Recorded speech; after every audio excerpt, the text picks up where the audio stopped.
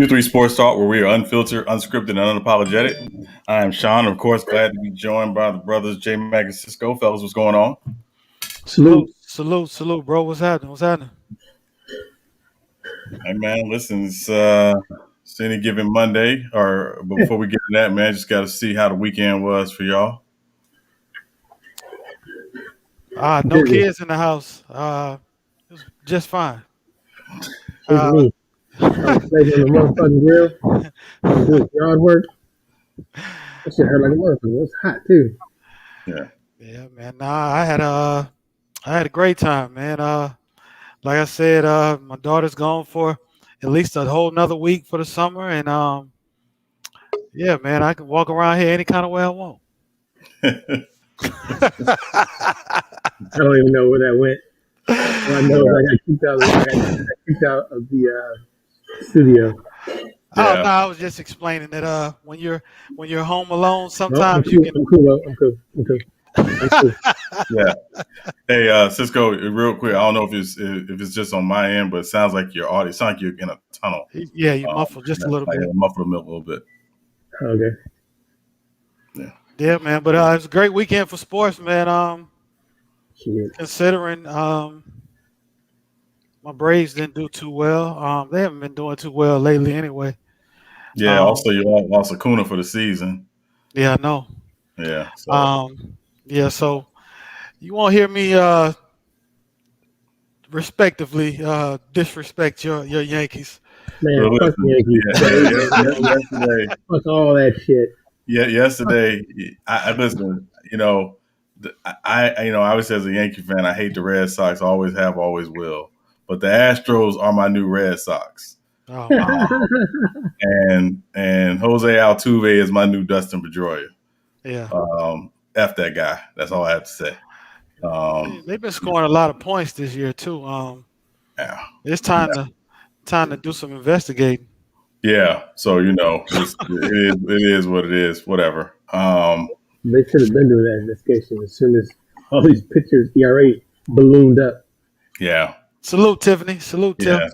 Yeah, Cisco still sounds like you're still coming in kind of muffled, man. I don't know what it is, but yeah.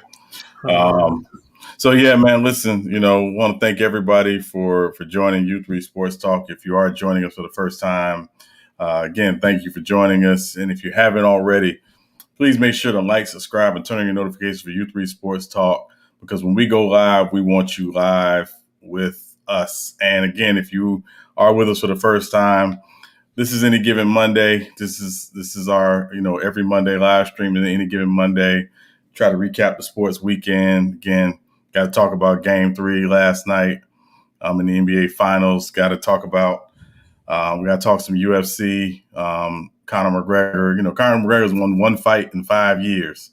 That's a 2 hot fight every 10-year average, and that's so lame. So I don't even think it's that. yeah. So yeah. So yeah, we definitely gonna get into that. Whether or not he's done. Got to talk some USA basketball. Obviously, Nigeria, put it on the US men's team the other night. So, so definitely want to talk about that a little bit. You're right, Khalil. He's not worth talking about.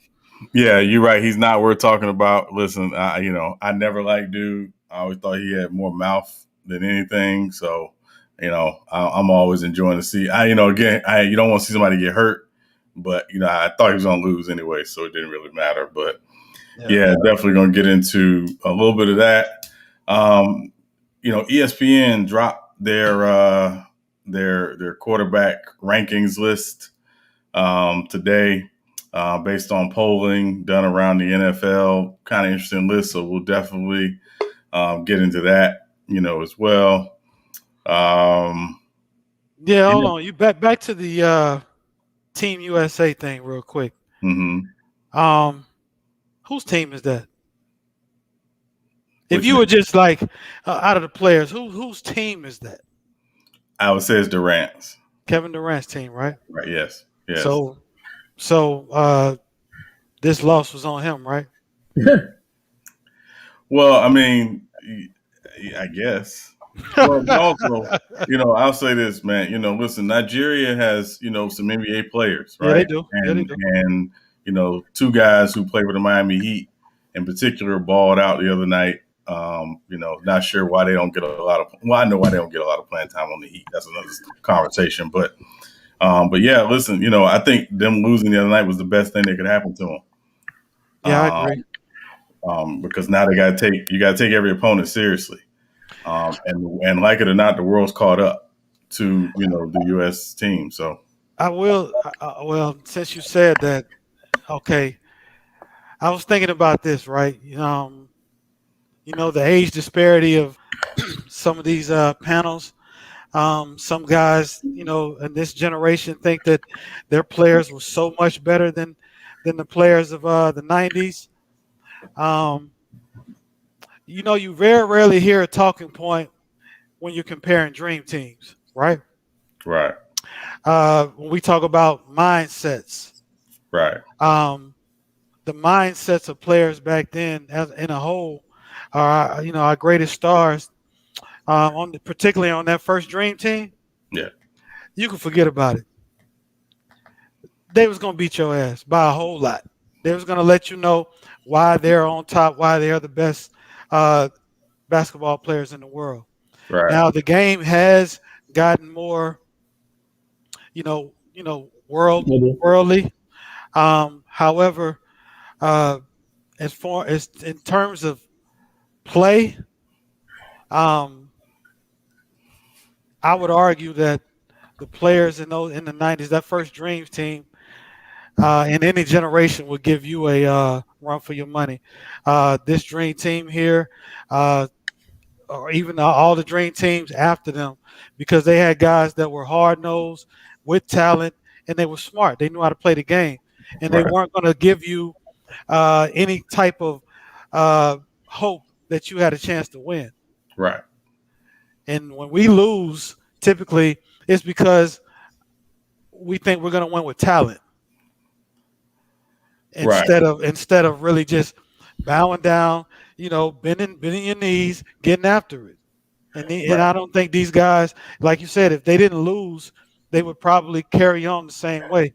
So I hope to see them play with a little more grit and fight. right. How's my sound? Is it still muffled? Yeah, it's still muffled. Yeah, it's not that bad though. It's not that bad, but it's still a little muffled. But you're fine. You're fine. Yeah, I disagree with everything that J Mac just said. You disagree?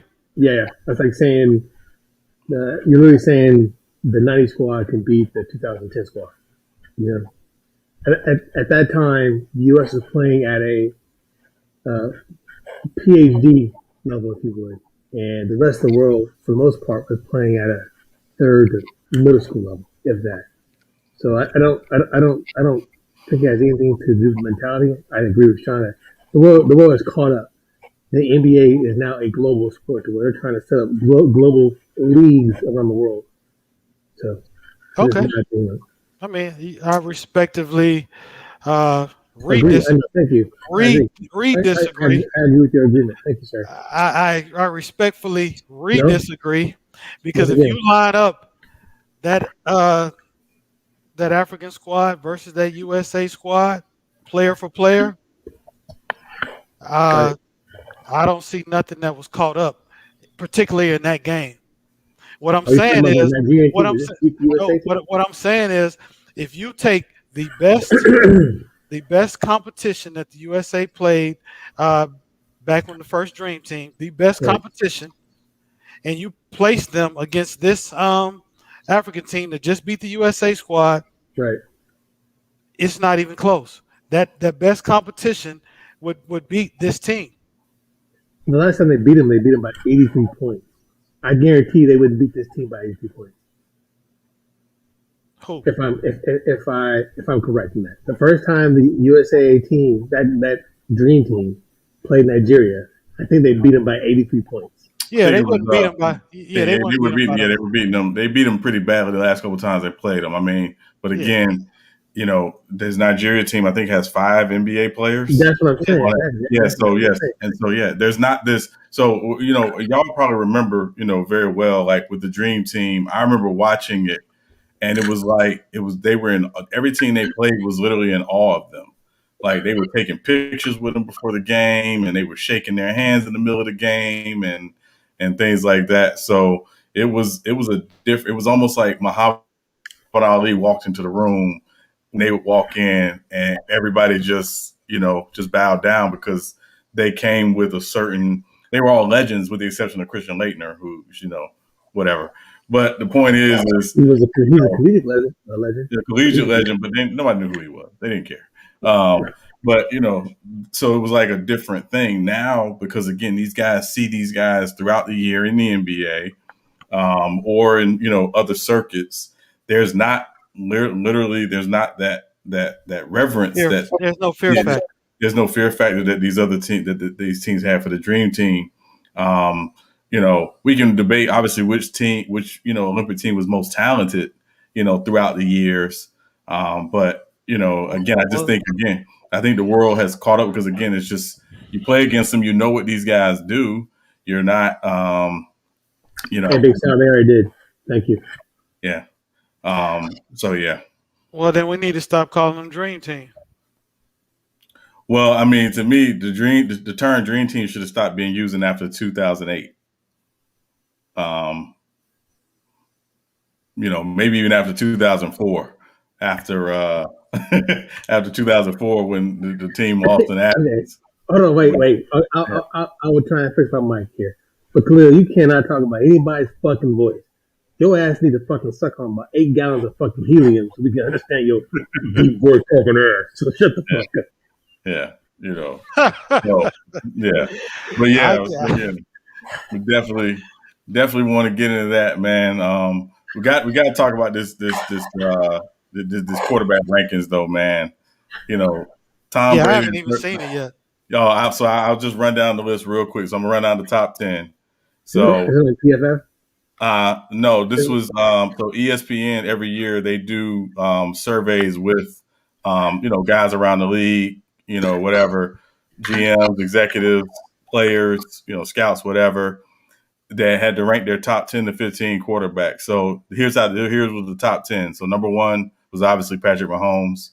Number 2 was Aaron Rodgers. Number 3, Tom Brady.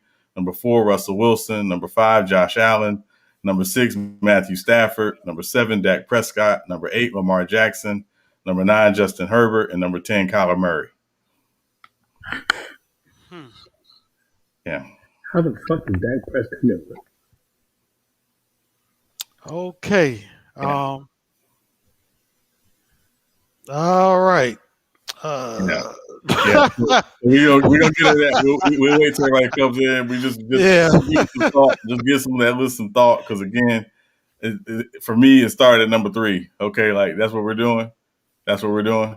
Okay, whatever. So yeah, we definitely gonna get into this thing. Hey, you said Josh Allen was number 6? Josh Allen was number 5. Matthew Stafford was number 6. Okay.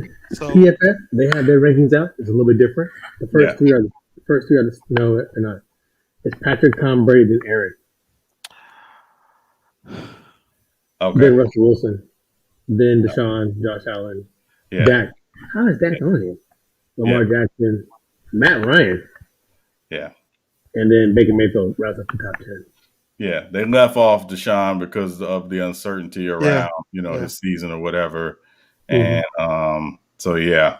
But, yeah, got some issues with that list. Again, we're going to get into that tonight as well. Home run derbies tonight. I don't know if y'all are interested. I'm flipping back and forth between the U.S. and Australia game and the home run derby. I watch the home run derby. I like the home run derby. That's the only thing you watch in the All-Star game. Yeah, so the home run derby to me, I don't know if is it more like the 3-point contest or is it more like the slam dunk contest? Slam dunk. Yeah, I would think so. Yeah, so just to see that type of power and ability and so yeah, so might talk about a little bit of that tonight, man. But listen, y'all ready to drop this link? Let's get some folks in. Yeah, man, let's do it. All right, we're gonna drop this link. Come on in. We ready to chop it up. Yeah, and again, if you want to support U3 Sports Talk, we thank everybody for their support thus far. But if you want to support U3 Sports Talk, please feel free to support us in the Cash App. Cash App is on the screen, and it also scrolling at the bottom. We accept all types of forms of payment, EBT, government checks that have cleared, crypto. So yeah, come on in. We definitely will get into it as well. So let's see what we got. Got Big Sal, we got C3, Anti, Beast. Fuck made this list. What you talking about, boy? Boy, I'm really mad as hell. Hold up, cuz. Let's get into this right the fuck now. How the fuck Justin Herbert a top 10 quarterback? Salute everybody. After 1 year. Big Sal, CA. Hey, salute everybody. Fuck all that. Let's get Test. What's the top 10? Yeah. You got Justin Herbert as a top 10 quarterback already. Hey, this is the opinion of Herbert as a top 10 quarterback. Hold on. What's the list again? So I'll run it down for you. So the top 10 is number 1, Patrick Mahomes, number 2, Aaron Rodgers, number 3, Tom Brady, number 4, Russell Wilson, number 5, Josh Allen, number 6, Matthew Stafford, number 7, Dak Prescott, number 8, Lamar Jackson, number 9, Justin Herbert, and number 10, Kyler Murray. Yo, where's Deshaun Watson? They can't put Deshaun on there yet. Deshaun probably gonna get suspended. Even anti-Lamar hitter, he can't even say that. He can't just about that job. Over Lamar Jackson. I only got one complaint with the list. Russell Wilson. I already know. Yeah, he should be. I already know. He should be 7 to 8, and Deshaun should be 4. Yeah, agree. But Deshaun not on. We know why Deshaun not on here. No, yeah. I do. I'm saying, and this has been my argument the whole time. You never have more than 3 to 4 great quarterbacks in the NFL at one time. Right.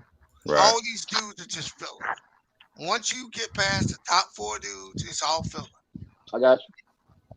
Yeah, that's facts. So you can argue Russell Wilson being better than Josh Allen or Lamar.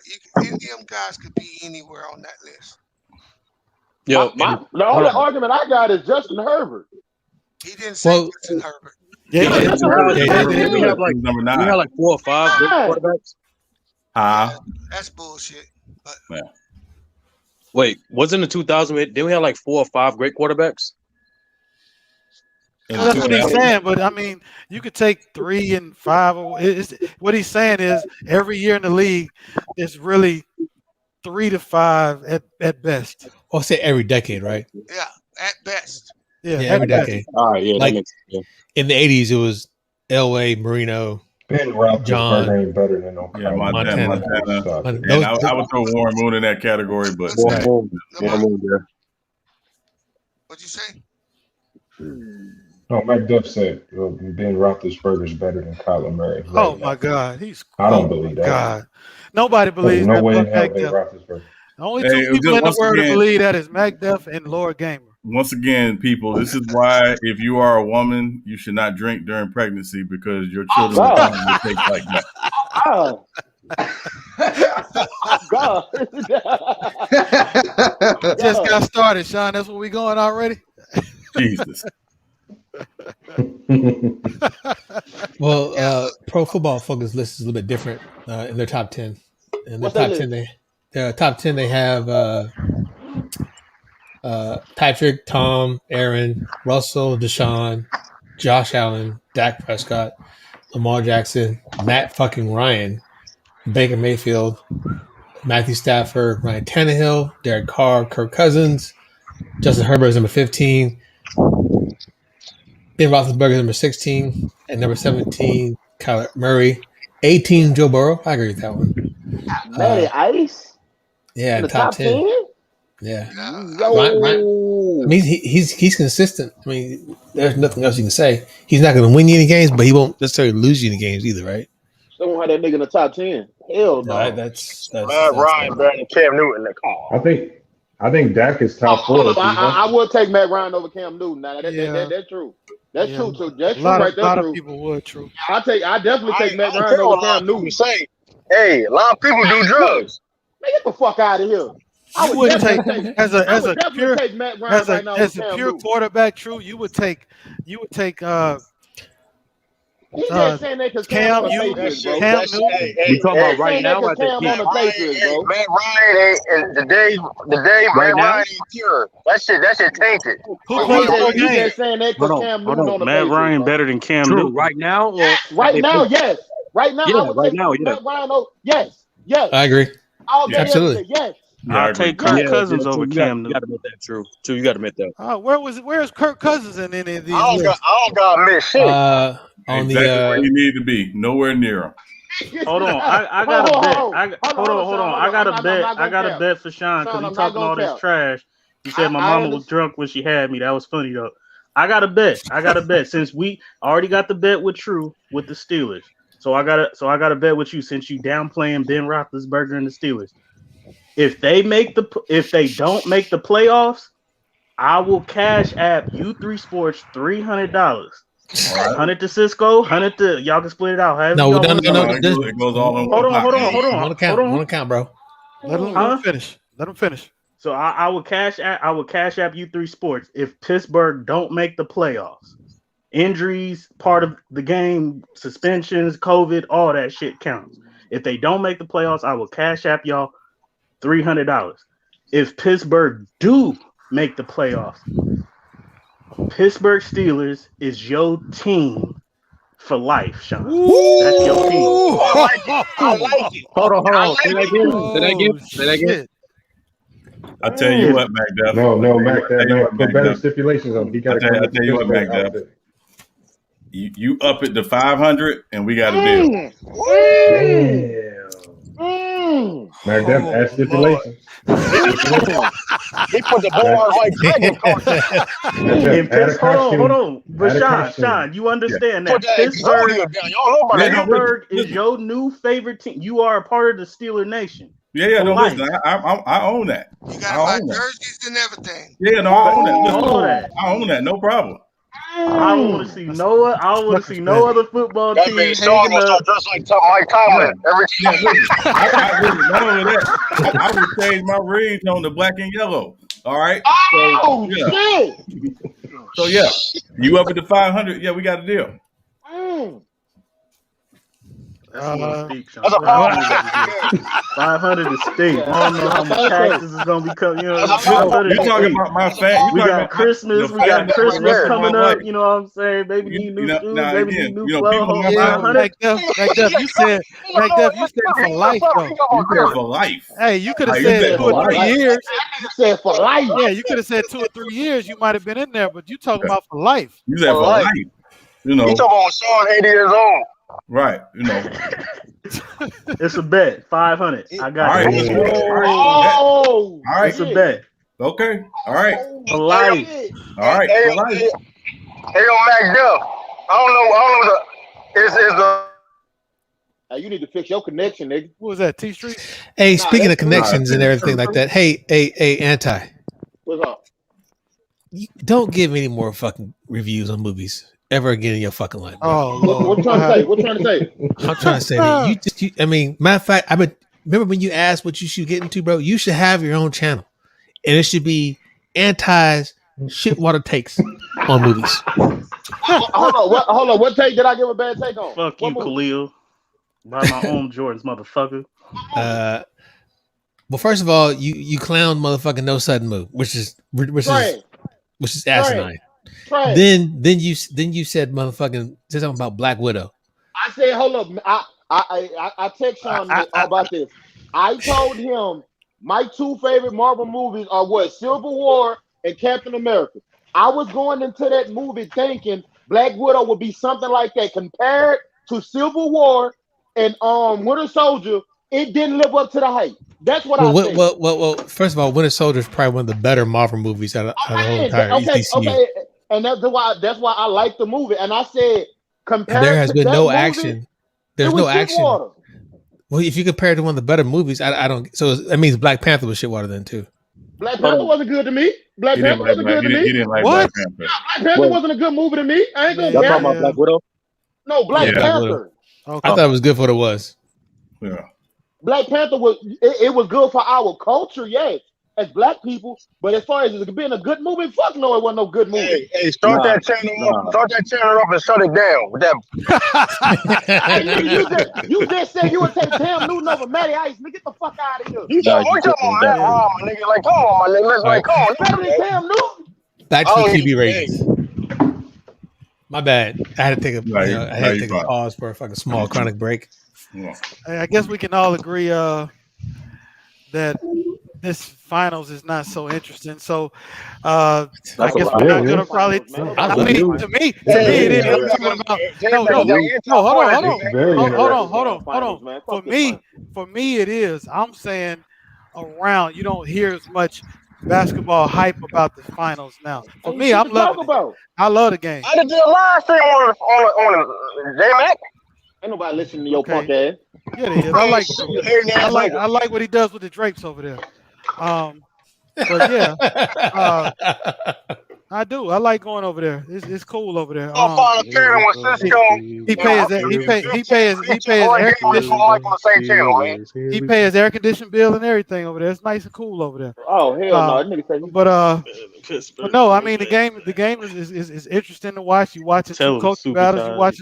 You watching some good stuff, man. So I think it's gonna be funny. I think if Milwaukee gets this next game, it's gonna be some problems. These next three. Oh yeah, the Suns got this, bro. No, whoever wins next game wins the series. That's how I see it. It's over in 5. Oh shit. That's how I see it. It's over in 5. Booker ain't gonna have a bad game, and Chris Paul ain't gonna have no bad game like that. Booker has Chris Middleton games all the time, bro. Bees ain't very credible on this thing. Chris Middleton, he have a lead.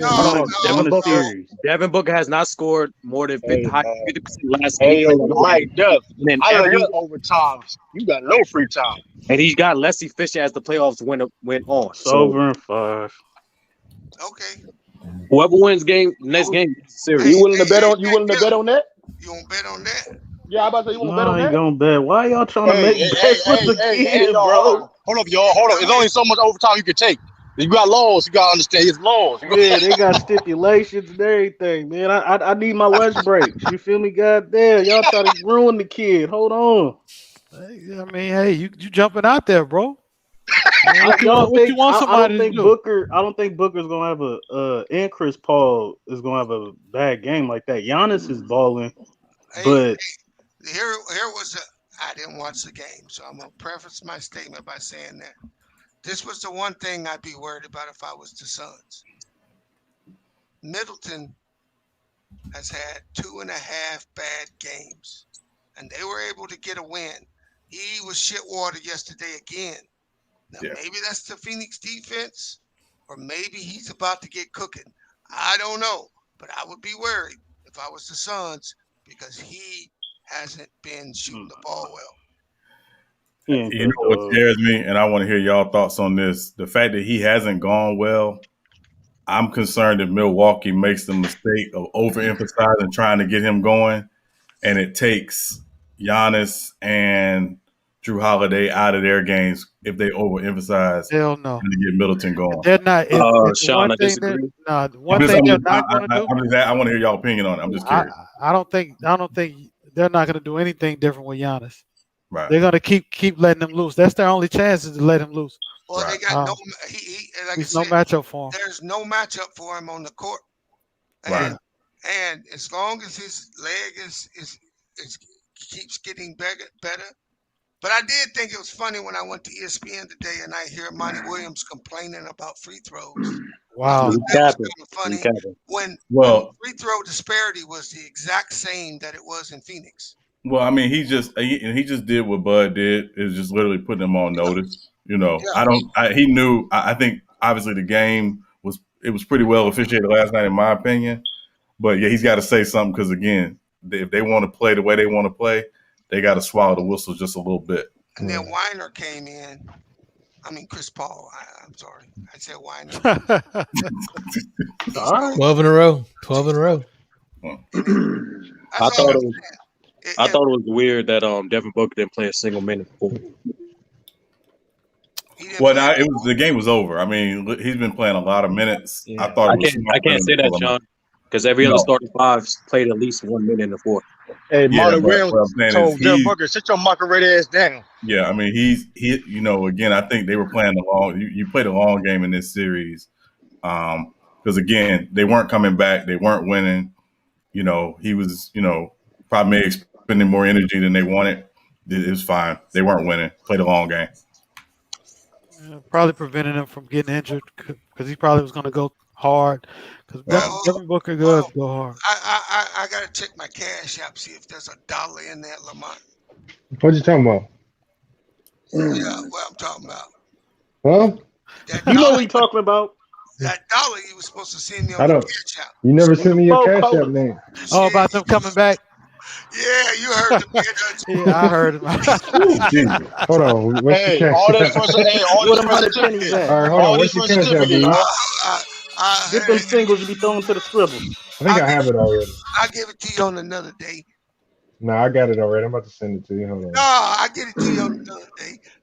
Go ahead. Don't send no money today. We'll do it another day.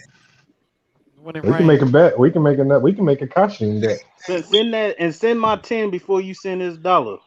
I don't owe you 10. How owe you 10, like that? He trying to double. He trying. I thought I sent you that. I thought I sent you that.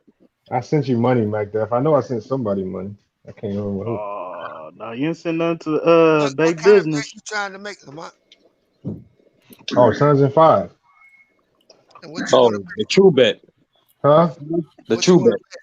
If the Suns win in 5. God damn, my bet. I got bet my name on it now. You got to come on the live stream and you got to turn your camera on with a whole. You got to wear the. He made that like universal in general. You got to wear the Phoenix Suns gorilla outfit for the whole stream with your camera on, man. This nigga, that nigga gonna be sweating in the sun. Oh, it's gonna be hot. I don't got a camera on my computer, bro. Man, I'll send you a webcam just to get it done. You gonna have to send him the outfit too. Where the hell he gonna get it from? I got lung problems. I can get an outfit. You got lung problems. Get the fuck out of here, B. You do though. Yes, you do though. That's the medical facts, nigga. Get me up here killing myself in some hot ass soup. That nigga finna sweat, bro. Put some ice packs in it. That nigga chest hair finna curl up. Nah, but I think the Suns are in trouble. If they don't win this game, it's over. Hold on, let me ask y'all. Did anybody think that the Suns would sweep the Bucks? No. So why are we tripping? So why are we? No, I didn't. Why are we tripping on the Bucks winning one game? No. I'm saying that because Sarge going down is a problem, because I would not be surprised if this would be the only game that DeAndre Ayton get in foul trouble. Without DeAndre Ayton in the lineup, if he gets in foul trouble again, they have even more of a bigger problem, because they have no rim protection when he's off the floor, and no easy basket as that. Because since Devin Booker got his nose broken, he's been more reluctant to get to the line. The Phoenix this whole season, they've been one of the worst fouling teams in the league. They foul a lot. I mean, as long as they can contain that to a certain degree, they can win. If they're not running around hacking like they normally do, they'd be fine. So the thing is, like, what Phoenix had a major advantages, especially in the first two games, they got easy buckets more effectively.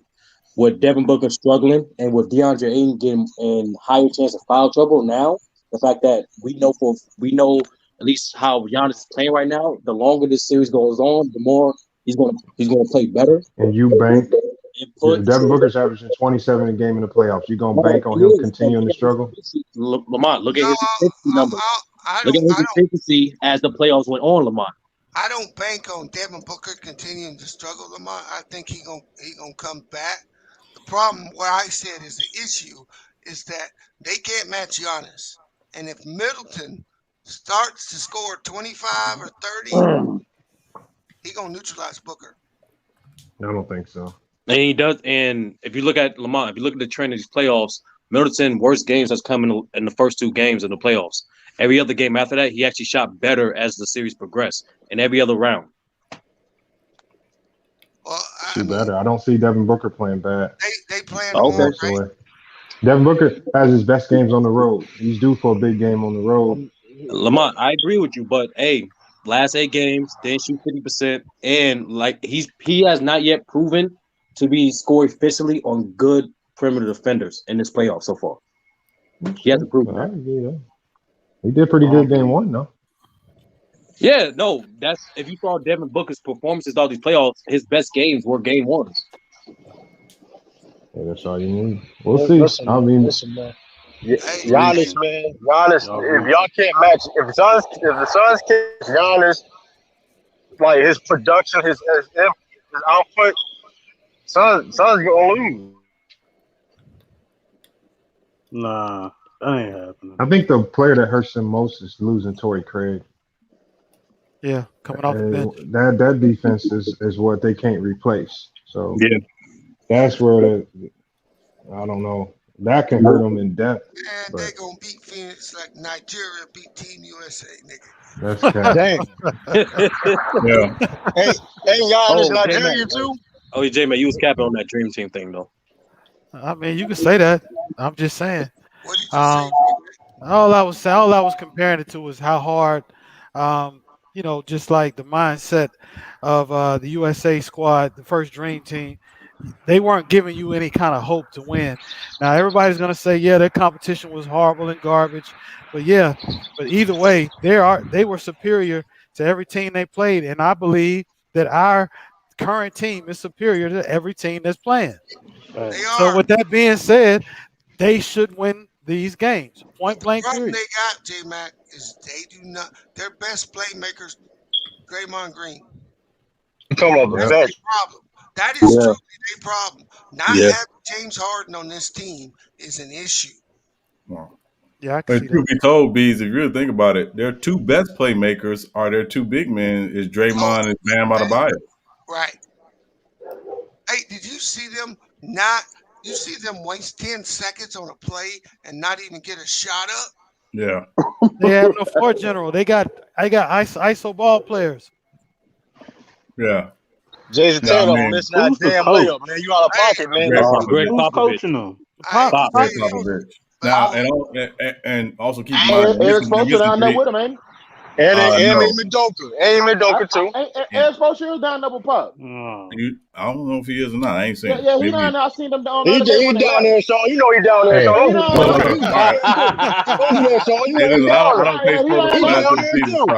I don't pay sports until the season starts. I think Steve call him out on it. Yeah, look, that no Steve Kerr is. If LeBron would have been on that team, they would have killed LeBron. And Lloyd Pierce. I don't hear. Yeah. I don't hear no Still smoke. kill LeBron for only getting that bronze medal. Oh, they would have lost that game. He didn't play that many minutes. If LeBron would have been on that team, losing to Nigeria, they would have been destroying. What do you mean? McDev, you capping? No, I'm not. What was that? 04, 06? He blamed LeBron for getting the bronze medal that one year. I don't blame him. You ought to still hold it against him. You ought to. Did that he even whole start? USA team, Did he start? Duncan, Iverson. He didn't even start. That's the problem. They didn't. Yeah, he was. Remember, he was a last minute. Him and D Wade and Carmelo were last minute additions because all the guys opted out that year. They legit just played their first season and got on that Olympic team. You out of pocket. And they didn't play that many Kobe minutes. to be on that team, man. They didn't even play that many minutes. Man, it was a lot of guys that were supposed to be on that team that opted out. Kobe was supposed to be on. He opted out. Ray Allen opted out. J. Kidd opted out. McGrady opted out. Like they had a lot of guys. Jefferson was a starter. I think Richard Jefferson was a starter. Yeah. Oh, what that whole team sucked. Bro, that rotation was out of whack. That's why they lost. Yeah, and they were trying to play too rigid. Y'all think the what was it? The 08 Olympics team? That was the redemption team. The redeem team. The redeem team. Yeah, the redeem team. Mm-hmm. What was that? 08? 08. Yeah. What's your question? You think they better than the 92 Dream Team? I think they even. I think Dream Team was the best US team. I think it would be a good matchup, but I still would take the Dream Team. Hold up, man. We ain't gonna cap on a 92 Dream Team. They lost to Chris Webber and them when they was still in college. I think Dream Team 2 is the best US team. That's cap. The 96 one? First of all, we never saw it. We never saw it. Okay. No, it's video. You ain't talking about it, Sean. It's video. We never saw it. Don't mean it didn't happen. No, I'm just saying we never saw it. I'm saying it's like the Zapruder film. So what you saying? It might not. We don't know. That's so funny. why did you bring that up, True? So you saying that this Nigeria team would have just upset the original Dream Team like I'm last saying, night? I'm putting, let me use my favorite word. Yeah, they could Let me have. use my favorite word. I'm putting some context to it, man. That's all. Hell no. Heck no. Yeah. And I'm not just capping because you know, I was growing up around I can that see time. Gabriel Vincent giving Jordan buckets on the court. Man, I can see that. Talk about Olympic teams. Y'all don't want to talk about that 2012 team, though. Come on, want to talk about that team. Well, so because here's the question, because I think Big Sal said Dream Team 2 is better than Dream Team 1. Are you talking about the Dream Team 2 in 94 or Dream Team 2 in 96?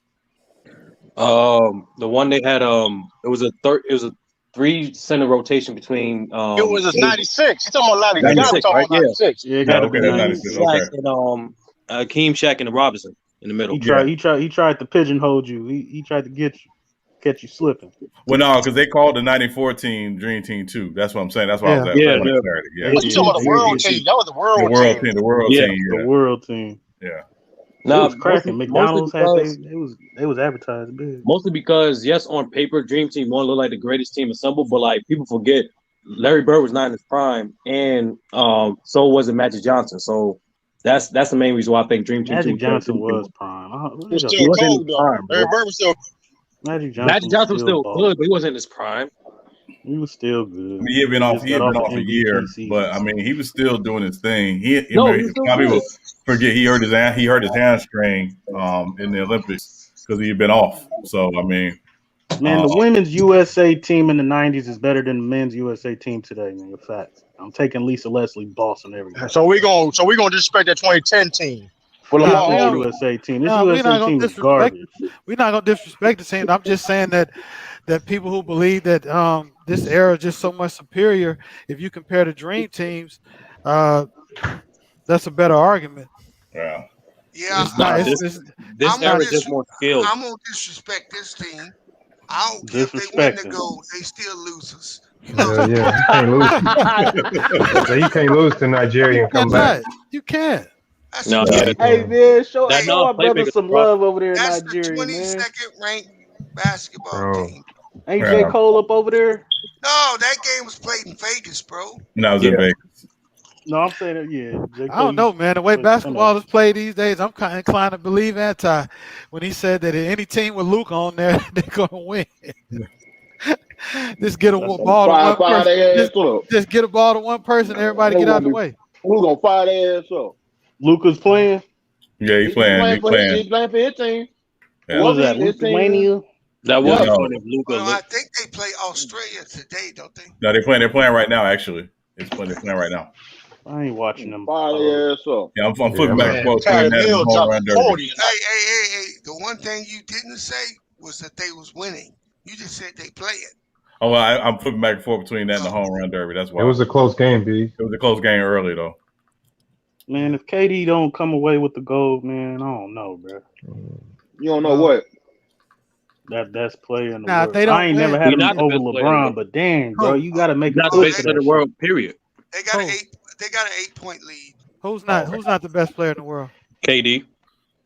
That's your opinion. A lot of people believe he is. So we don't get to criticize him until we about 90 days removed from this Nigeria loss. Ain't no way he can be the best player in the world. It's an exhibition, man. It don't even count. No, it don't even count. How that don't count, nigga? It's an exhibition. Remember? Nigeria was supposed to be a 60-point beat down, man. Man, come on, man. Yeah, y'all expect too much out of him. He just came off of a tough loss. J-Mac. Huh? They beat him by 73 4 years ago. Yeah, I know. Oh no, I don't think KD's the best player in the world. I never did. I got LeBron. LeBron the best player on his own team. I disagree with that. I don't know. That's tough with Harden. Yeah. I disagree with that. He's not better than James Harden, bro. And KD is better than Harden. No, he's not. Yes, yeah. KD is the second best player in the league. What are you talking about? Look, he's behind LeBron, and that's This is what I saw. That's cap too. Oh no, this is what I saw against Milwaukee. when KD got on Giannis in the post, 49, 47. Giannis would go at KD. Giannis could score on Harden. That is true. Up against Harden. Now I'm gonna give possessions, KD. No, I'm giving KD the defensive edge. But when I saw them guard Giannis, Harden guarded him better. I think it's a cop out from Giannis for passing the ball. He's still not better than him. But his shooting is not that much better than Harden's playmaking, and Harden brings offense. So, Big Sal, who's the best player in the world then? I'm telling you, like I tell SB. Cap. No, I'm gonna tell you, like I told SB, it's to be determined after these playoffs are done. Hey, this man. LeBron the best player in the world. The other day that Kawhi Leonard was a better player than Dominique. Yeah, who said I stand on that? I stand on that. He did. I stand on that. That's tough. Dominique was scared to play defense. That's a good comparison. I stand on that. That's not a good comparison. Dominique was allergic to defense. Kawhi's better than Dominique. He is. You said what, Lamont? Dominique was allergic to defense. Man. No doubt. He did not want to play defense. I get what you're saying. Was he a liability? I didn't watch him, but was he a liability defense? I mean, damn. But he's not a better player than Kawhi. He's not. I'm sorry. He's not. He's not. I stand on that. Offensively, the man's name should have been Dominique because he had no D. I don't care what D he had. I got a 2-year sample size of Kawhi Leonard, and it ain't that good. No.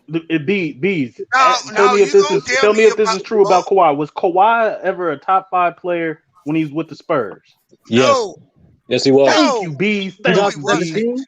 Y'all tripping. He was a top 5 player. Ben told y'all that. Look, bro, 2017, before he got hurt. Hold on. He was not no top 5 player with the Spurs, bro. I don't care if he won the defensive player. He was not top 5. He was not. He was starting to make his move, but he wasn't no top 5 player at that point. Who was the top 5 players in 2017? It don't matter. It wasn't Kawhi. It wasn't Kawhi. How can you answer the question then? How you say he's not top 5? All right, my top 5 is always 2017. In like 2016, 17. It was LeBron 1, KD. Kawhi was Steph voted Curry. like number 3 MVP voting. Steph Curry was 3. I always had AD at 4, and then number 5 you can either go with Westbrook or you can go with James Harden. It's flip flop.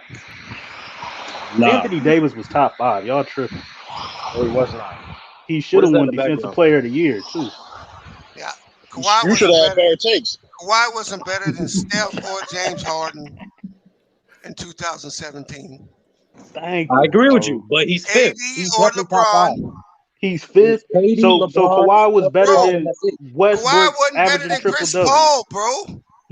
In 2017, he was. No, he was not. Yo, look at what. Look, yo, went too far with the Chris Paul. Y'all don't remember what that man was doing before he got clipped by Zaza. That man was on a roll. No, he wasn't. What? He played one game, bro. No, they played one game. Of course, they played one game in the playoffs. But look at what he did that whole season. That was the first year he was actually the first option on the Spurs. Now, don't do that. Don't do that to sound like that. Hold on. We ain't doing that to sound like that. You know what he meant. Y'all know what he meant. We ain't doing. What did he mean? What did he mean? On top of that, before he got clipped by Zaza, that team was up 30 points. Top 3 MVP voting before he got hurt. It wasn't even one game, B. It was 30, half a game. It wasn't even 34 minutes. 30 minutes. The point is, from that season to that point, he was playing great as the first option on the Spurs. Look, he still wasn't top 5. The point is from when you're talking about, the nigga didn't play the next 120 games. I agree. But he's asking, that was not the question, Bees. He's asking, was that at the time when he got hurt, was he a top 5 player? And he was. That's what I'm saying. He was not. I don't believe he was. He definitely better than Dominique. I can say that. If you tell me he was a top 10 player, I agree with that. He was making his move.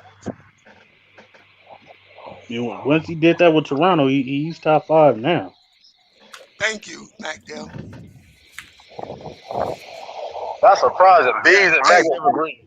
Hey, that nigga averaged 16.2 points that year. In 2017? Yeah, that's cap. I don't know. 2017? That's cap. That's cap. That's cap, man. That's cap. I don't know. I'm just reading the chat. It says 16-5. Who? Listen, don't. Hey, you go read that shit. 17? No, he didn't. I don't know what he averaged. I ain't look it up. Oh, hey, yo, I'll look it. I'll pull it up. Let me pull it up. 2017. No, he didn't. Hey, yo, Gleech your comment, man. You don't know what you're talking about, man. No, he hasn't. I don't know. Hey, it don't matter. It don't matter what the nigga average. Because if we even give him 2017, 19, 20, that nigga's he's got an impressive accolades. He's got impressive accolades. Go on resume, B. Don't do that. Don't try to separate some shit like that when go hand in hand. Hold on. But the nigga ain't even a top 10 small forward. He's a top 10 small forward. In 2016-17, Kawhi averaged 25.5 points per game. Shut your almost fucking 2 steals, 3.5 assists, 6 rebounds. Bro, he was top 5 in MVP and you gotta come with facts, bro. 2017, I think he mixed up. 2017-18 is when he averaged 16.2, but he only played 9 games that year. That we got hurt. I mean, maybe that was the year he only played 9 games. Yeah. So he just had the years wrong. That's all. Man, fuck that nigga. Bees don't like that man. That nigga been hurt for 5 years, bro. That's true, B. And we up here saying he better than Dominique. He is. I get what you're saying. Hey, bro. He dominated the game. He dominated more aspects in the game than Dominique. Okay. Simple. So is Terrell Davis better than Adrian Peterson? Oh, hell no. No. What? Terrell Davis only played his 6-year run is up there with the greats. Well, he got to play longer. He ain't better than he got to have a longer run. That's a different sport, Bees. Now you want to change the shit. That is. Because what I said was part of Kawhi being better than Dominique, he affects other aspects of the game more. It's just Dominique only affects one. Chris Paul better than John Stockton. Yeah. No, I say it's comparable right now. Nigga. I say it's comparable right now. He's a better scorer. That's no cap. He's a better scoring defender. No, he's not. Yes, he is. And he plays way better in the playoffs. So he's better now. You're telling me Chris Paul is better than John Stockton. Once again, Chris Paul better than John Stockton? Yes or no? I said if he gets a Finals MVP, he'll be better than John Stockton. That's why he will not. That's why I said. If he's not better than John Stockton right now, it don't matter what he wins. He's not better. Once again, the reason why I said that, because the biggest gripe against Chris Paul's career was his durability in the playoffs. Him getting a Finals MVP, proves that he can not only be durable 16 in the playoffs, years but of also the other lead shit, his team bro. to a championship. You got 16 years of tape on Chris Paul. And during those 16 and years, if you can't say in 16 years that he's better than somebody, winning a fucking award don't elevate him. Winning an individual accolade do elevate players, Bees. What do you mean? All right. Dirk wouldn't be as great without an MVP. You know what? My point is that Chris Paul has had 16 years. Dirk is one of the MVPs. He's still one of the all-time scorers in the NBA. Why you put an S on MVPs? He only won one. No. I was including finals and regular season. Dirk to me is top 5 power forward all time. No, that's what I'm saying. He's just saying individual accolades matter. I'm telling you that if you tell me right now that you believe Chris Paul, what is that, yo? That's true. That's true. We in the airplane. He's hitchhiking. Like B, before 2011, here's the point. Before 2011, no one had Dirk above Barkley.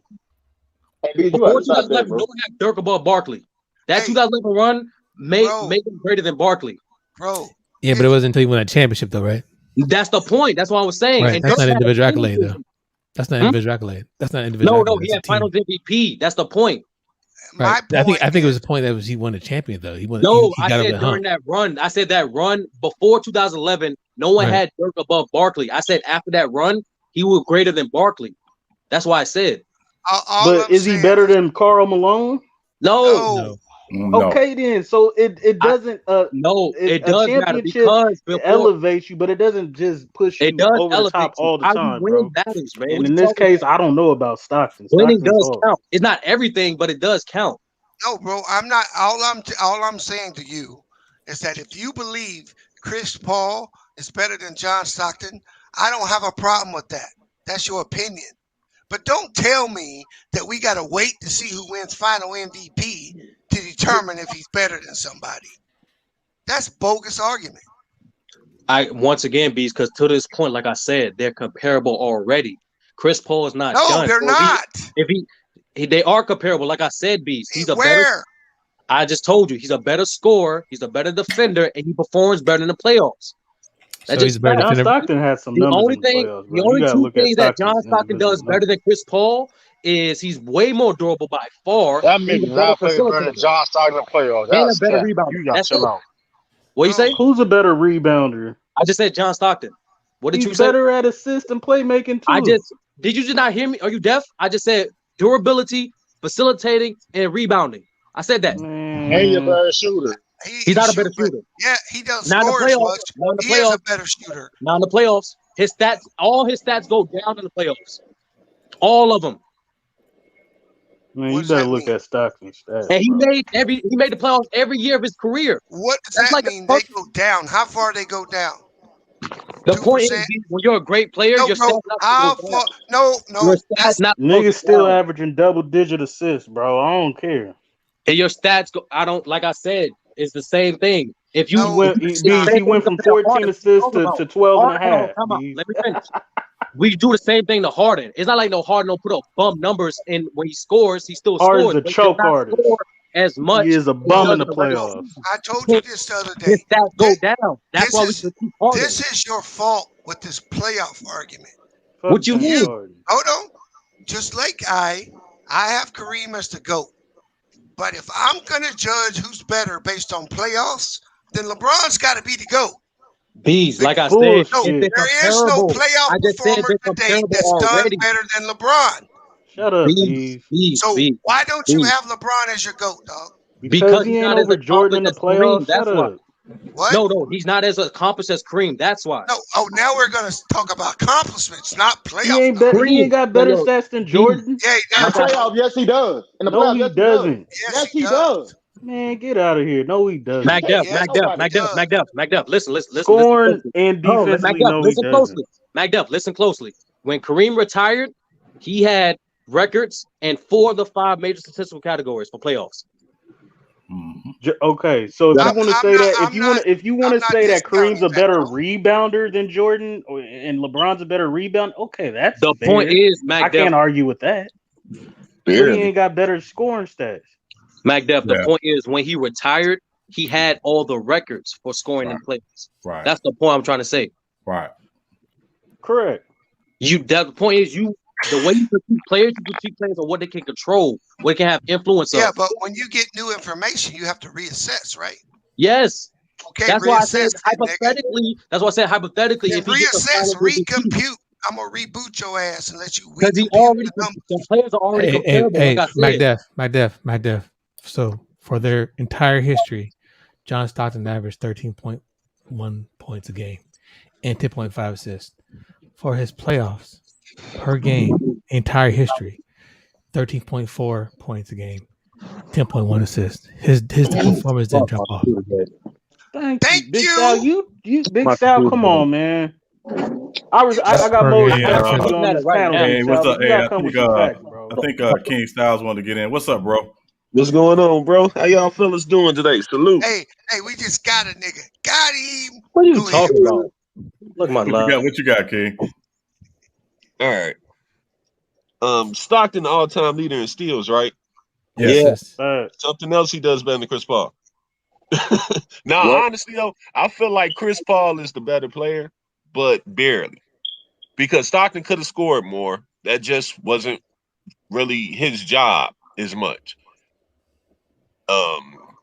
Defense, Chris Paul has an advantage as an on-ball defender. But once again, Stockton was good with those steals because he could, read the lanes, whatever. Better. Read the pass. Chris Paul. Yeah, I'm just gonna go with Chris Paul. I think he's a better overall player. That's cool. But and then I think John Stockton has the highest win share average or win share total or whatever it's called at 207.7. Well, the system helped him a lot there too, though. I mean, like that system was robotic, and he, Well, you know, he him won a alone. lot of games though. That system allowed him to win a lot of games. So yes, right? the Jazz system is legendary. For 20 years, they made the playoffs. Okay, legendary. Come on now. But Jordan had weak competition. We just not finna just put legendary. Well, both on can't be true. Bro. Like, if you both can't be true. You know that. You know that, right? You're weak competition, but you're legendary at the same time. I mean, if you think about it, what Utah was in their time, they were the Spurs without championships. They were maddeningly consistent, right? And Stockton was arguably, their first or second best player, depending on how you view Karl Malone. So, I think there's some merit to the fact that John Stockton obviously is an all-time great. I don't have Chris Paul over John Stockton on my all-time point guard list, but I understand why people will say if Chris Paul wins this championship and wins Finals MVP, he'll have something that Stockton doesn't have. I don't use that as the thing that moves the ledger for me, but I can understand why people might feel that way. Because I don't think. Because I'm sorry, B, just real quick. Because I don't think. No, I just said well said. Yeah, because I don't think. Because for me, I don't think like if Gary Payton winning the championship in Miami didn't change my opinion of Gary Payton. Because Gary Payton was very much a role player on that team. Like, but it's not just a championship, and that's what brings the thing on. I'm emphasizing Finals MVP because two things. Number one, it's an individual accolade, and number two, the way the Suns are winning, and the reason why they're in the finals is because of Chris Paul. Chris Paul is arguably their best player. He's definitely hands down. Big Sal, let me got a question. I got a question for you, Big Sal. I got a question. Okay, so this NBA Finals MVP, right? It's a normal award, right? So how do you feel? How you feel about NBA Finals MVP as an award? So you think where do you rank it in the NBA? What? As accomplishment. Is it a top 5 accomplishment in the NBA? Where do you rank NBA Finals MVPs? Yeah, Finals MVP. Like, where do you rank it? Do you look at it the same as an MVP? No. Like how high regard do you look at NBA Finals MVP? It is a top 5 award in the NBA. It's a top 5 individual accolade. So how do you feel about a person like Andrew Iguodala or Cedric Maxwell then that won that award then? Cedric Maxwell is a great player. I don't care. No. Very good. I get what you got. I get what you're saying, and there are nominations that come that. But like I said, I preface this by saying this: the way the Suns are winning, CP3 is not a role player like Cedric Maxwell. He's not a role player like Iguodala. He balled out. But he balled out. He's arguably their the way the Suns got to the finals through this whole playoffs, he's arguably their best player. He's definitely their most valuable player. That's the difference. First of all, hold on. I'm not okay, but here's the thing though. What about didn't they win games without Chris Paul? Yeah. Yes, they did. Yeah, against the Clippers. Hold on. And DeAndre A has been more consistent than Chris Paul this whole playoff, to be honest with you. Like Lonzo has 31 home runs already. Take away what I just said. Arguably their best player. He's definitely the most valuable player. No one would argue that Chris Paul is not the most valuable player on the Suns. I would argue that. Okay. Nah, Chris Paul is, man. Well, the question is there a separation in this case between most valuable player and best player? No. It can be both, but not that far off. I just said Big Sal. Big Sal, if you take D Booker off this team, are they in the final? No. All right, then. So what are we talking about? You take Chris Paul off this team, they don't make the playoffs. You bullshit. That's cap. That's not. You can't say that. Name the. They almost made last year. No, come on. In the bubble, they were showing what they were going to be. Name the year. That was the bubble. They shouldn't even been there if it wasn't for that coronavirus stuff. We're not going to do no bubble talk. Bro. Well, so let's remember last year. Hey, missed like 20 games. DeAndre missed 20 games. Who when they came back, they were above 500 with him in the lineup. That's true, Sean. But like I said, just how other players from other teams get suspended for whatever fucking reason. No. I'm just saying they were trending upward before Chris Paul got there. I agree, Sean. But I know it still don't negate the fact that when Chris Paul was on, before Chris Paul was on his team, this team not make finals not make playoffs the last 5 years. They didn't. Okay, then why did Chris Paul? Hold on, then why Chris Paul picked this team out of all the teams he could have went to? He could have requested traded for it. I miss Chris Berman at the home run derby. He said he wanted. He said one, he wanted to stay close home to his family. Number two, he wanted to play with Devin Booker. Y'all got to put some respect on Chris Paul's name. What he did in OKC shows how valuable he is to the Suns. That team would have been great without Chris Paul. You ain't gonna tell me that. No, they would not. Right, cool. They would not make it this far. They would not even get to what you seen with OKC the year before. They would have been a playoff team without Chris Paul. No, they would not. No, they would not. They would have been a playoff team without Chris Paul. No, they would not. Maybe. So, hold on, Big Sal. Are you telling me that the Phoenix is currently constructed without Chris Paul is not better than the Warriors this past season? Yeah, I stand on that. That's not true. I stand on that. That's cap. What you're I think they'll be better what you're than saying the is Warriors. basically, Bees. What you're saying is, Bees, without Chris Paul on this team for the whole season, this team can be an 8th seed above the Warriors. That's what you're saying. You said they couldn't make the playoffs, so I took the Warriors as an the Warriors are example. 8th seed. Okay. There was a playing team. They was a playing. The 8th seed. They lost to the 7th seed, which was the Lakers. Either way, how it went, you're not going to tell me that this team will not be better than the Warriors. You can't tell me that. Yeah, I just said that. They won't be better. You're incorrect. They'll be in the top 10. They're not better than the Warriors without Chris Paul. Not true. All right. Hey, salute to Benjamin King for hitting the cash app. Thanks, brother. The Warriors have one advantage, and that's Thank you, sir. Appreciate it. Yeah, the way this year worked, they would have been in the playoffs. Are you saying this team will have a better record, or are you saying this team will beat this team? I'm telling you, if you match these teams up in the play-in or the playoffs? No, bro, just the teams. All right. Take Chris Paul off. There's no Clay.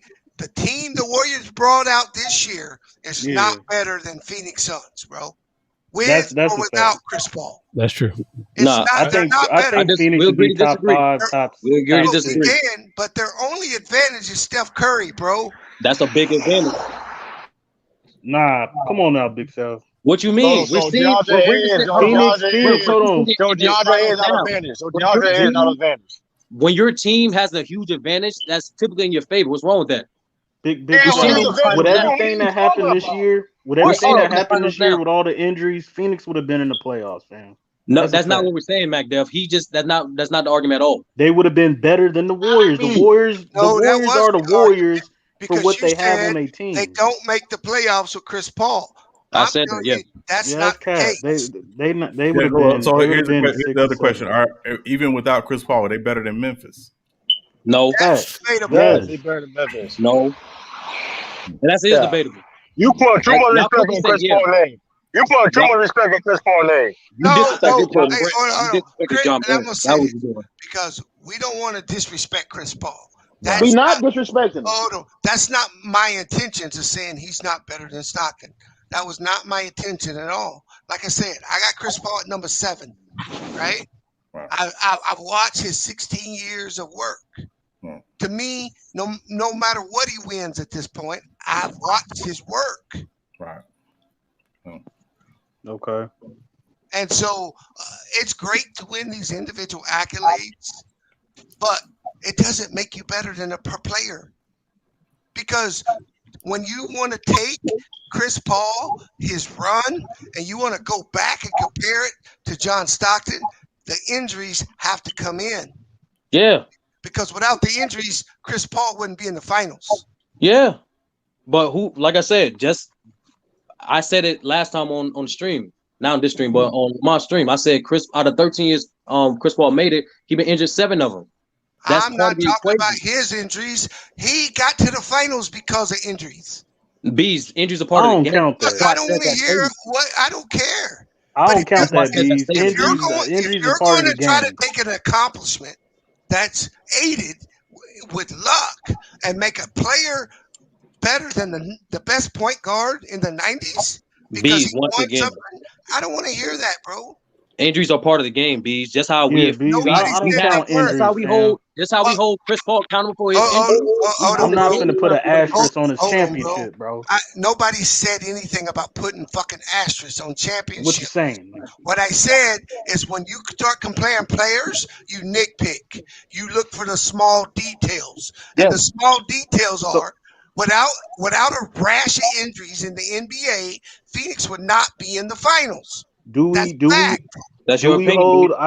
hold Isaiah's championship against him because Magic got hurt? Nobody's holding a championship against him. That's a The bad point is that if you're going to try to use that championship to say he's better than another player or Finals MVP, then you get to peel back the layers. Because I see it as this, Beast. Every great player that we critique in the playoffs, when they get exposed for their biggest critiques, when they overcome them, we give them their props. Hence, like I said, Chris Paul's number one critique was his durability during the playoffs. He got injured. He had an injury in 7 out of 13 times he made the playoffs. So if he wins the Finals MVP, how many years was he injured, Sal? I just told you he got injured in 7 out of 13 times he made the playoffs. How many? I just told you 7 out of 13 times made the playoffs. He had an injury. Finals MVP erases 7 years not being on the court. No, I see your point, I said he had an injury. I ain't say all the images hampered him. I said he had an injury. You just told me that erases it. No, it does not. I just said with a Finals MVP, it proves that he can answer that question. It proves that he can be durable for an entire stretch of the playoffs, which he hasn't proved to this point. He hasn't. Okay. Yeah, he was only durable when he never had a chance to win against the when he was in New Orleans. Look, bro, Chris Paul has choked a lot of shit, bro. Yes, and he has. He's basically got no heat for. That's a lie. Okay. What he got?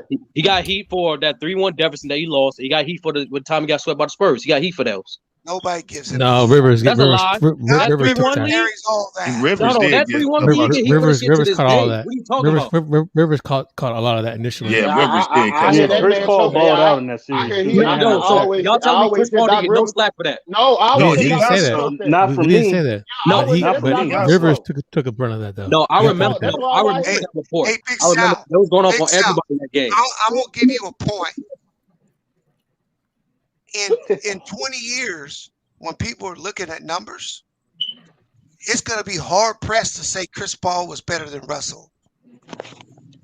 Thank you. You're going to have a really fucking hard time saying Russell Westbrook should be top 10. Y'all tripping. In his era. Nah, you can still. I'm telling you. Because, see, what you want to do is you want to go back and look at numbers. That's not look true. At this. It's look not at just that. numbers, B. Bro, I'm just telling you, in 20 years, when people start looking at Russell's numbers who didn't watch Russell play, there's going to be a completely different argument. Well, Bees, that's why you do proper research. This is just like similar to hold on, Bees. This is a similar argument that Lamont and Sean have all the time between comparing Oscar and Russell. That's the difference because Sean knows criteria of how Oscar was dominant. There's if you do your research, you understand the context behind those numbers. That's Cisco, is there any validity to what I just said? Yeah. So for the games, for Game 7, right, against Utah Jazz, his last game was a Clipper, I believe. Chris Paul played in that game. He went 6 for 19, and was a plus minus of 13 points, 3 turnovers, 9 assists, 4 rebounds. Plus minus shit get into football. I mean basketball. Plus minus like your like points. I'm just saying when did that shit started? That was a series clinching game. Everything. Well, he was hurt though. What I'm talking about is when you just start looking at numbers. Yeah, we start looking at numbers. Westbrook's gonna blow a lot of people off the fucking page. No, I don't just look at numbers. That's what I said, B. I don't just look at numbers. I understand that, Sal. I'm talking about he's going to have a hard time in 20 years even being the best point guard of his generation. Like numbers, when all you got is numbers. And what I look at Chris Paul real quick, Big Sal, because I see what you're saying. He's answering a lot of questions as far as his durability. But even if he wins a championship and gets the Finals MVP, when we stack everything up versus some of the greatest point guards in the history, you can always look and say, well, Chris Paul is not going to be there. We can't count on Chris Paul every time. But someone like a Stockton, someone even like a Rajon Rondo, we could count on other point guards to be there, not Chris Paul. I don't think a championship right here in the Finals MVP erases that. No, I'm not talking about erases that, but it does elevate him. Like We're not going to say it doesn't. I don't think it does with the career. history that he has. I don't think it elevates. I'm not talking about erasing because once again, no matter how many championships LeBron win, 2011 he still has it on the resume. It's not about that, but it does elevate your career. The more you overcame that, you can overcome some stuff. No. You can. The more you achieve, the more it adds to your resume. That's all it is. It's still on the resume. The year prior to that, he got injured in the last 2 games. Yeah, that's like he's been injured a lot in the playoffs. Against the Portland Trailblazers the previous year in the playoffs, 2017 he was not injured. But then 2016 playoffs, he was in that game. He played 24 minutes, I guess, in the game 4. And, they lost that game, and then Portland ended up winning the next 3 games. Example. Hold on. Quick example. I think it was 2018. Daryl Morey said Chris Paul had the worst contract in the NBA. Do y'all remember the primary reason why? He sucked. No, I'm just playing. I don't know. Answer the question. No, it was because his age and his durability in the playoffs. Because the previous year he got hurt in the playoffs. Remember when it was up 3-2 against the Warriors? Oh, I remember that, and I'm very thankful of that. He was saying we're paying this guy with $30 million, and he's not even going to be in the playoffs, right? I don't know, but I was thankful though. Like I saying, when great players overcome their biggest critique, we give them props for that. Cisco, I've told you this before. Injury or not, I don't believe it's the Warriors. So, and then the previous year, that when the Clippers lost in the game 7, he went 9 for 20, 26 points, minus 6 his game. They lost that game. He shot 45%. Again, Chris Paul is a great player, and I don't want to disparage the guy. He's had a great career, and salute to Chris Paul. But if I was going to say Chris Paul is better than John Stockton, I would make that statement right now because that's what I believe. Right. Yeah. I get what you're saying, Bees. Hey man, I'm back. But you capping about that LeBron shit over. I'm back. Hey man, I'm back. What? I don't have LeBron. Go ahead, see it. No, I'm back, y'all, man. I just had to eat through my friend on some Kobe top 10 shit, bro. Oh, yeah. What the fuck? Kobe should be on everybody's top 5 list. We didn't already had this. I had to eat through him because he had a bunch of excuses for all the points I made about Kobe's career, bro. Bunch of excuses and never answer any of my questions, man. I answer what's happening, bro. We don't get on Kobe like that. But I ain't gonna do all that tonight. But I just had to eat through him real quick. I'm back. I got an interesting question though. Like, how do y'all, when y'all rank players, how do y'all break down your criteria when y'all rank players? I break down when I'm comparing players. I'm breaking down when I'm comparing like for example, I'm comparing Kobe to the top 10 players. I'm comparing them on the best thing the top 10 players did, and I'm comparing Kobe using what they did. I had to compare them. I had to compare them on the same metric. Like for example, when I'm talking about Kobe, comparing him to top 10 players, most of these top 10 players, they start off the league hitting. They start off hitting the league ground like they hit the ground running. You know, I can't say the same thing about Kobe, so I'm going to compare him the way I compare these players that hit the ground running quicker. To me, when you're comparing players to players, you have to compare them, but based off of what they did. If you want to say somebody had a better rookie year, that's cool. Yeah, I'm talking about the whole totality. That's what he's saying. He's saying the players. He's saying if you compare Kobe to and this criteria is not a Kobe debate, but like if you was comparing Kobe's like resume to the players of the top 10, he was saying those top 10 players won just as much as Kobe in totality, but they did it early in their career. That's what he's saying. No, I think he's saying that Kobe didn't. I'm not putting nobody in my top 5 who got one MVP, bro. One regular season MVP. I'm sorry. He's still not top 5. I don't know who the fuck put him top 5. Yeah, I don't know how you put him. I think because if you hit the ground running and you're a starter compared to somebody, you know, like what LaMelo Ball had to do, you know, come off the bench and then go to the starting lineup, I wouldn't hold that on any player just because he had to first start on the bench and then, you know, be a starter. I don't hold that in high regards like that. Like John Havlicek, or these are bad if Manu Ginobili or something like that. I don't. Yeah, I'm just saying. Those guys produce off the bench. I'm just saying if you're comparing, if you're saying that you can't really talk about Kobe's first couple seasons, that means for every other player you're comparing him to, you can't do it. Kobe did make the All-Star team as a 6-man though. He was a starter, but I mean, fan votes and all that. I mean, I could have sworn he was still coming off the bench then. Nah, he was a starter. No, he started. No, he was coming off the bench for the Lakers, but he was named a starter for the All-Star team. Yeah. Okay, yeah, that's what I mean. Yeah, fan votes and stuff. Yeah. Well, that's definitely a criteria. I feel you on that. You can definitely hold that against some players. I have no hate for Kobe, bro. When I'm comparing him to the top, top tier. You gotta be consistent, bro. Yeah, what I try to do, because obviously there's some all-time greats in every era, right? I try to look at, obviously guys have some longevity. I try to look at their peaks.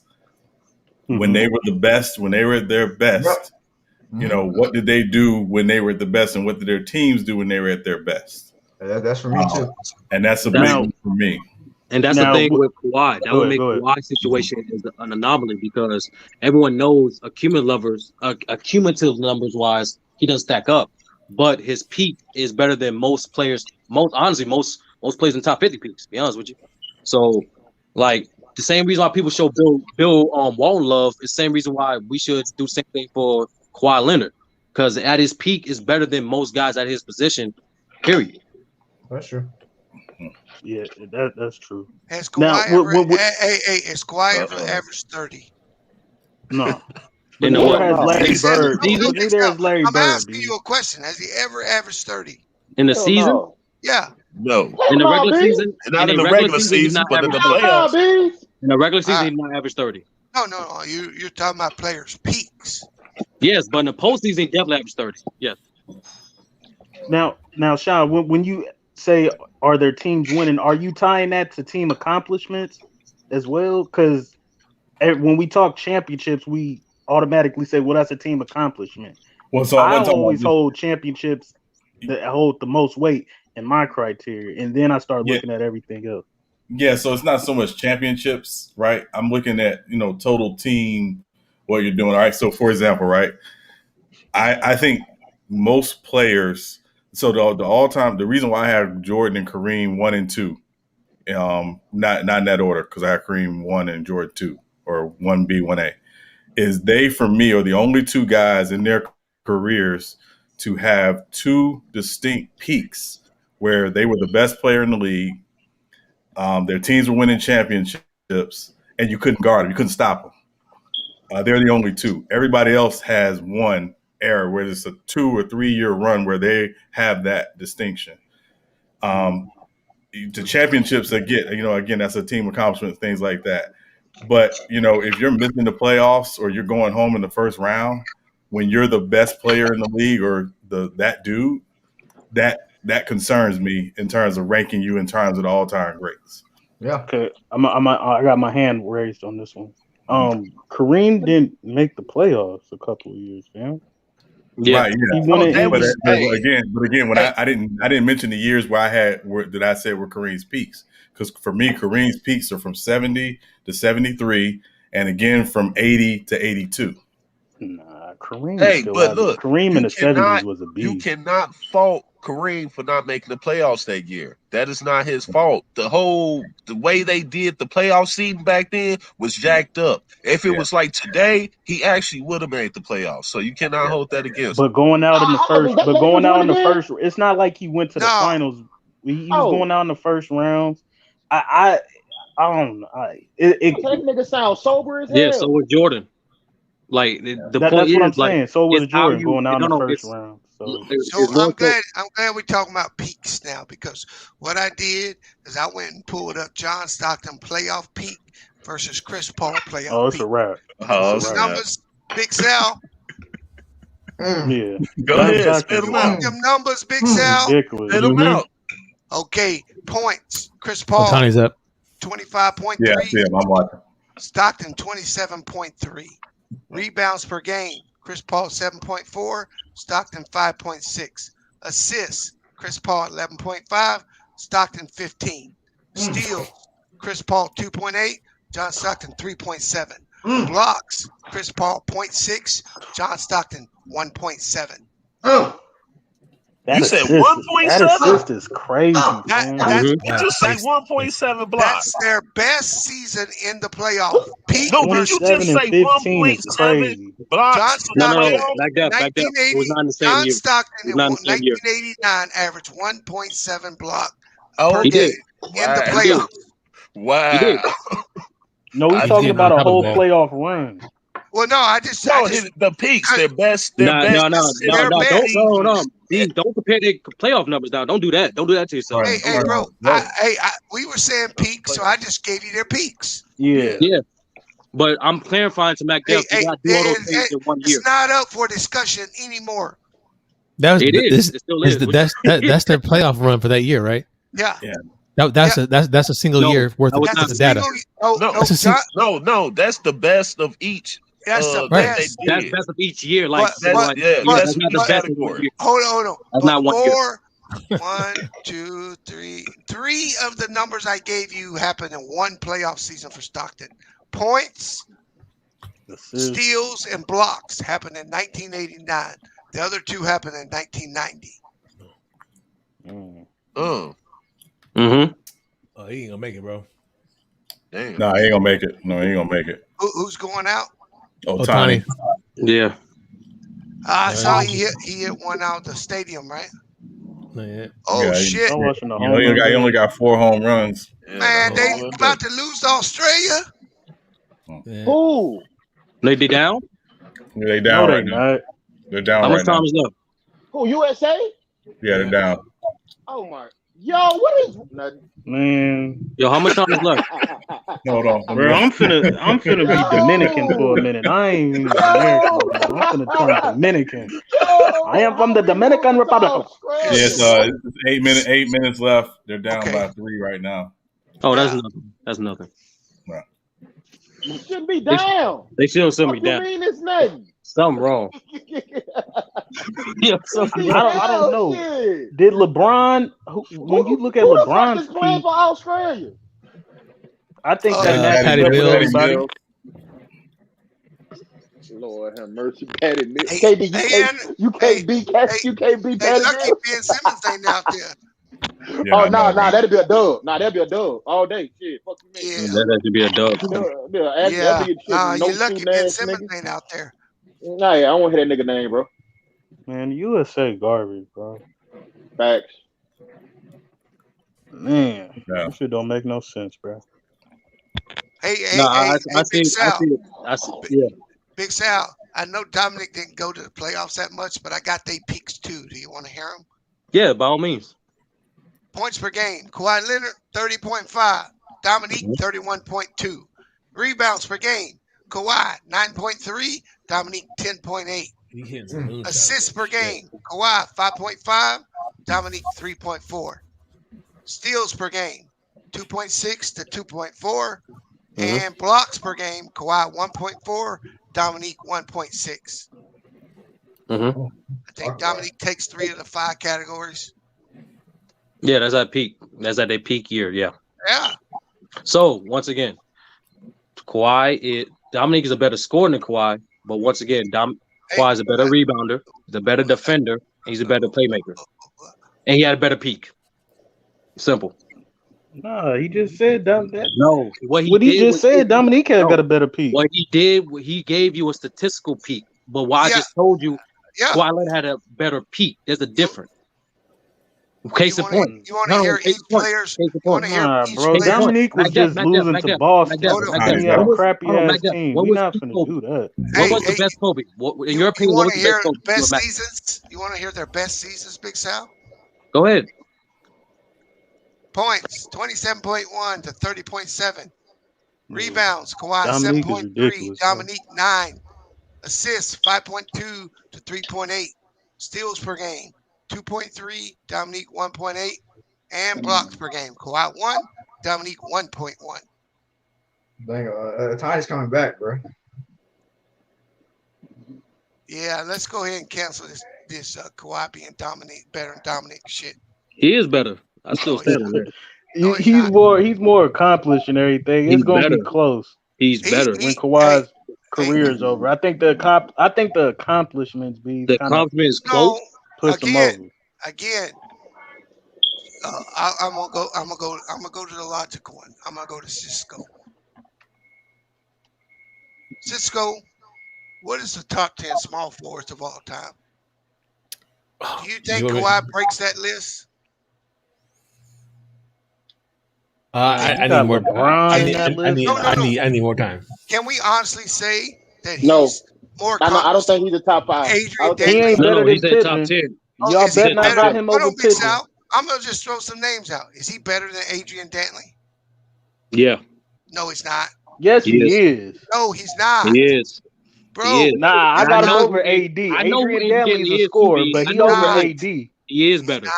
He's better. You started off wrong. I'm gonna give True a plug. He ain't better than Paul Pierce, bro. Whoa, what the fuck? He's not. Bees, I don't got him over Paul Pierce. But he's better. What? Look, bro. I don't got him over Paul Pierce, but he over AD. He over AD.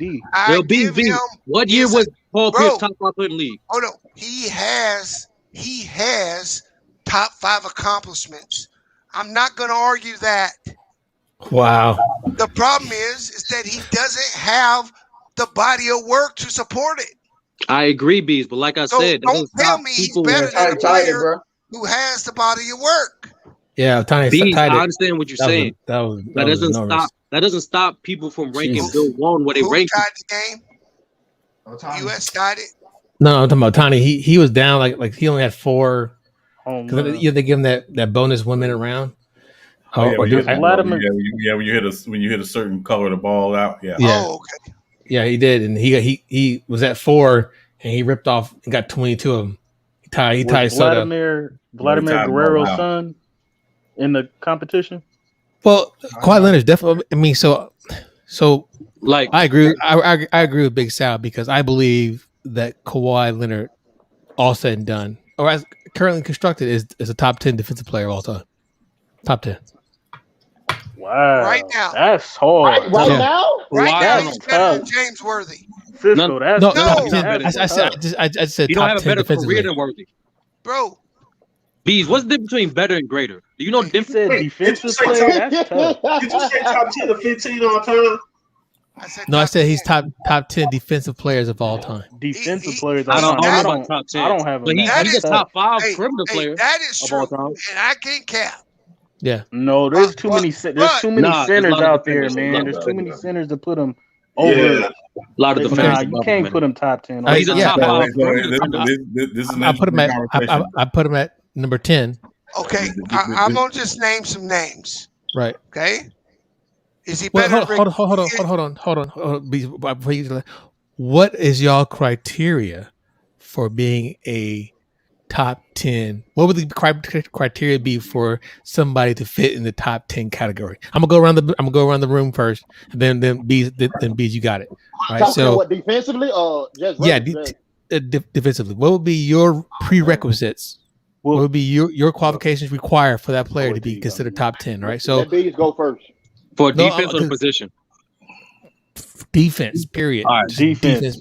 Doesn't matter you mean position. top 10 in defense? Yeah, he said top 10. What is your criteria for being a good defensive player, bro? I'm going around. I'm gonna ask everybody. I'm gonna start with you, Mac Def. Town business. All right. Awards. And the accolades gotta come into it.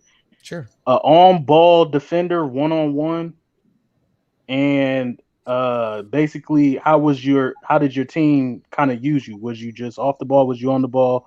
And the impact that you have. So accolades, on-ball defender, and impact. What accolades would you count?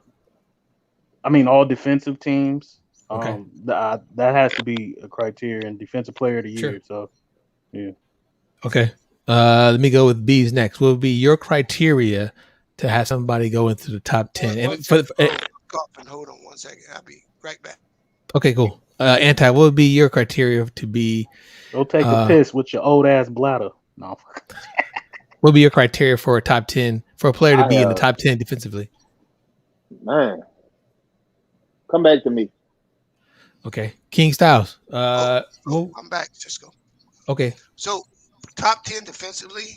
Yeah, what would be your criteria? Obviously, statistics, but statistics, and you have to have a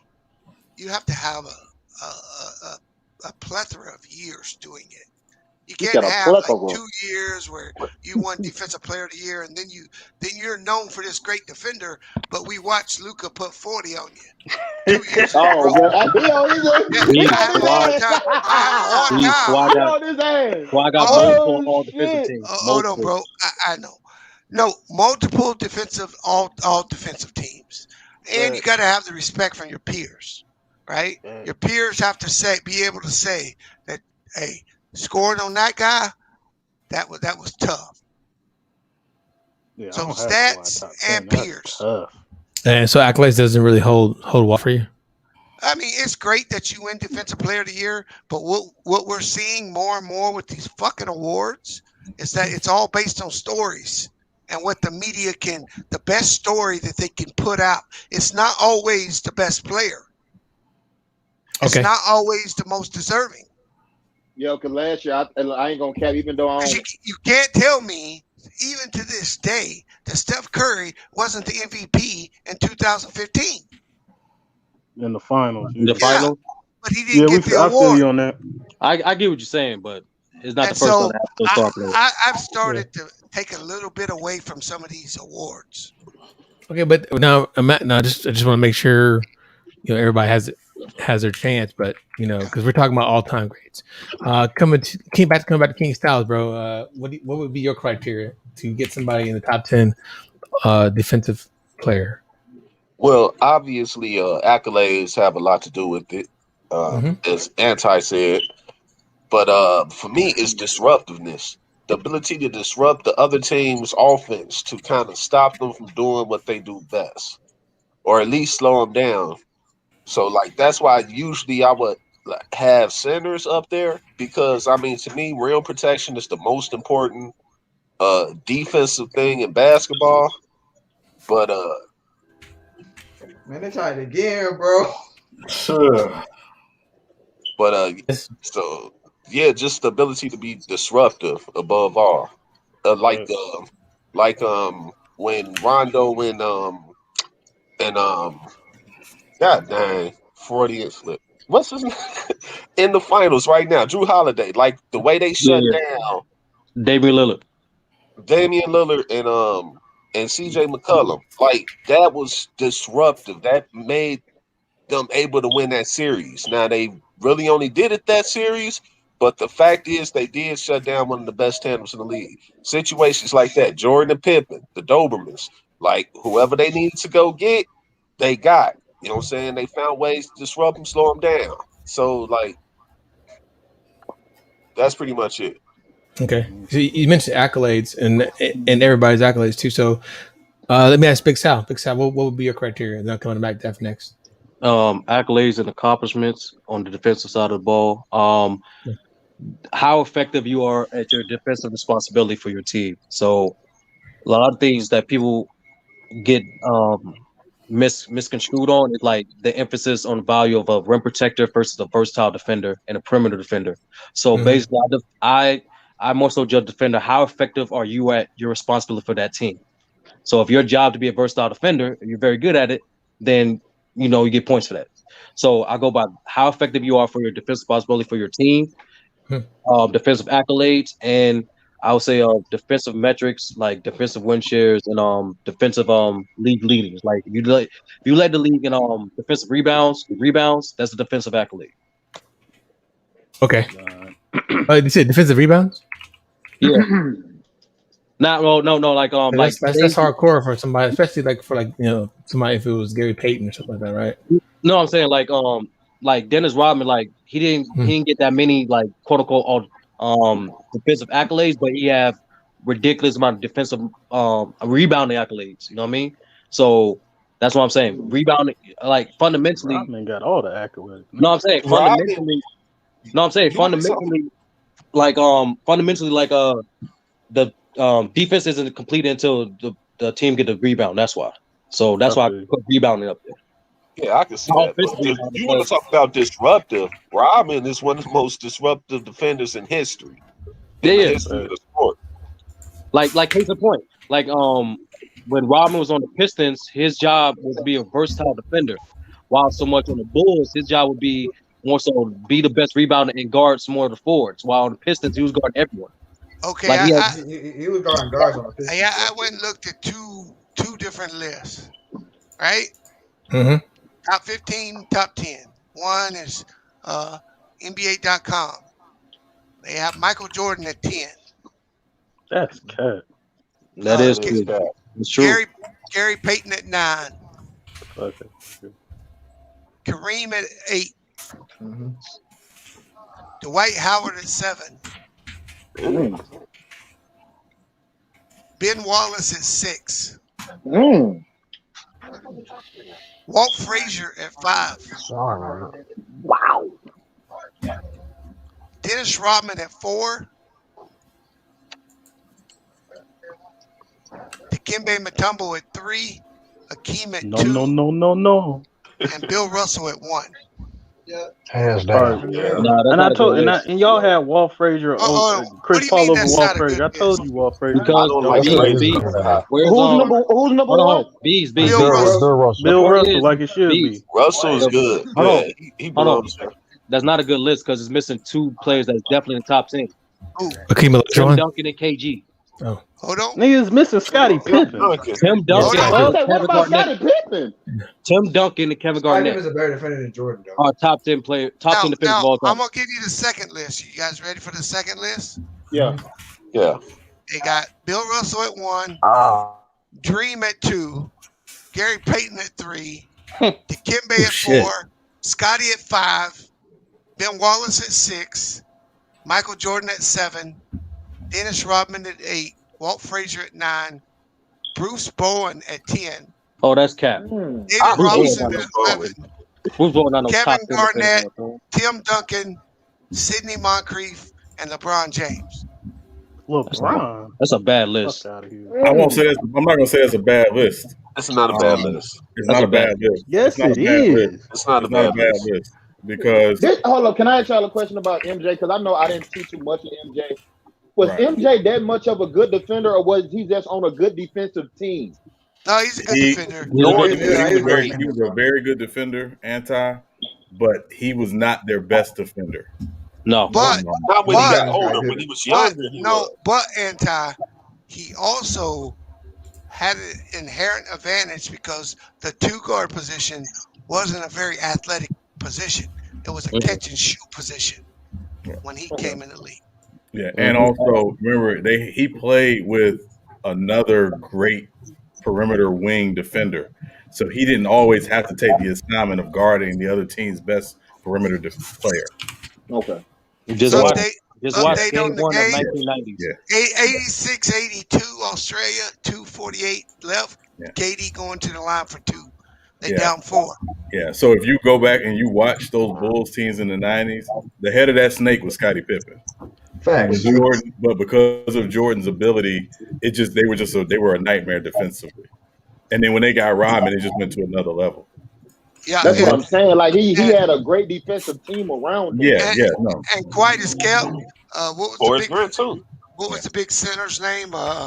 Bill Cartwright. Longley and Cartwright were really good defensive centers. They didn't score a lot, but and when they had Ron Harper, who was, he was past his prime, but he was still a very good defender. Good defender. That team was a monster defense. Even when they had Horace Grant, you could talk to a bunch of all-star power forwards during that day. They would talk about how Horace Grant was a good post defender and a good double team on the post as well. Right. Jordan deserves to be top 10. No, he doesn't. Yeah. No, he doesn't. Top 10 defender, yes. He deserves to be top 10, but he's just not. He ain't the GOAT defensively. Who's that? Type shit. He deserved to be top 10 though. But Jordan was more of the gambler. Jordan. Oh, he was his thing. He could take a lot of risks because of what he was playing with. But I mean, and again, one thing about Jordan, if you watched him early in his career, he gambled a lot, and it would throw him off defensively. He got smarter about picking his spots of when to do it as he got older, which happens. But there's some guys who are all-time great defenders who, again, I would have Walt Frazier over Jordan. Because I don't think people Tony really know Allen how defense over Michael good Jordan. Walt Frazier was defensively. Sidney Moncrief is right there for me. I don't think people really know how good he was. I think Sidney Moncrief is a better defender than Jordan. I think he's a better defender than Jordan. Yes, he is, bro. Tony Allen's up there too, though. Tony Allen's up there too. I think Cooper's a better defender than Jordan, in my opinion. He was defensive player of the year too. Yeah, Cooper was pretty good. And Michael was very good. And again, people talk about Casey Jones, man. Casey Jones. Man, Jason Tatum, what are you doing?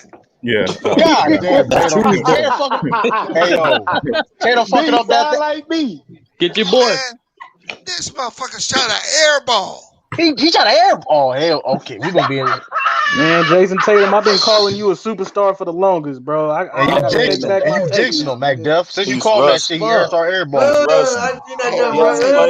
Hey, Patty Mills is cooking Durant's ass. Yo, Bees, what I say, Bees? Gates, dog. My fault. Crazy. Hey, 44 seconds to go. Australia up 5 with the ball. It's over. It's over. Bro, y'all don't think Jordan is a top 10 defender?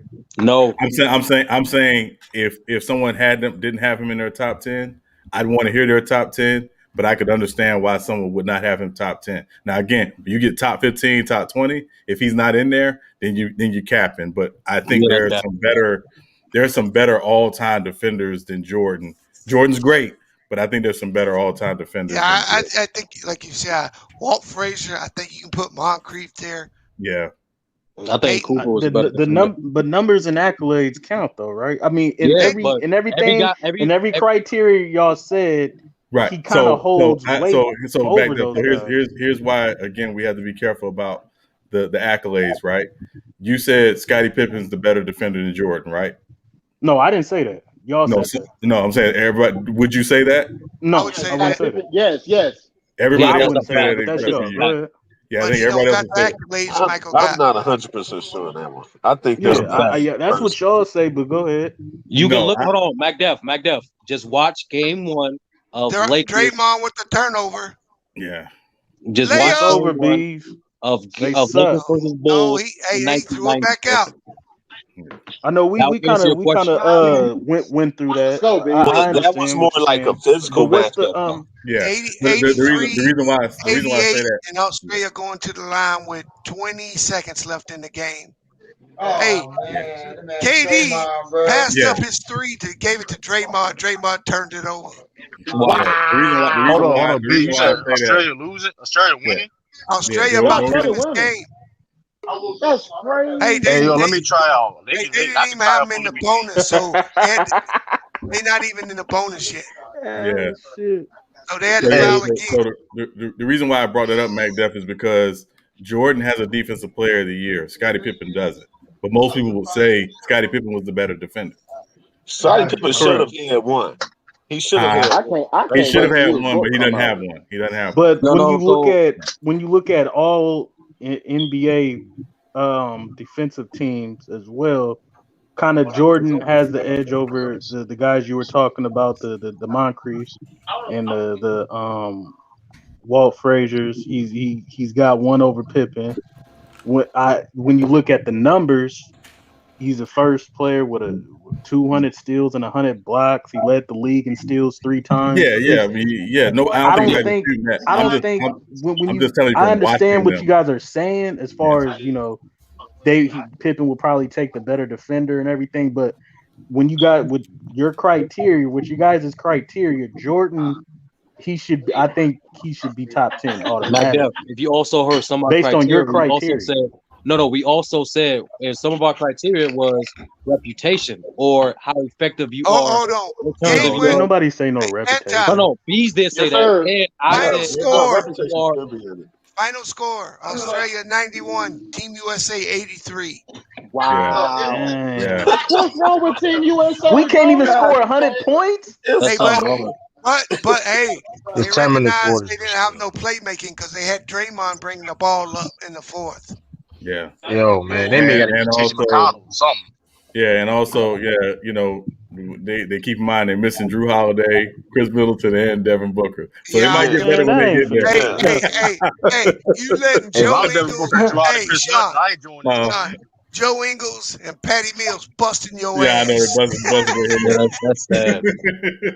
Man, Patty Mills is cooking though, boy. Oh my god. All right, back to the home run derby. That is crazy. That's crazy, dog.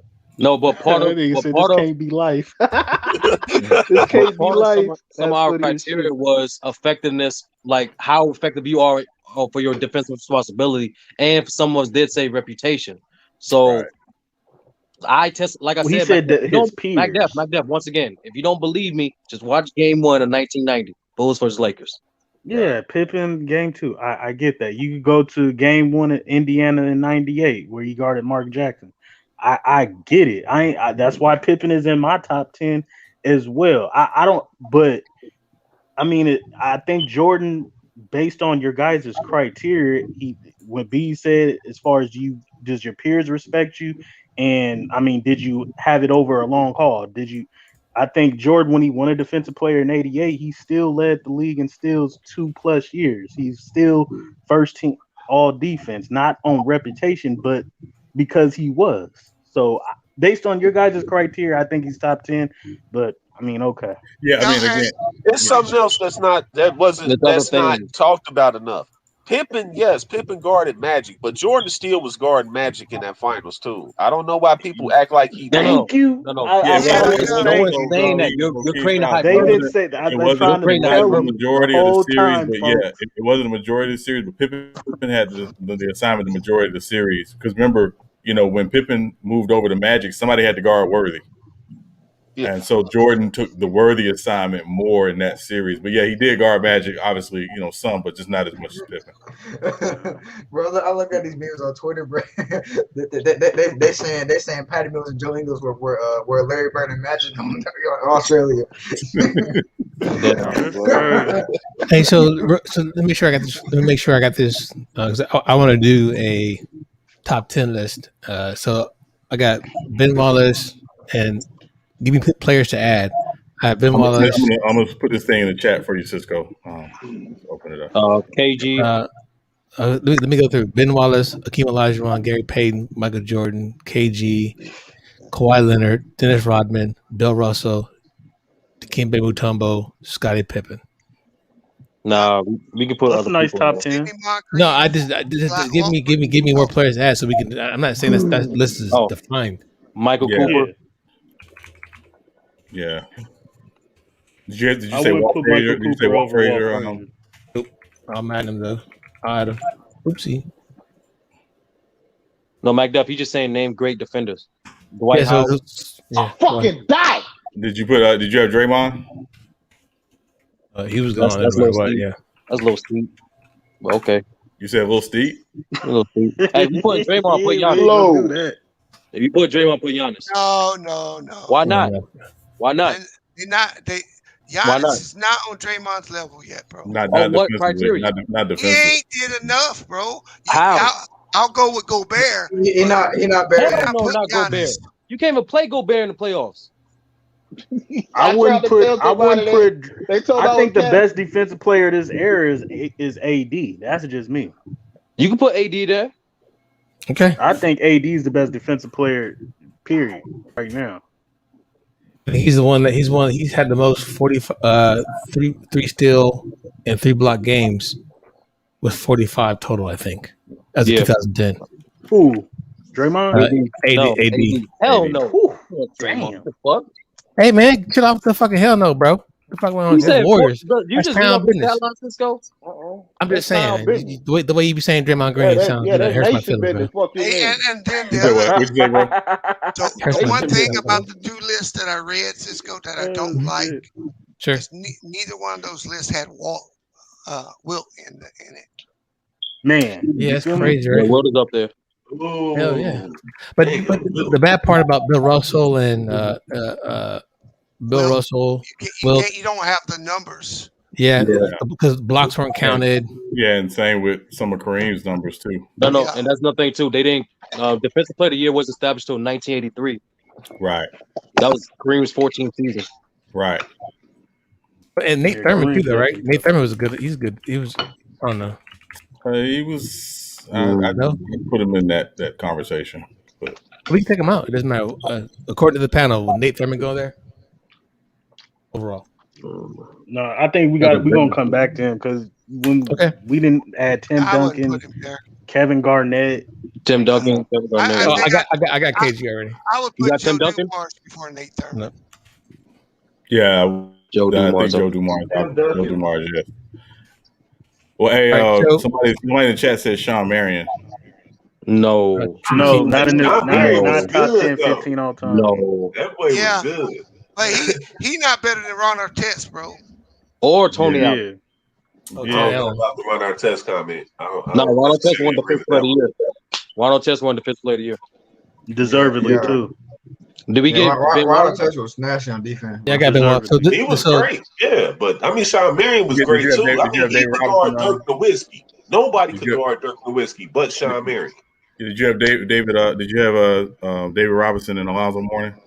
I mean, he kind of allowed that. I mean, Sean Marion. Are we doing top 10? Or are we doing top? We're gonna do top 10 list, right? Sean Marion. I'll give Sean Marion this credit though. He kind of allowed that small ball line to be possible with his ability to guard, to be so versatile with defense. Who is Bobby Jones in there? You put Bobby Jones. Hey, anti. Yeah, we got the accolades. Alvin Robertson. We need to fly you out to Vegas, get you on Team USA. So they get bro. Nah, son. You hear me? I can't do nothing for him, dog. And you put Kawhi on there, right? Can't do nothing for him. Kawhi's already on there, yeah, for me. All right. I got LeBron James too as honorable mention. Bro, did you have an Alvin Robertson? Alvin Robinson. Alvin Robertson. Yeah. Alvin. Why Kobe ain't on the list? Alvin. He's not a great bro. He's a very good. No, Kobe belongs on that list, bro. He's not. Why Kobe's not on the list, man? So how big are we making this list? I think we're just trying to have a bunch of names to parse it down to a top 10, right? Is that the idea? I say top 15. Would we top 10 or top 15? Or we can do it to where how we had the bracket set up last time, that we can just see who cancels each other. If you guys want to do that again, you know what I'm saying? How we did the greatest player never to win the MVP. Yeah. Oh shit. You can do like that if you want to. But you got to make sure if you're gonna bracket it that way, you got to have guards against guards and centers against centers, right? Yeah. So we can do that, or we can even also break it up by decades as well. You know what I mean? To keep it kind of fair as well. You know what I mean? Yeah. Kobe ain't no top 10, but shit. Hey, man, that nigga's up. You can name 20. He deserves to be on the name list. 20 defenders better than him. Are you serious? You can definitely name 20 defenders better than Kobe. You can name 20 defenders. You're not. You guys literally just did. We just did, especially for the era that he played in. No, stop. We're not talking about for the era. We're talking about eras. We're talking about the entire NBA. Yeah. Low key, 75 years. Peak for peak. Hold on, peak for peak. I would say Dwayne Wade had a better defensive peak than Kobe. Stop it.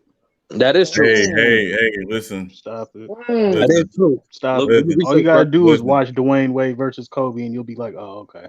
Yeah, Kobe. No, because he gave Kobe that work. So we're not doing that. When? Every time Kobe, they played. What are you talking Kobe about? gave back to him too. Kobe won every matchup. No, he didn't. And a half. He won every matchup. Kobe won every matchup versus Dwayne. He did not. He was never better than. We're not doing one year was D Wade better than Kobe. We're not doing that.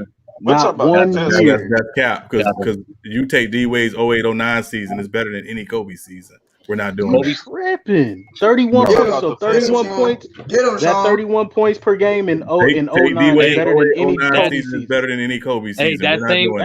Wade should have won. And he wasn't better than Kobe in 09. D Wade has been better in the finals. He had over 100 steals and 100 blocks. D Wade has been better than Kobe in the finals. If you want to be real, so we're not doing that. The shit out you, He's better than Kobe in the finals. Yes. Yeah, he had one great. He's been better than Kobe in the finals. No, you can't name Kobe's finals moment. I'll wait. You could go to the Orlando series. It was the first preseason. Hey, can we? Is John Stockton a trash? Wade ain't on Kobe's level. No, you can put him on there. Who? John Stockton. John Stockton. One game winner. Ooh, big freaking definitely needs to be on that list. He on your ass, McDowell. He on your bumper, nigga. All you got to do is look at the tape. The tape don't lie. He on your bumper, nigga. Fuck that tape. That same year, he had over 100 blocks, 100 steals too. Thank you. That's a fact. But Jordan ain't top 10 when he did too. But Jordan, y'all don't want to put him top 10 when he got the same numbers. Y'all got to keep y'all moving the same numbers of what? Kobe is a better on-ball defender than Dwayne Wade. That's a fact. Kobe is a lockdown defender, perimeter defender. That's Dwayne Wade not. Yeah, he was better at that. But that's I said at Dwayne Wade's peak, he was a better defender. No, he wasn't. Yes, he was. I just told you. Wasn't. Kobe was the youngest person to be named to an all-defensive first season. Team. He led the league in scoring. I don't want to hear that, bro. No. What do you mean? What the fuck?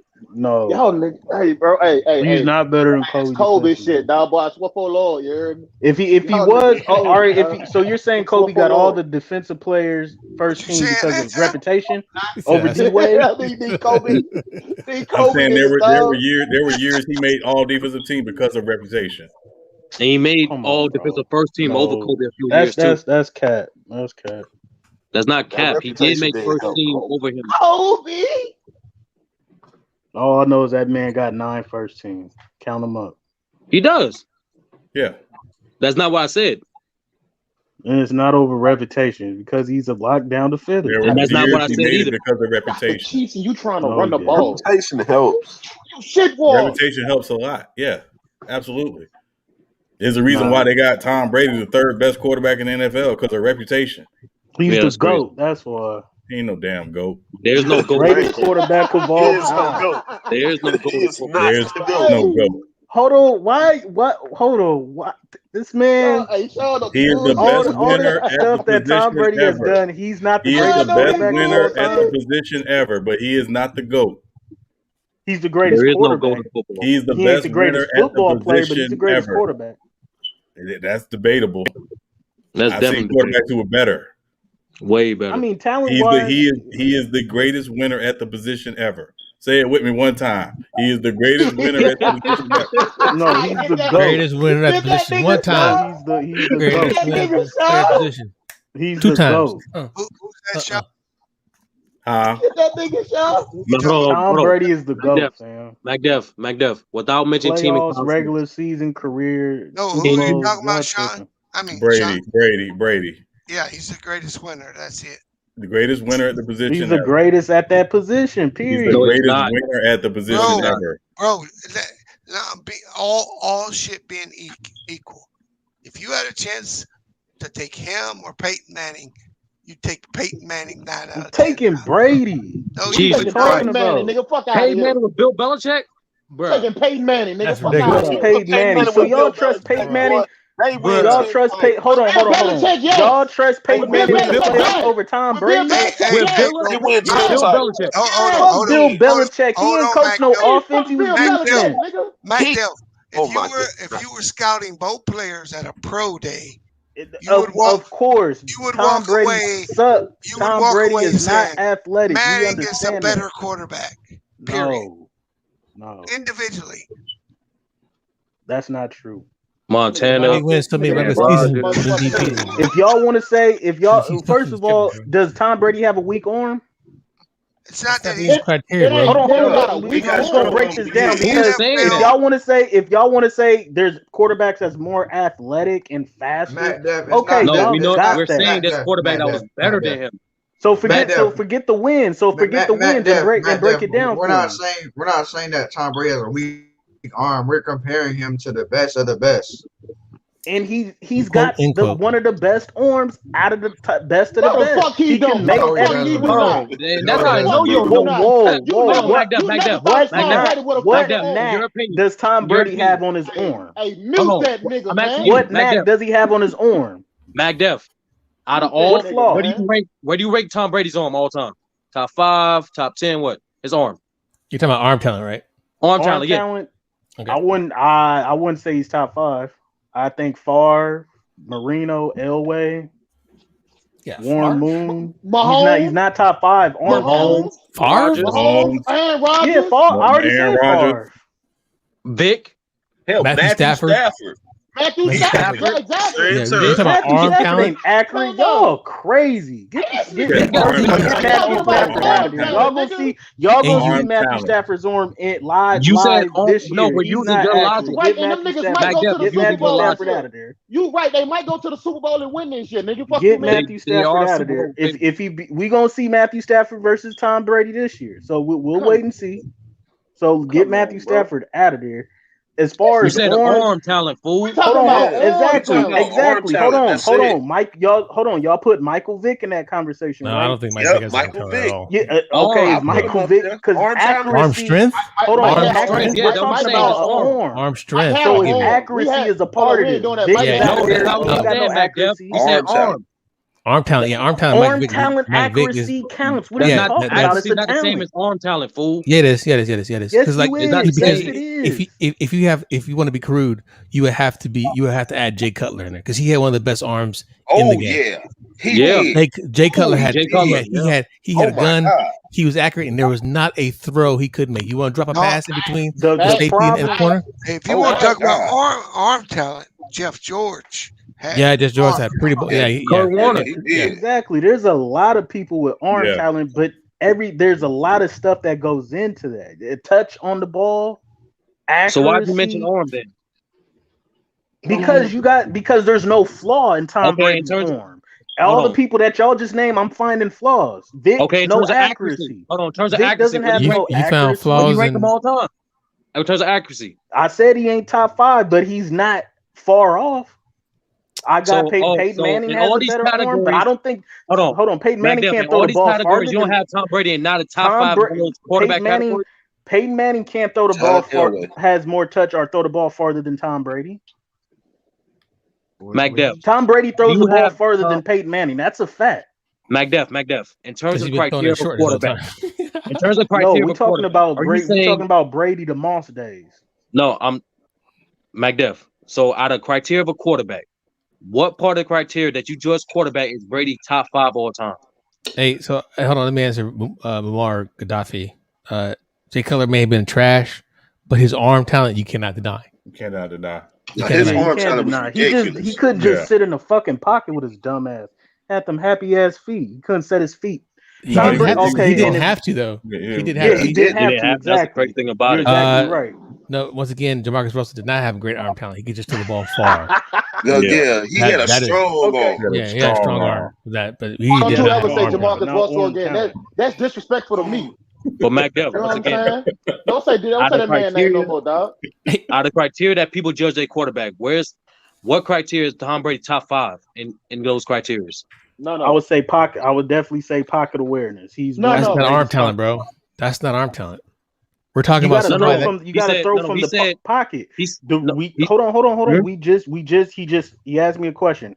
Throwing from the pocket counts because Jay Cutler, whose arm we can't deny, he was garbage in the pocket. Same thing with Mike Vick. He was better on the run than in the pocket. Wait a minute. Are you talking about Jay Cutler when he was with the Bears, or you talking about like Jay Cutler? If you watch Jay Cutler, he could not. In Denver, he doesn't have great pocket awareness, and he can't set his feet and step into a throw. He was always throwing on the run or what moving. Are you talking about now? He has arm talent, but he couldn't. I give you his pocket awareness. Now you step out of bounds with that step. That's a different conversation. He didn't have pocket awareness. We talking about a quarterback. We're talking about arm talent, bro. We're talking about arm talent. So throwing from the pocket counts as arm talent because Tom Brady can make every throw from the pocket. Arm talent counts as arm talent. Where you throw the ball from doesn't matter. Yeah, exactly. So a quarterback that can throw on the run is better than a quarterback that can throw in the pocket. Everybody said, hold on, let me just be clear. Everybody said Patrick Mahomes, right? Yeah. So what makes Patrick Mahomes' arm unique is his ability to throw the ball from anywhere. Pocket or not. Any angle. Any angle. Laying down on the ground down there. That's even not about the pocket. Because a lot of his best throws are not even in the pocket. Nigga throwing no look passes. Who the fuck does that? Jeff George did it. Wait, Jeff Jordan he had a monster. That dude had a Jeff Jordan had a monster arm. Boy, he had a monster arm, bro. Jeff George had a monster arm. He had a monster arm. Jeff George did it before. I will put Randall Cunningham in that conversation as well. Because he was in, he had arm talent. Randall Cunningham had a very strong arm. He could throw the ball 80 yards, but I wouldn't put him in that arm talent conversation. A guy I put in that conversation is Drew Bledsoe. Drew Bledsoe had great arm talent. But again, why wouldn't you put Randall Cunningham? Because again, with Cunningham, Cunningham had a strong arm. He had a strong arm. He could make a lot of throws, but he couldn't make every throw. Okay, so Tom Brady, to me, can make every throw. Every throw. And I'm telling you that's not what he's known for. Number one, and number two, he can't make every throw. What it's the reason why they changed the offense. When he's 40 years old, okay, I can understand that part of the game. Change the offense, but in 07, 08, they went from a running team. Let's think about it for a second. Right? Man, after Randy Moss left, what did that offense become? A running team. Say what? A running team. No, it became a and dump it off to the tight ends. It became a quick throw team. Exactly. Part of it was because Brady is not necessarily the best throwing the ball down the field like that. He's not a guy who pushes the ball down the field like that. That's not what he's known for. Because one, he don't like to get number one, he don't like getting hit. That's the main problem. To throw the That's ball. the main thing. No, that was the main problem. That's the main thing. He don't like to get hit. He can't stand getting hit. So guys who don't like to get hit ain't throwing the ball deep because you're going to get hit if you throw the ball deep. No quarterback likes to get hit. If you're the fact that this man threw for over 4,000 yards, had over 50 touchdowns, and had Randy Moss, those years proved that he could throw the ball down the field. When he didn't have Randy Moss and a dynamic receiver to go down the field, yeah, they switched up the offense to two tight ends. He threw deep to Gronk too. Right. He did throw some deep balls to Gronk. Right. But he's not Randy Moss, and Gronk is with the speed. He's not getting down the field that much, bro. Tom Brady ain't got no flaws. Tom Brady ain't got no flaws in his game except for athletics. That's a lot. Right, that's a lot. Because again, if you need a 60-yard Hail Mary, you're not asking Tom Brady to throw that ball. You're not. He can't throw the ball 60 yards, 65 yards. Y'all, what? You ain't never seen Tom Brady launch no ball for 65 yards. No,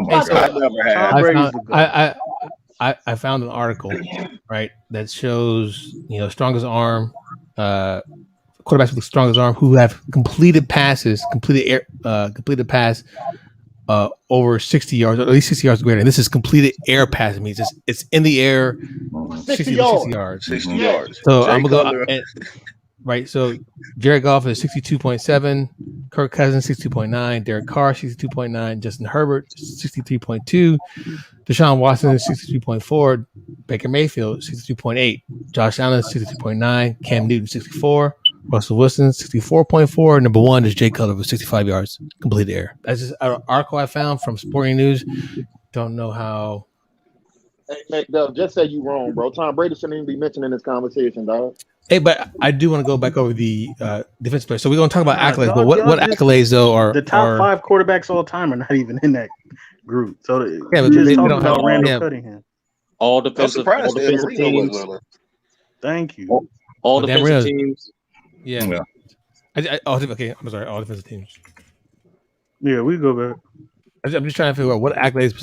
What are we gonna look at, and then give me some stat lines you want on there.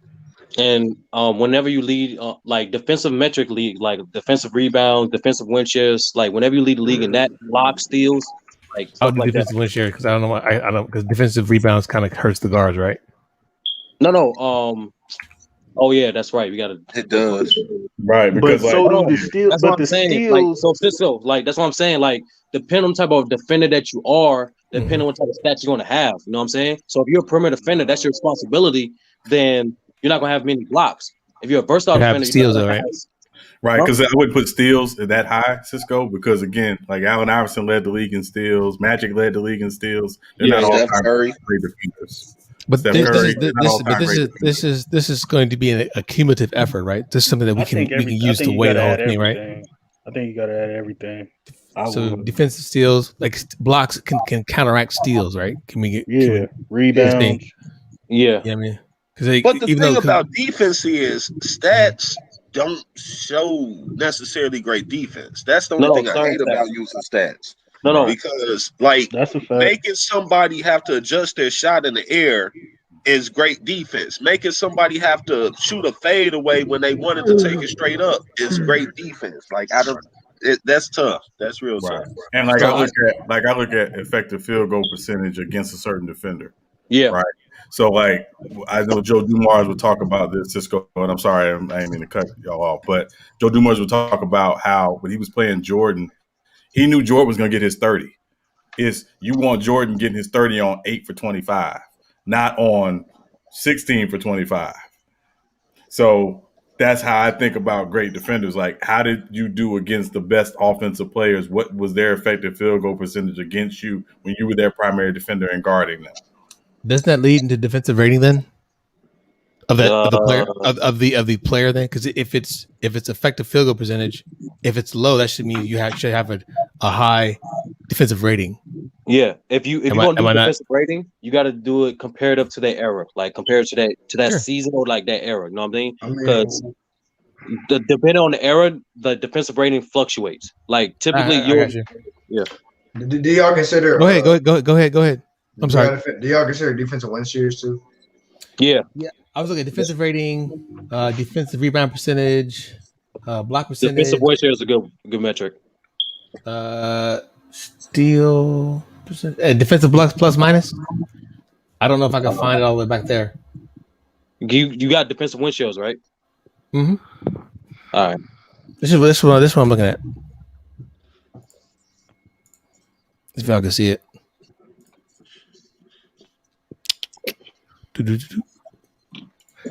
So, share. So I'm sorry if you guys can't see that right now, but so this is like, for example, this is every statistical category for 2021. Hey man, bitch, I'm muting you. Defensive rebounds, of course, steals per game.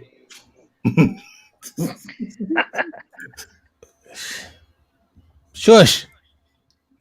Steals per game, blocks per game. Field goal attempts.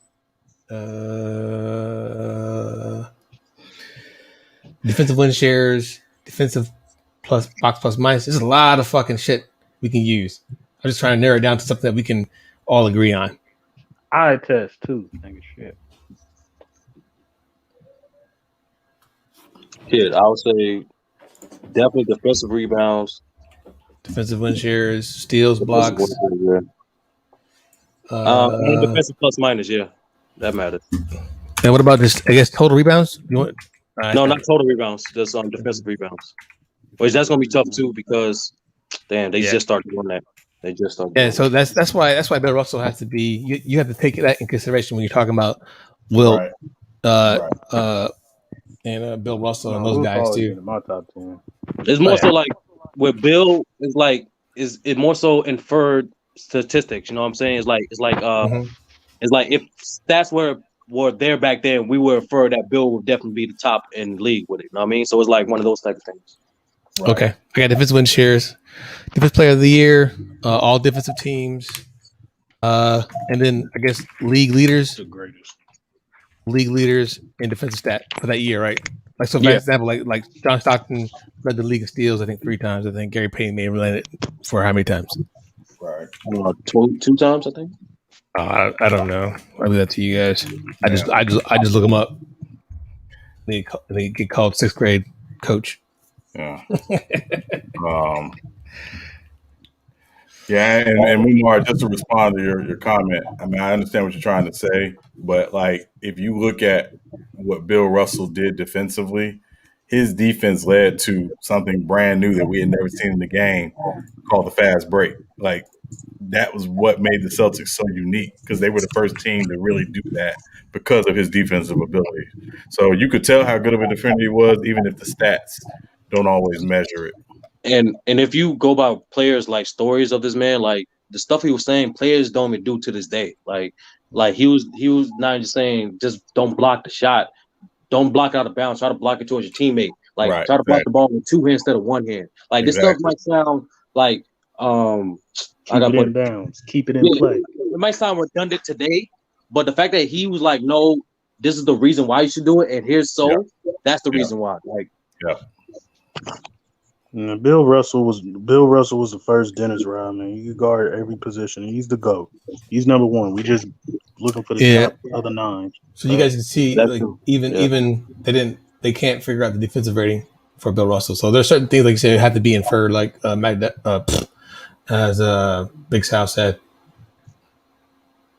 He number 1. He the GOAT, man. I don't give a damn I about think all that's that other stuff. Like, I mean, you have an interesting argument with Akeem Olajuwon too, there, right? Oh, we're not going to add Kareem. No, we did. You did. Yeah, you put Kareem on the list, right? I will now.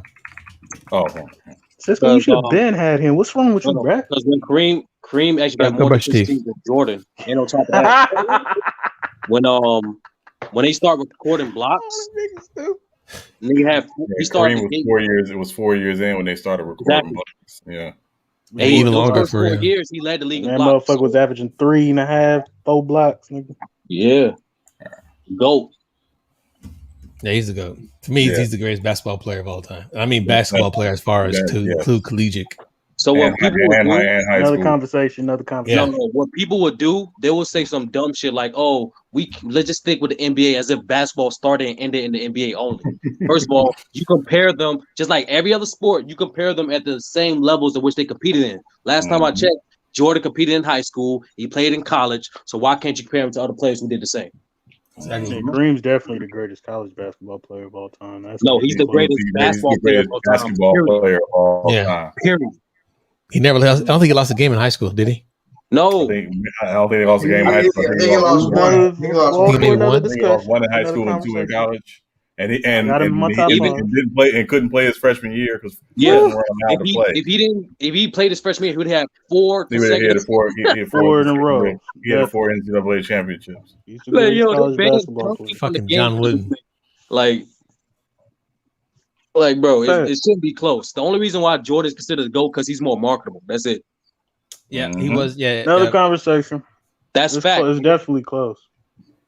No, I like if you look it up. Like, just say we just scratch. Say we did what a lot of people want to do and just scratch out college and high school for some fucking reason. Let's do that, right? If you compare the individual accolades, it's 61-61. Yeah, why would hold on? If we talking about the GOAT, Jordan, why would I look at Jordan's career in Laney High School? Fuck. Because, like I said, in every sport, when we compare greats, we compare them at the common level. What they did in the pros. I don't be thinking about no college stats. We compare them at the common levels they competed in. Case in point, when when other people compare fighters, track runners, and tennis players, they take all that shit into account. Right. Not just the Olympics. Yeah, it's kind of interesting you mentioned that. You guys look at the Olympics and Golden Gloves for boxers? No, the point is everything, MacDev. That's the point. If you competed in something, I did too. We take that into account. That's the point. Okay. He's the greatest college basketball player. Thanks. He's the greatest basketball player. He's the greatest basketball player. No conversation. No, that's at every level. He influenced more rules than Mike, and like I said, he had more career accolades. It's simple. Another top. This guy is the Kareem Abdul-Jabbar, 3-time NCAA champion, 3-time NCAA All-Region, 3-time NCAA All-Tournament, 3-time NCAA Tourney. I forgot defensive, 2-time AP Player of the Year. The GOAT. High school parade high school parade All-American, 3-time consistent All-American, 3-time All Pac-12, which is part Pac-8, and then he has the Naismith Award. Fuck, that dude has a lot of awards. That's fucking ridiculous.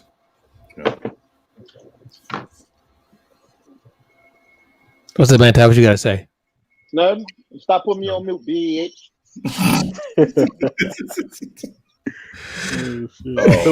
So we taking Wilt Chamberlain with the Harlem Globetrotters. Is that what we doing too? Hey, like I said, I'm just saying, man. Come on. Common ground on which they competed in. They do it in every other sport.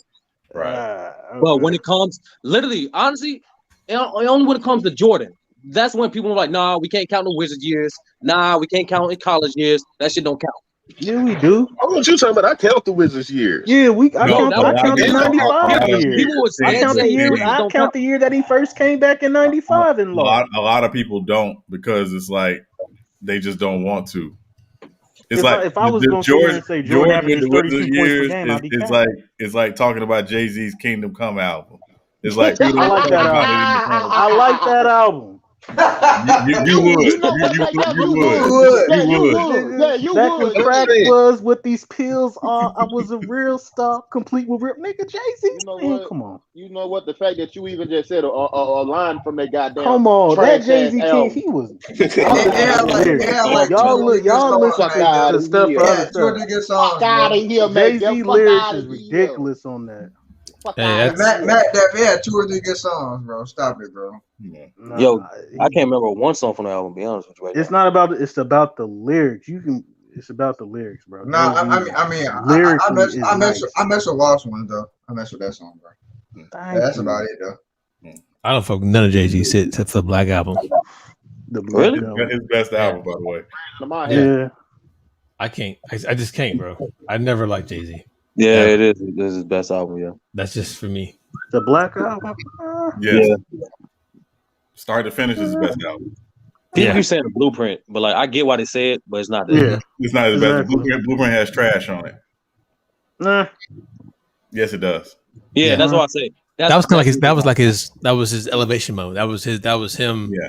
People. You remember people got caught up in the hype because of the whole Nas and Jay-Z thing going on. Yeah. And the album was good, but it wasn't like without some misses. There's some misses on that album. Yeah, he's not lyrically better than it's not lyrically better than the Black Album. Blueprint isn't better. Blueprint isn't better than Reasonable Doubt either. It's not better than Reasonable Doubt. No, Blueprint is in his top 5 catalog. Yeah, it's in his top 5. Yeah, it's not. No doubt. So I think anything in his top 5 is debatable. I don't think he. Yeah. I don't think the Black Album is just number 1 like Illmatic is for Nas. I don't think it stands out like that. No, I think Reasonable Doubt and American Gangster is so slept on. Well, the thing about we had this conversation a few weeks ago when talking about Jay-Z's Reasonable Doubt. Reasonable Doubt was not an instant hit. It was a revisited classic. For a lot of people. So it doesn't hit the same way Illmatic does or Black Album did or some of these other albums. People went back and had to look at it. It's like, oh, okay, yeah, whatever, blah, blah, blah. But at the end of the day, you know. Hey, did you guys know that fucking Kareem Abdul-Jabbar has 27 fucking college awards while Wilt Chamberlain has 5? That's fucking ridiculous, bro. Yeah. God damn. But I know what award he was. I know what award he beats everybody in. 20, that motherfucker fucking them bitches, boy. Shit, that motherfucker. He was slanging. What? That man. 20,000. 20,000 what? Women. Bodies. Oh, Wilt Chamberlain. Yeah, Wilt Chamberlain. Yeah, I think that's an unbreakable stat. Surprisingly, I actually think Wilt got a lot of accolades and accomplishments because of the. I ain't gonna cap. I think he lying about that, bro. I don't. I don't had no 20. Anti. Get the fuck out of here, man. I don't. Wilt was like the first rapper. Like Wilt was I give you but 20,000, bro. Come on, man. That's funny as shit. That's what's up. Like you hear the stories of these people, bro. Wilt was legendary. Like he was that dude. 20,000, and you didn't catch nothing. Get the fuck out my face, man.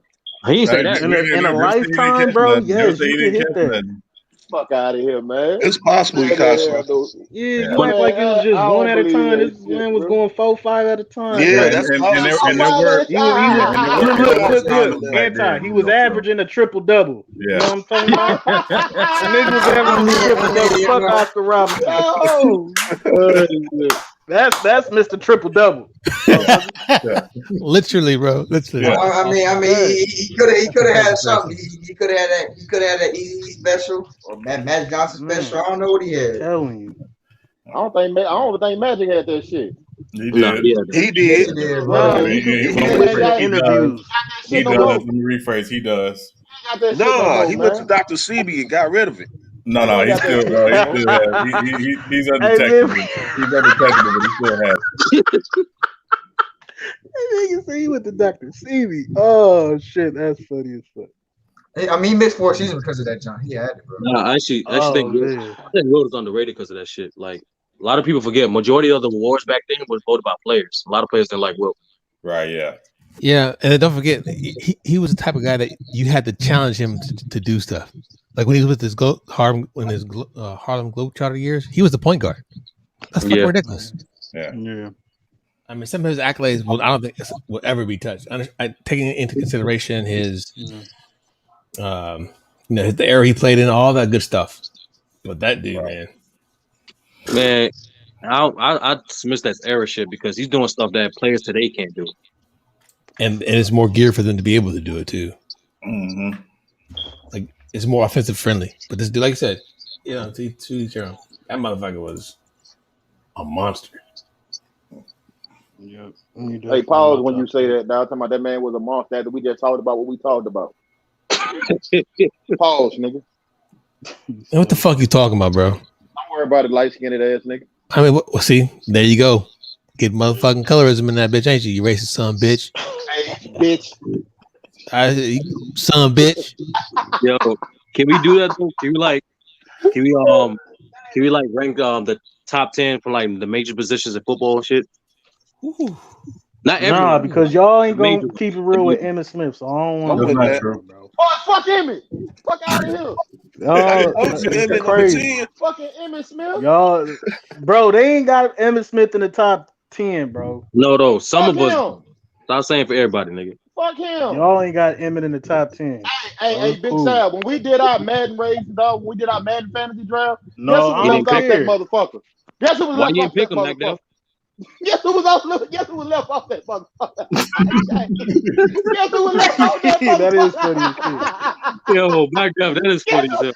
That is funny as shit. I ain't gonna that lie. motherfucker. Exactly. Like, come on, man. Because I thought about it and I'm like, damn. I picked Jerome. Hey, Big Sam, guess who I picked at my running back, bro? Who you picked? Raheem Mostert, nigga. God damn. Hey, we did. I ain't gonna lie though. We did. I took Raheem Mostert over that nigga, dog. We did. Y'all ain't gonna keep holding that shit against me though. Fuck that. Hold on, McDuff. Who's your running back? Oh shit. Tom Brady the GOAT, and then he said running who back. else? I said McDuff. Who'd you pick as your running back? All time? No, nigga, for the draft. No, I picked the bus, Jerome Bennis. Exactly. You didn't even pick Emmitt? Yeah, you didn't even pick. Yeah. I didn't even pick Emmitt.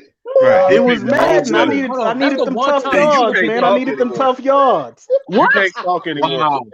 Hey, Jerome Bennis is a Hall of Famer, though, bro. I picked the bus. I needed them tough yards. I needed him to fall forward. Fuck that back there. I needed them tough yards. Hey man, yeah, that's funny. Nobody picked that nigga, man. Nobody picked how much he cared about. Wow. And I remember Sean saying, "Who you gonna pick? ES?"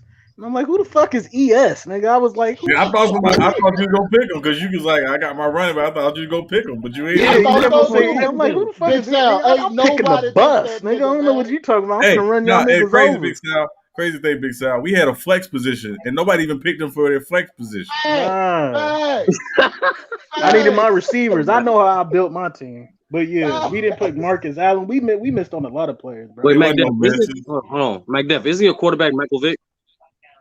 Who? No, it was Lamar Jackson. It was Lamar Jackson. No, it's Lamar Jackson. I told that nigga gonna lose off the strength of that alone, nigga. Jesus Christ, bro.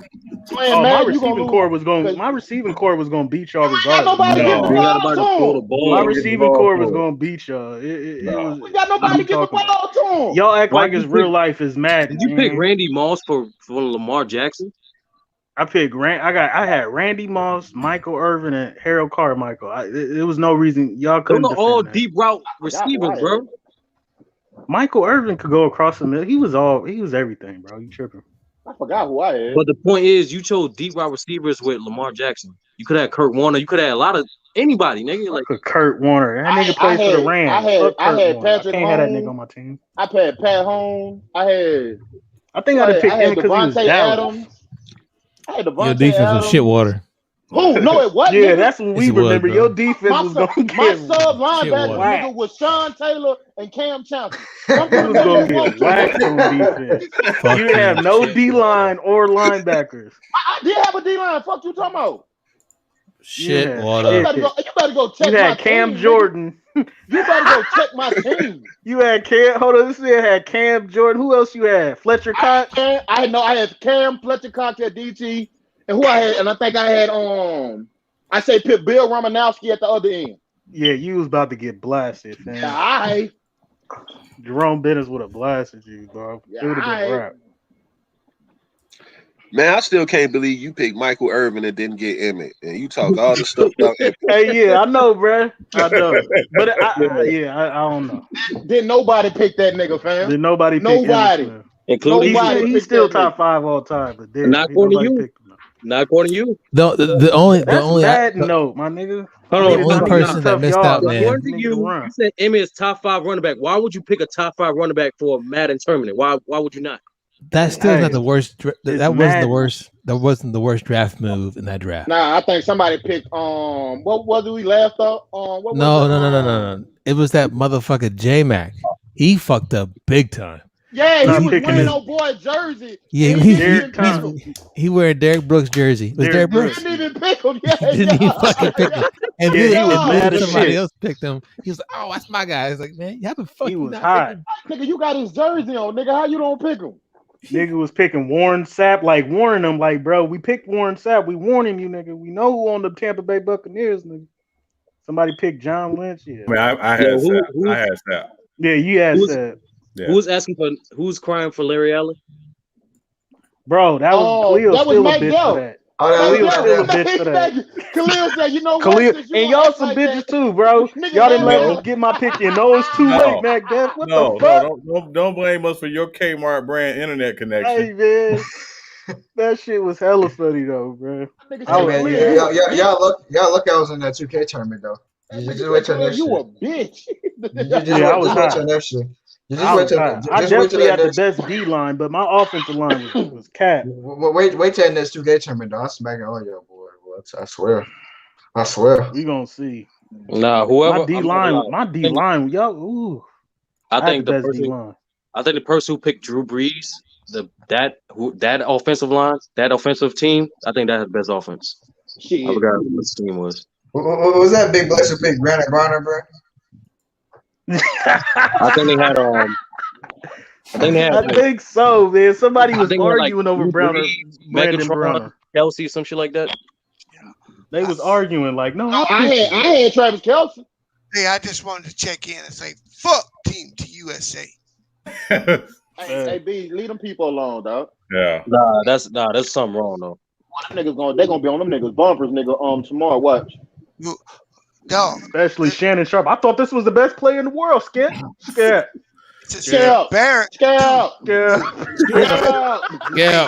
I'm doubling down. I don't care if they win 5 gold medals.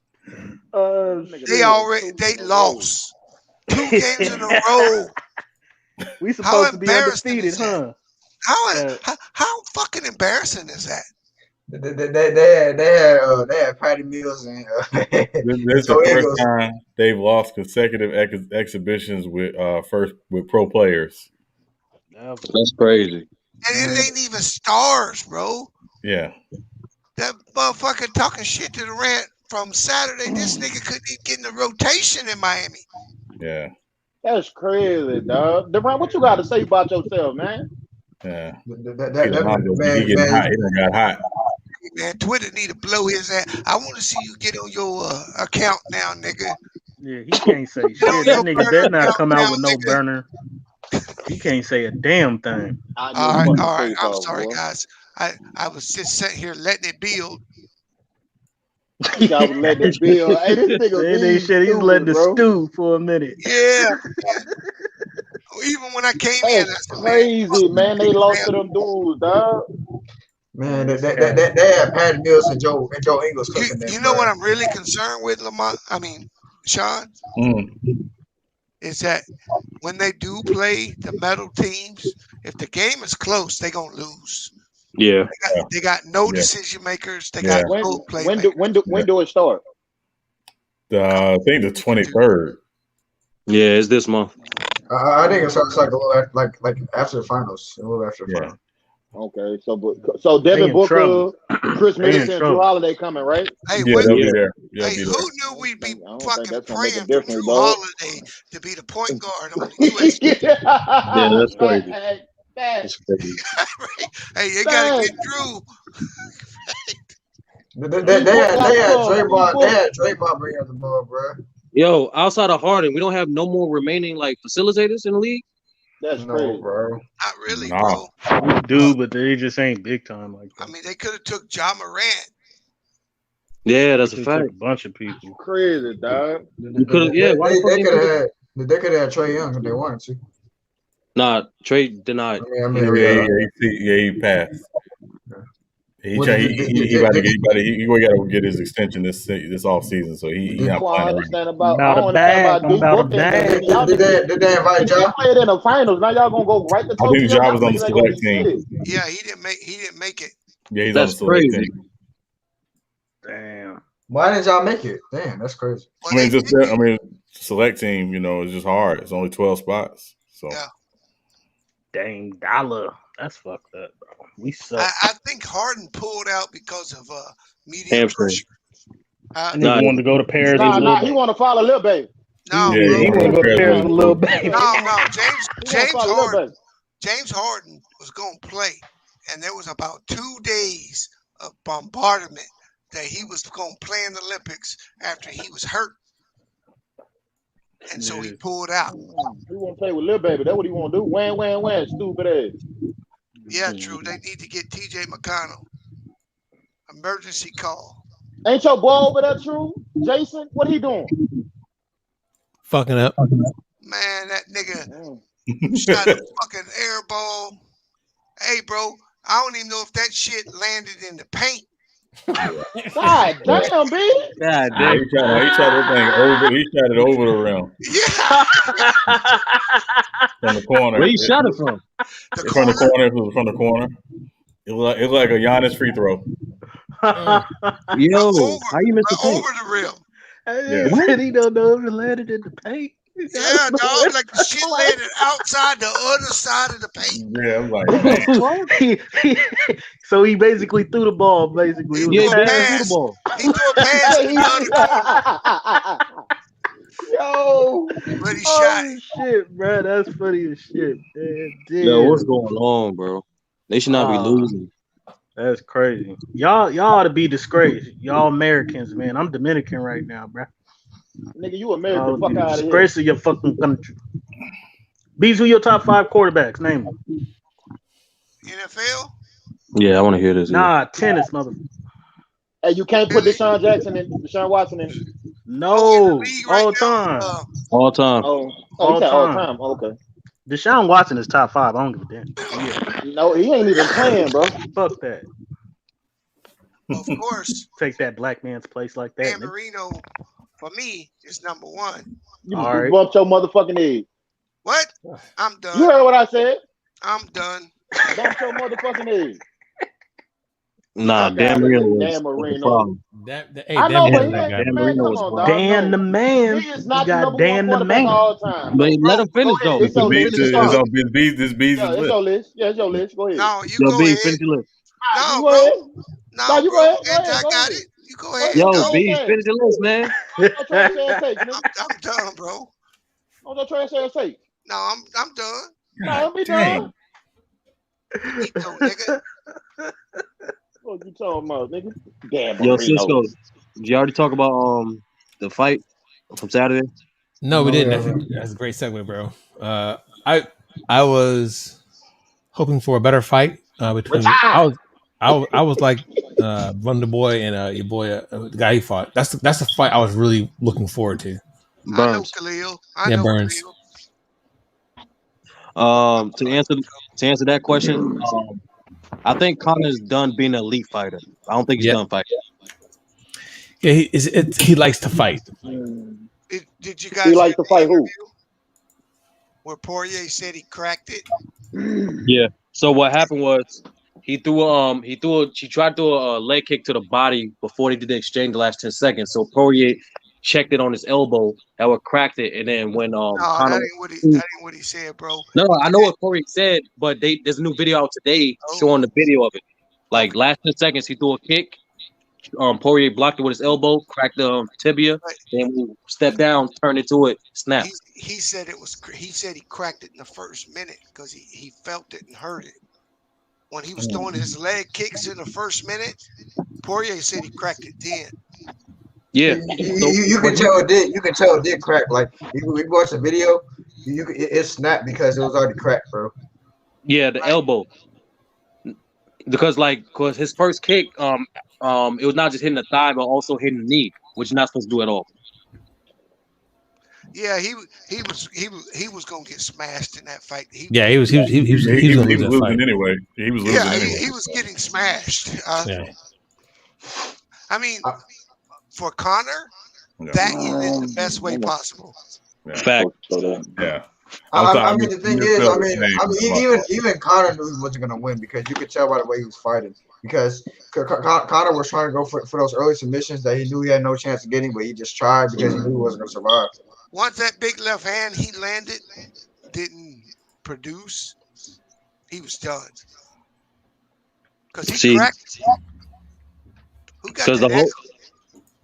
Oh, it's me. I think it's you, Mac. We got a big sound. Yeah, somebody got an echo.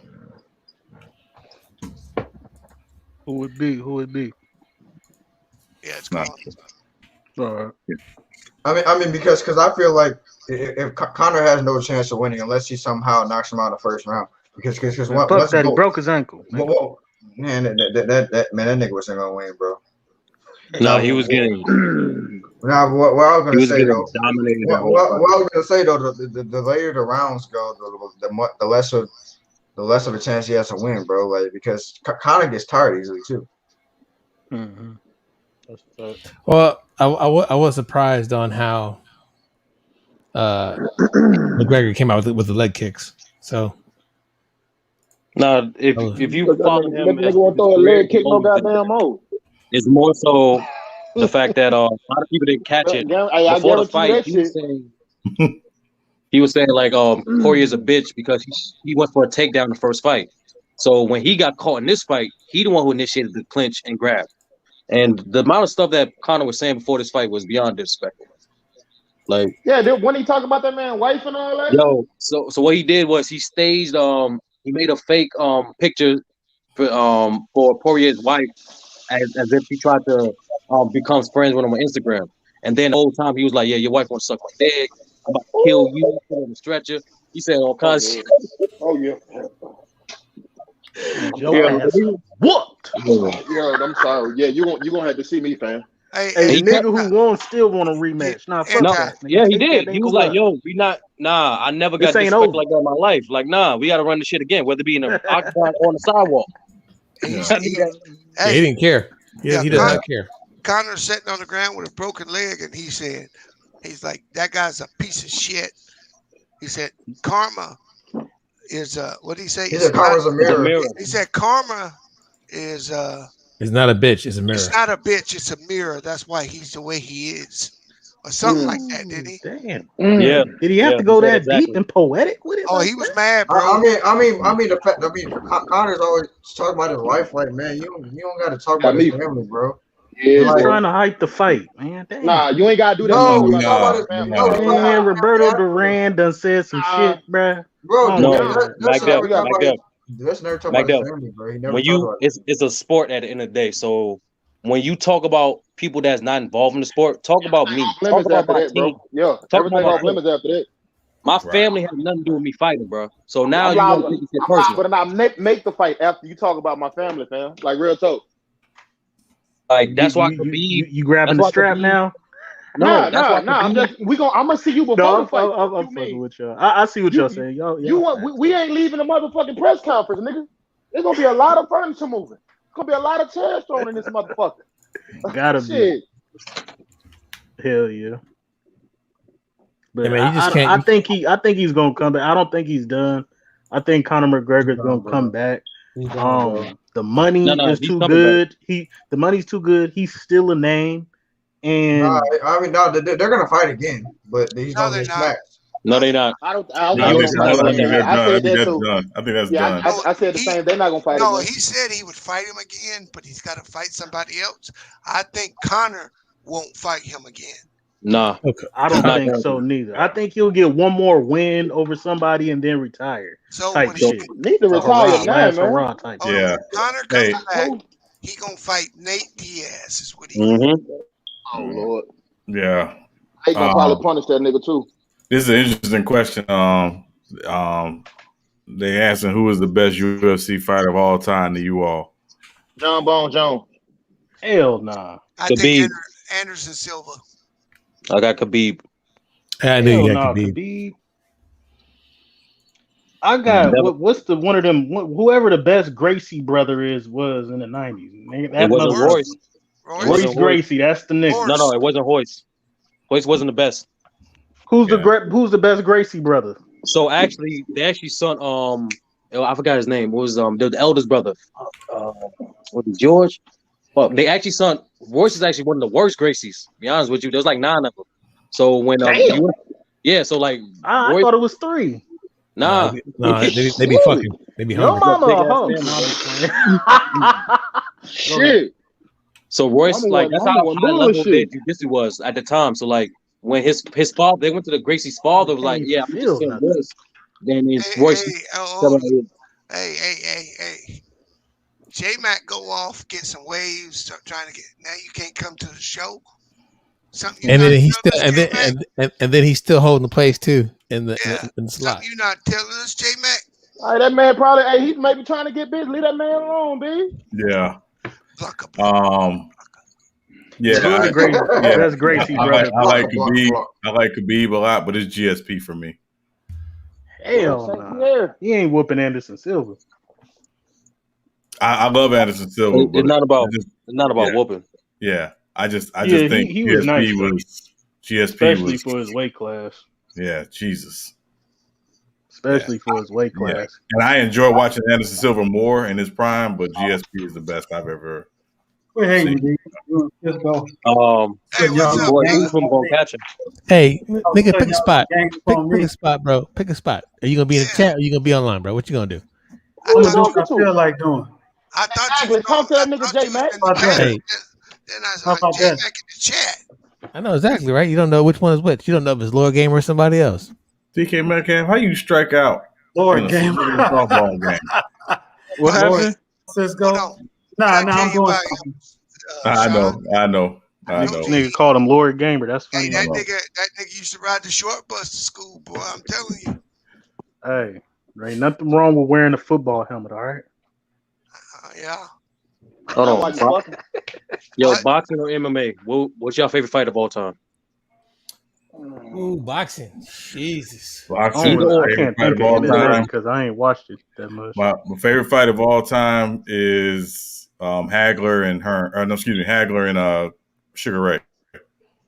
Ooh. I gotta watch that again. That's definitely top 5. For me, it's boxing. It would be Gotti versus Mickey Ward 1. That was nice. Oh, blood. That was a fucking killer, bro. Rocky versus Apollo Creed. It's up there with everybody. Tyson and Foreman for me. I mean, Ali and Foreman.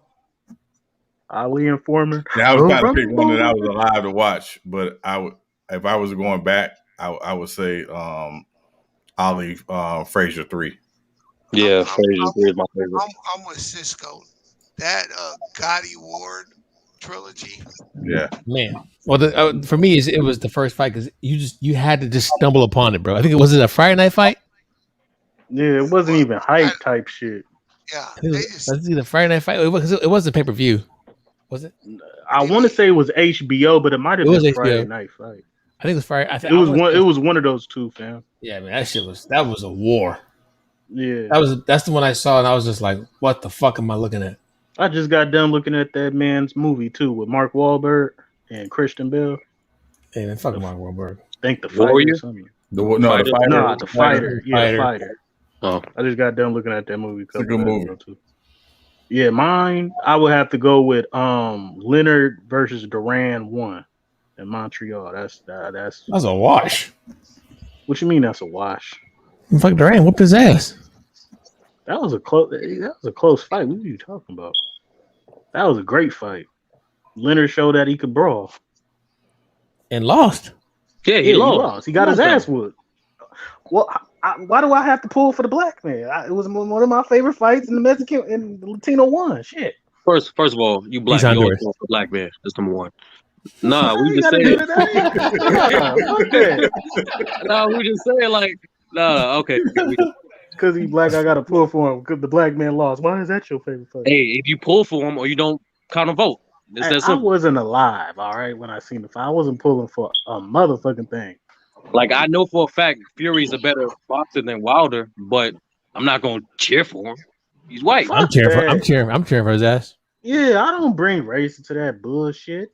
Hey, man. You man enough to get in the ring, you man enough to get knocked the fuck out. So, all right, so here's the question. What's the fight where you seen a guy just completely get dominated that you didn't think would get dominated like that? Roy Jones and Mike Tyson and Buster Douglas? Yeah. I think that's like the ultimate upset, bro. Yeah. Wow. Yeah, that is. Fuck. That's a hard one right there. That's a hard one. Vegas made a lot of money that night, boy.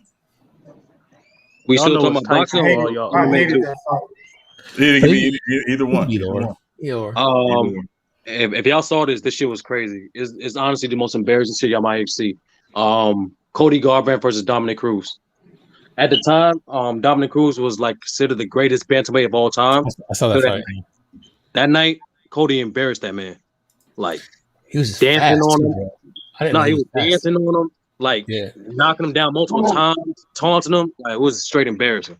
Yeah, he broke out a Michael Jackson move or some shit. He was like, or he just hell nah. It was funny, bro. It was funny. Yeah, it was crazy. Did he do the Thriller? Or was it? I don't know. I don't know if he did but he danced on that ass though. He danced on the ass. I got y'all. Pulled Michael Jackson doing. Go ahead, bro. Nate Robinson versus Jake Paul. We're not doing that.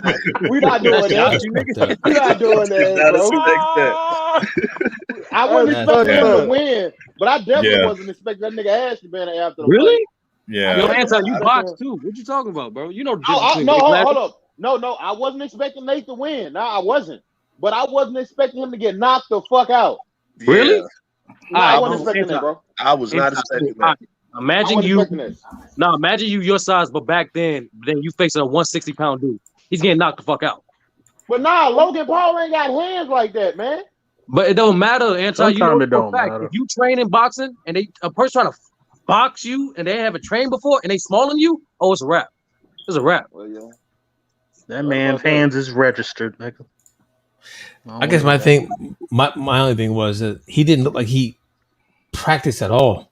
He didn't. Nah, man. You're forgetting everything we taught you in the gym. Whoever his trainer was, nigga, they need to be fired.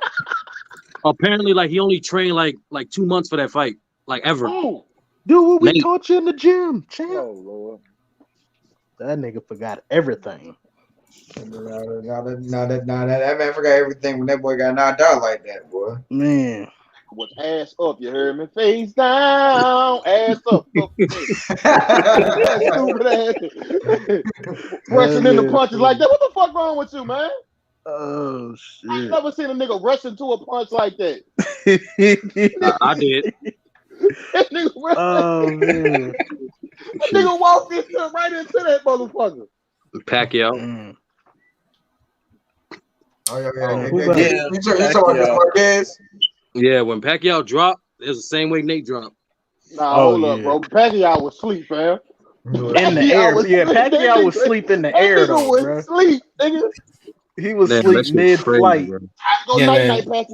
Hey, that motherfucker, he leaped in. All you saw was motherfucking feet go limp in the midair. Yeah, hey, was asleep. That nigga was smelling salt. Hey, Anti, I had to motherfucking sleep on the couch that night, bro. I had to sleep on the couch that night, bro. We had to sleep on the couch that night for real. Yeah. I would not been in bed with my wife on that one. Fuck that.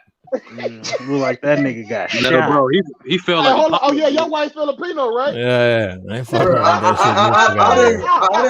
I didn't watch many fights. But I remember that fight, bro. That man. That nigga was. I remember that. I remember watching that fight though. That man got put to sleep, bro. Like, he was losing, but I'm not gonna lie.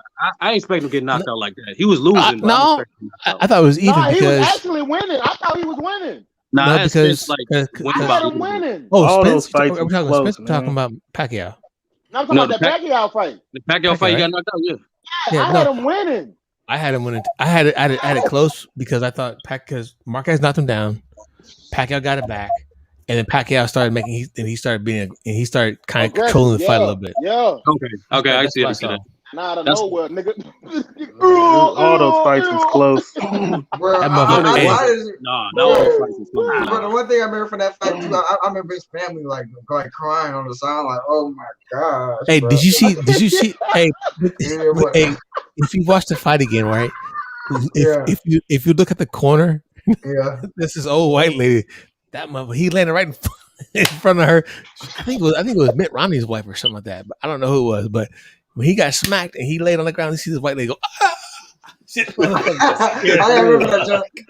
Bro, I ain't never seen somebody. I ain't never watched somebody live like go to sleep like that, bro. Yo, I thought he was paralyzed or something because he didn't move for a minute, dog. What's the like, craziest? Oh shit! And y'all seen what's the most vicious knockout y'all seen? It was Tyson versus a lot of people. It's a couple, but it gotta be Tyson. That one. Tyson versus a lot of people. Yeah, I wasn't able to see Tyson like that. The non-Tyson one would be me, Kazuzu against Zab Judah. Well, he got up and did the chicken head. Yeah, he said he got up and Thank you, they were playing matches and fell out again. Man, that nigga said my equilibrium wasn't quite working. You got knocked the fuck out. Yeah, but I think that was more of his head slamming against the canvas that really caused it. It wasn't a very strong punch, but it was a punch, but caught him off guard and he went back. He just landed. Nigga got up too quick. My UFC one is Rashad Evans against Chuck Liddell. Oh yeah, that boy got put to sleep, boy. Man, neck snap like.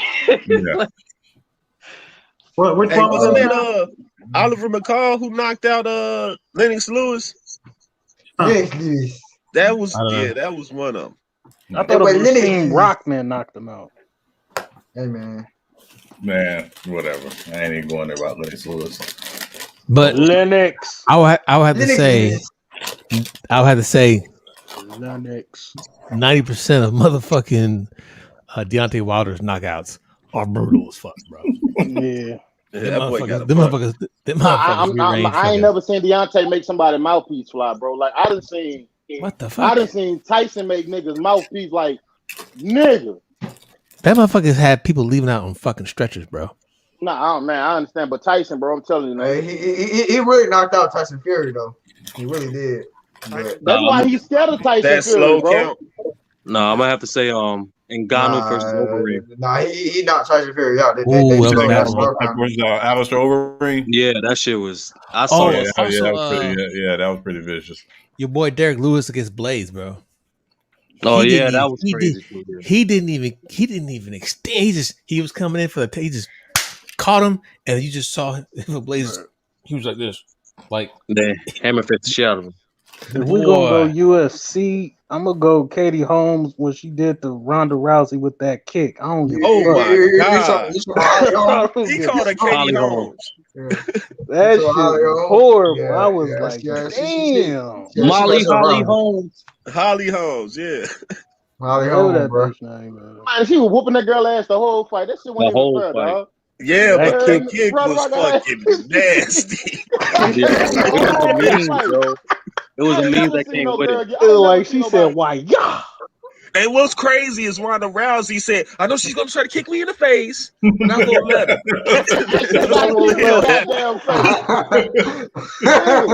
I was like, "You still look good, but damn, man, you fuck." She had to retire after that. Bro, you saw her face, bro. Her face is messed up too, bro.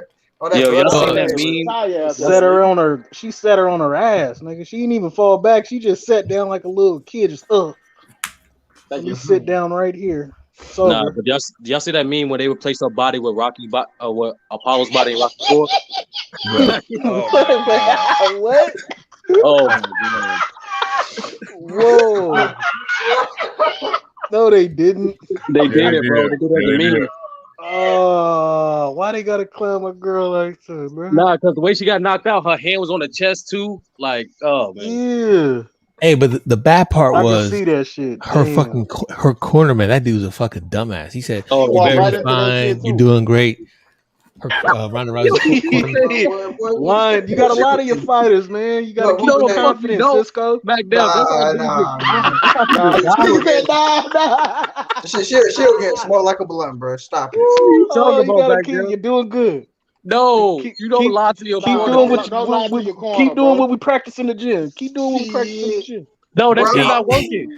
Bro, I'm watching the highlights right now, bro. It's bad, bro. I'm watching the highlight that fight right now. It's bad, Yo, bro. Mac Deb, if you was a fighter, this nigga CH3 went back there. You funny as shit. It's bad, bro. If you was a fighter, old girl. And this nigga had to go back and watch it. Fuck it. It's so bad, bro. You should have been bobbing and weaving. Look at this, bro. Like, she getting smacked the whole fight, bro. Yeah, it was bad, bro. I told it was funny. I told my cousin not to bet on that shit. I was like, bro, do not bet on that fight. No, Ronda Rousey back. I'm like, bro, I didn't watch Katie Holmes fight. She not playing, bro. At that time, it was understandable. Yeah. I told him don't bet. I was like, don't bet on no bitch. Like, excuse my language. I was like, bro, don't put your money on that. Rock, bro. Nah, bro, from the beginning. Bro, I was watching it, bro. I watched it, bro. She got punched so hard one time that her mouthpiece fell out, bro. Yeah. Nah, to me it was nasty. Did y'all remember the part when she tried to do the left hook and she missed completely? And she got on her knee. Yeah, she popped up. Yeah, she popped up off her knee. Yeah, I'm like, oh man, it's over. Well, I just knew it was. I think after the first round, everybody's like, "Oh, this is not going to go good." It's different. Yeah, it's different. Holly ate that shot. I knew it was over, bro. She ate that shot. Ronda hit her with, bro. She ate it. I never liked Ronda Rousey. I never. He was trying to grab her and couldn't grab the bitch. I was she had a little 15 minutes of her, and then it was done after that. She did a lot for women in the sport. She did a lot of things. Oh, definitely. It was over with. She blew it up. There's no women UFC MMA without her. Her, oh yeah, I just seen it just now. She tried to do a takedown. She got juked, bro. Yeah. She with that Barry Sanders juke on her hands and knees on all fours. It was different. I told my cousin, do not bet on this fight, bro. No, my fault. This bitch another playing. fight that I did not see coming was if y'all want to watch Amanda Nunes versus Chris Cyborg. Yeah, man, I thought that was gonna be a better fight, bro. Nah, I did not see Chris Cyborg getting laid out like that, bro. That's what I'm saying. I thought she was going to be better. I thought that fight was going to be better. I thought it was going to be more technical. I thought it would be more of a boxing match. I think Cyborg has a better ground game, right? Or no? Yeah, she has improved. They just and the Nunes that day. Yeah, the GOAT. Not that day. Yeah, she's GOAT. No doubt. She's up there. She's still the champ, right? Ain't nobody whooped her.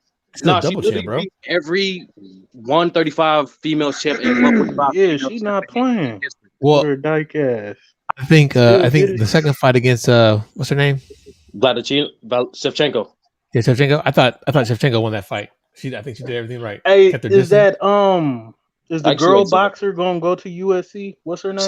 She's already in the MMA. So right now she's in the same gym as John Jones, right? So she's the same. And Holly Holmes. Yeah, Holly Holmes, right? Mm-hmm. Clarissa Shields. Yeah, Clarissa Shields. So to be honest, Clarissa is obviously nice with her hands, but she obviously is working on the grappling aspect of it. So she actually coming along pretty long. She actually want to know right now. Yeah, did you watch that fight? Yeah, that was horrible. Yeah, she got a lot. Yeah, she got a lot. That was rough. That was rough. I get you, but that shit was rough. I couldn't do nothing with that one. What the fuck's going on with my shit, man?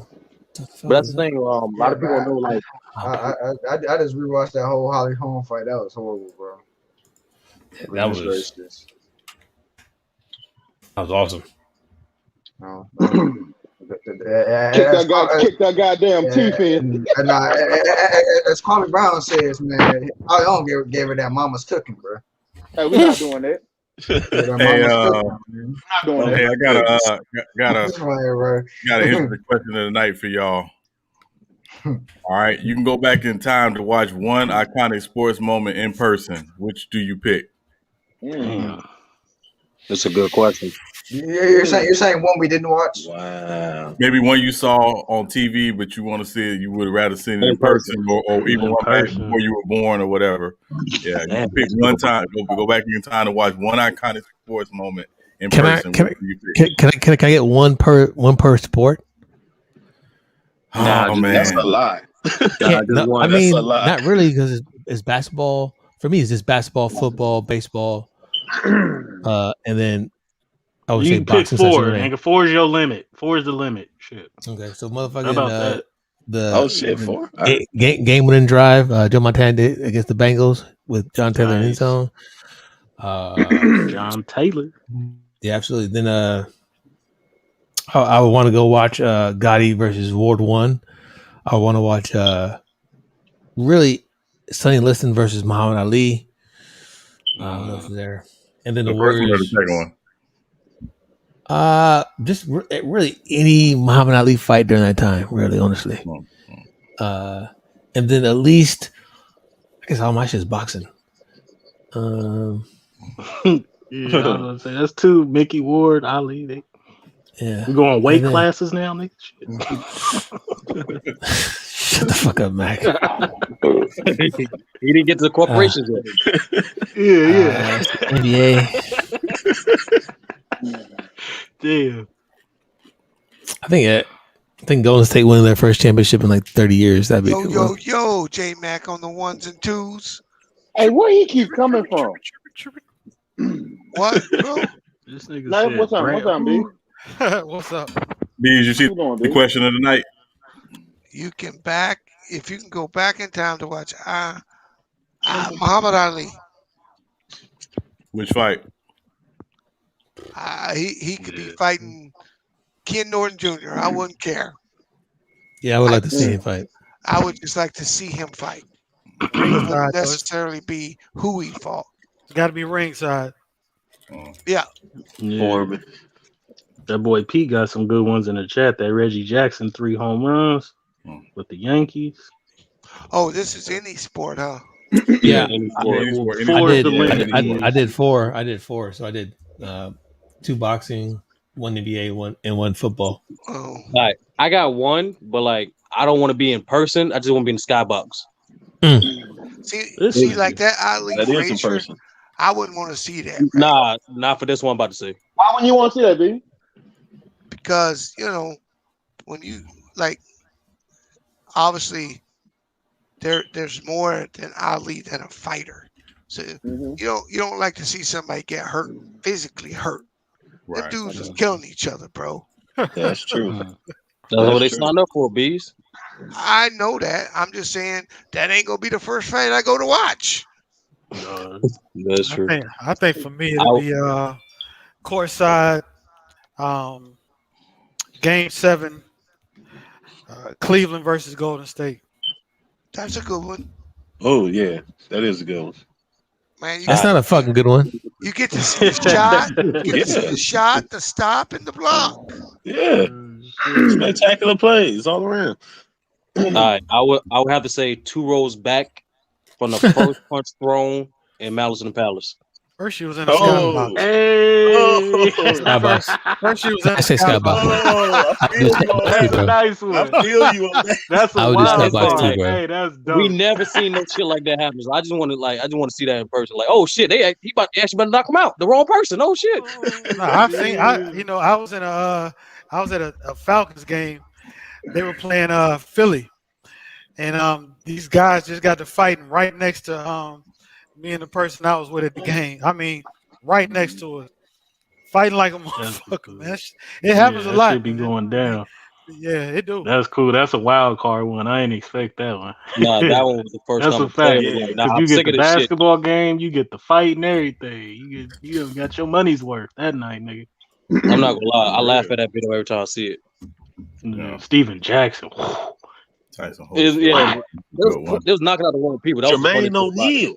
Yeah, when he slipped on it.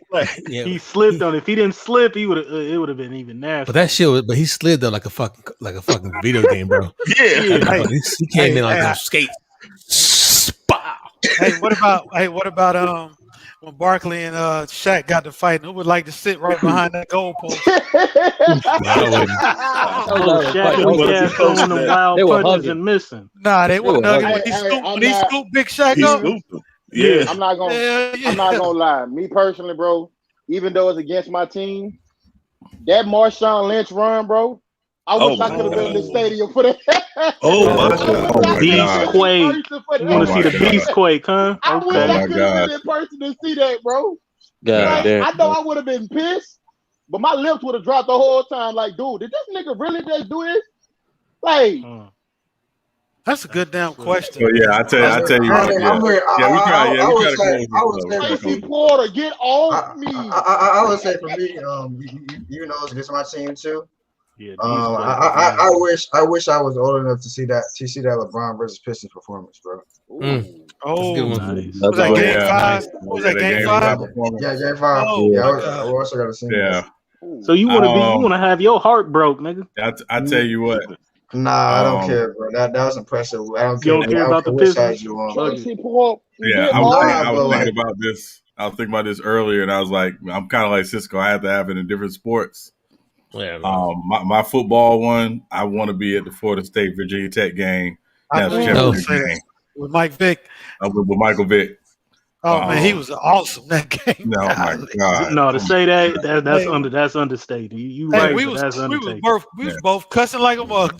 Yeah, I couldn't believe that game, bro. Oh my gosh. You went to Florida State too, J Mac?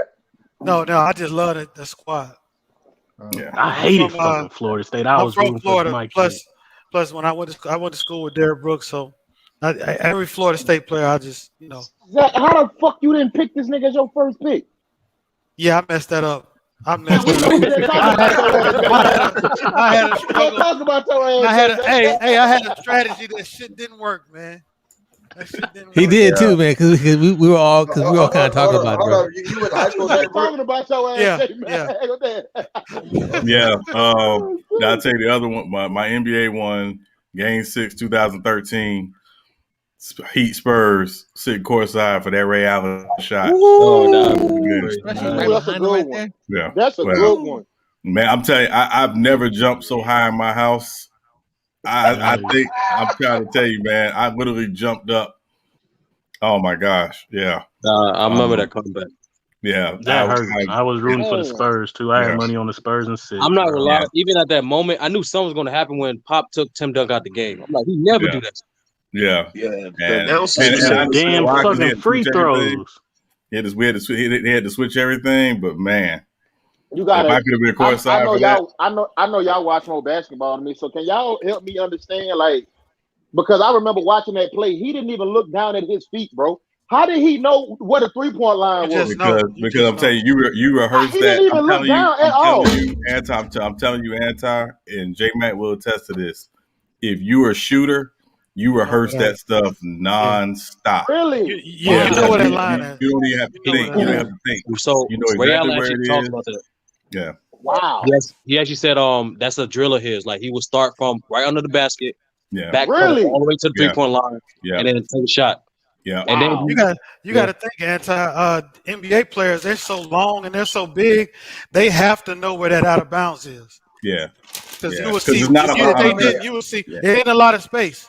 It's not a lot of space. And if you, I wear a size 12. In that corner, there's not a lot of space when you got, decent sized feet. Hey, you remember? So you got to know where it is. You remember Sean Elliott hit that 3-pointer against the Knicks in the finals? Yeah. No, it was Portland. It was Portland. I mean Portland, where he's on his tippy toes. Yeah. Yeah, that Ray Allen, that's the definition of presence of mind. That right there, that's crazy. Presence of mind. You literally, I'm telling you, literally, he would do a drill. He would do a drill where he would literally lay down in the middle of the paint like he had got knocked down, get up, and literally run to the corner. And he had to give himself about 3 seconds to catch and shoot in that drill. That he would literally do that type stuff. Yeah. So yeah, man, it's Ray Allen's nickname to me is Jesus Shuttlesworth. So I was rooting for the fucking Spurs in 6. When he caught that pass, I said, Jesus. And I felt it. I was like, Jesus. As soon as he caught that ball, that's one of the shots. When he got off, you know he's going in. Like I was praying, bro. Yeah. And then my baseball moment is actually a tie. I would have loved to have been there for Jeter's flip to home plate or Aaron Boone's home run in Game 7, walk-off home run in Game 7 in the ALCS. Man, y'all cheating. Y'all picking multiple ones in the same sports. No, I'm just saying. We just saying, bro. It's a lot of them, dog. I'm a Yankee fan, so I was thinking about it this year though, like this year's playoffs, bro. That performance Dame had against the Nuggets, bro. I haven't seen much like that, bro. Like I remember, I was like, man, that's crazy. Like, he wasn't missing. Shit, even that Phoenix game when they did the alley-oop at the end of the game. Yeah. That's cool. Yeah. I think one of them that I thought about was when Allen Iverson crossed up motherfucking Jordan.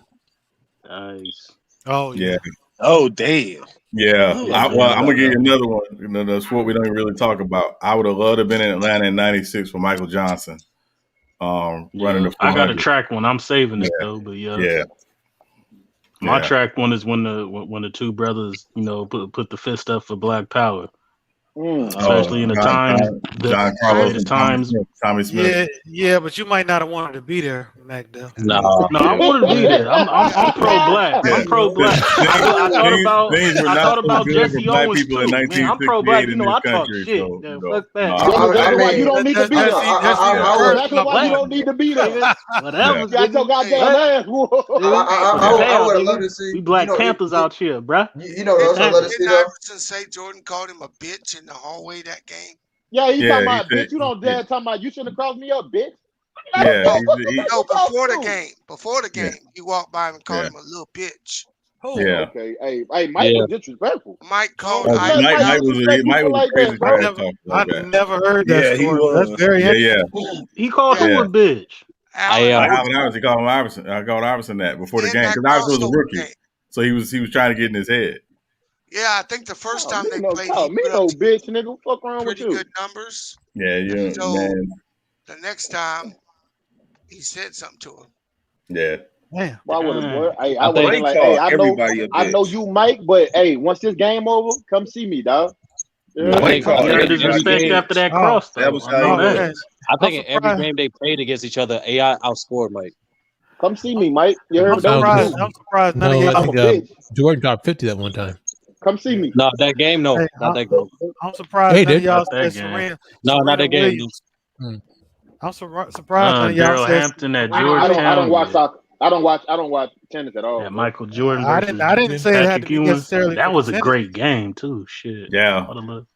I heard that, J Man. You didn't get it. I heard that. J Man stupid. I heard. What did he say? Stupid ass. I ain't say nothing, man. I'm just, I heard that, J Man. I was talking about Serena.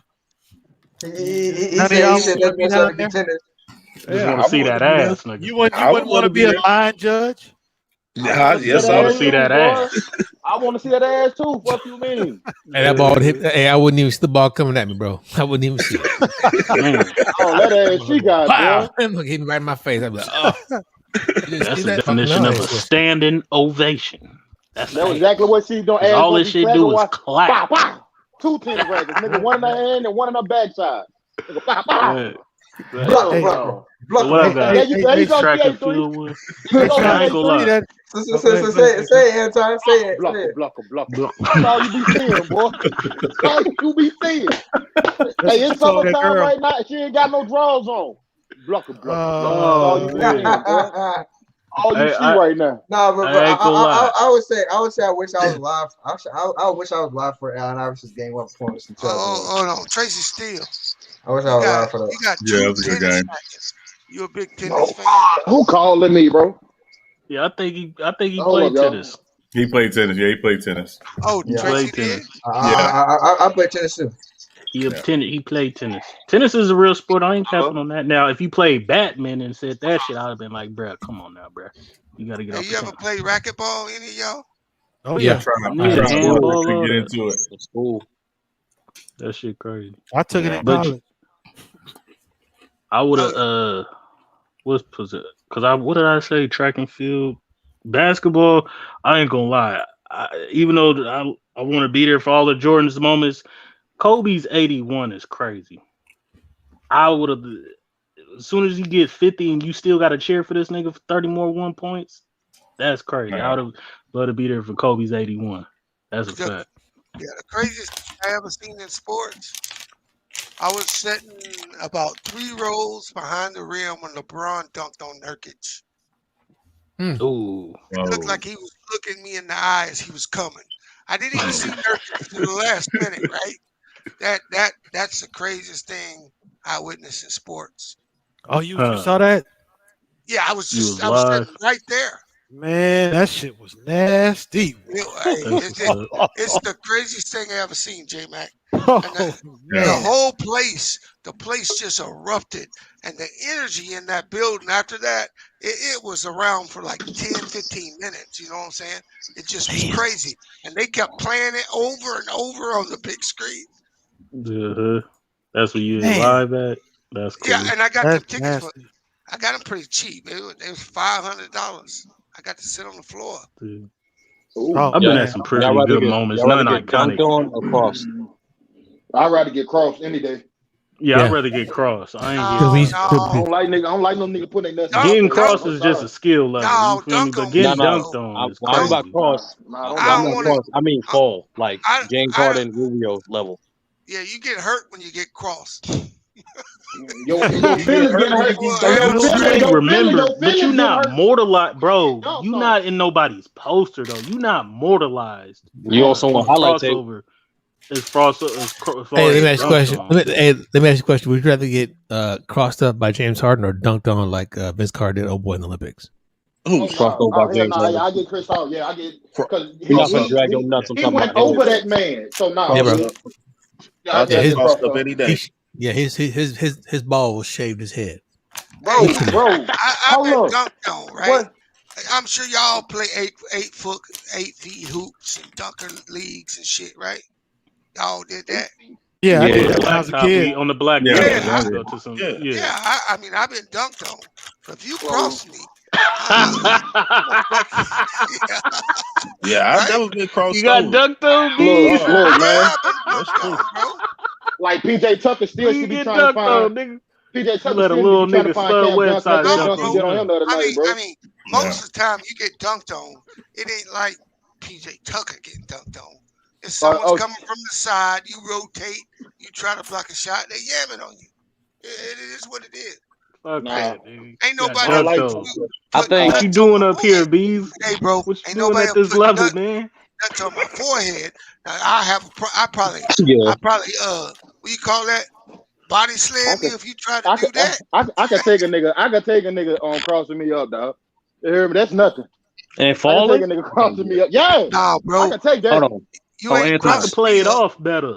So if Harden crossed you over, tossed the ball up, took his time to shoot, you on the ground, holding your ankle. That's cool. Y'all just that's better than getting hold on. Harden got to see All right, you that's after the better than game. getting cleared. Harden got to see you after the game, bro. Sal. If All you right, play basketball, that's especially in the NBA, you're going to get your shot blocked and you're going to get dunked on it sometime. But not every nigga going to hit that floor getting their ankles broke. If y'all want to make it a crossover that bad, I would rather get crossed over that bad than get dunked on like Patrick Ewing when Scottie Pippen dunked on him. God damn. If you want to get dunked on like Scottie did Patrick, then go ahead. I'll just get crossed. It was not don't forget about motherfucking Sean Kemp when he dunked on old boy from the Warriors. Oh yeah, and pointed at him. Nasty. I know, bro. I'm not getting immortalized on nobody's post. Remember when Sean Kemp dunked on the whole Bulls team? That elevation. I'm gonna go watch that right now. So Vince is my homeboy. So I didn't take it personal because Vince is my homeboy. So I ain't got no problem with that. Yeah. So Because I bet him and Alonzo wasn't cool after that. Yeah. I mean, listen, listen. The Georgetown centers always caught bodies. So that was just the way it was. Like, if you a Georgetown center, you're going to get dunked on multiple times. That's just the way it is. Patrick Ewing used to smile before Pippen dunked on him. That's how he got that famous frown. He's never smiled again after Pippen dunked on him. Bro, that's the nastiest. But if you're going to get crossed up, I'd rather get crossed up by an NBA dude than some of them damn and one cat. And one guy. Hold up, them and one niggas be the most crucial as one because them that's niggas what I'm be talking about. like a motherfucker, boy. That's what I don't want. Them niggas be carrying like a motherfucker. Well, they shake you out the shoes. But here's the problem, right? The reason why you get crossed up by a lot of them dudes, why are you reaching? Facts. Them niggas is double dribbling, traveling, carrying, putting the ball all in their shirt like they pregnant and all like that. Why are you reaching? Hey, and one was the shit though in the early 2000s. You can't lie. It was. And one was the shit, bro. Yeah, big Escalade, like, hot sauce and Professor and all them dudes, man. I like Escalade, motherfucker, boy. But Escalade was my nigga. For that nigga to be that big and move like that, that's It's King Martin. No, that's Mark Jackson's brother. That's Mark Jackson's brother. Escalade is Mark Jackson's brother. Mark Jackson's brother. Yep, I heard that. Mm-hmm. Yeah, my boy was AO. I liked the AO and I forget who else. That's so long ago. AO was nice. I thought some of them niggas could go pro. You had Bone Collector. Nah. You had half man. The only one was Skip to my Lou. Skip to my Lou went pro. Ray for Austin. He's the only one. Wasn't it another one? Did Jay Will with street ball? It was another guard. He didn't last that long. He went to I think he went to Ohio State. No, not Jay Will. He's a point guard. Can't remember his name. Where he went? Where'd he go? I thought he went to Ohio State, but he was an N1 guy. I can't just gotta look back at it. He didn't last that long though. He didn't last that long in the league. Yeah, they was. What nice, team he played for? What team he played I'm trying to remember. Who's that? Don't lie. Did y'all have the N1 shirts when y'all was on the blacktop? No. When they was talking shit on the I had N1 shoes. I had some shoes. Playing the shoes. Yeah. We had the shorts. They had the shirt. I played in the shoes. The shoes were pretty comfortable to play in. Them was KGs, nigga. You had the KGs. Oh, was that the Jumpmans? No, it wasn't no N1 shoes. It was the Jumpmans. You had the KGs was N1. Yeah, N1 did take off when it first started. They was as a guard, you can't play in power. It's like what was that called? Slam ball. I don't know if y'all remember slam ball. Oh, slam ball! That shit was awesome. What? Yeah, when they be on the trampoline, they be jumping on the trampoline. I think they bringing it back, bro. I think they bringing it back. Oh, for real? I think they bringing it back, man. So I didn't watch it like that. Yeah, Mike was like combining like trampolines with football and basketball. Yeah, I didn't watch it. Motherfuckers getting rocked. You used to tackle, nigga. Yeah. Ain't no tackling. Motherfuckers just. Yeah, I gotta watch it again. I didn't watch it like that. I know what y'all talked about now, though. I thought you was talking about roller derby for a second, where they was on the roller skates going around in circles and shit. I used to watch that. Hey, in the 70s, ain't that the 70s and 80s or something? No, that's in the 80s, but I used to watch that. Yeah. You know what I messed up is that motherfucking that lingerie football. Oh, I tried to give it a shot. Still comes on. Yeah, it still does. Yeah, they still bending over hype. NFL. Yeah, the NFL. Cisco, you remember Pete? They still bending over Payne? Yeah. You remember my partner Payne? Yeah. No. Okay. When I was living in Atlanta, man, this was probably 10 years ago. He came down and stayed like a weekend with me, right? So I go to work, and I come back to the apartment. It's probably about 11. He got one of them chicks that played for the Atlanta team in my living room. One of them lingerie players. I'm like, what the fuck is lingerie? You know what he mean. Hey man. Hey, we had NFL night on Wednesdays at Club DJs in Killeen, Texas, bro. Oh shit! You know what the NFL stand for?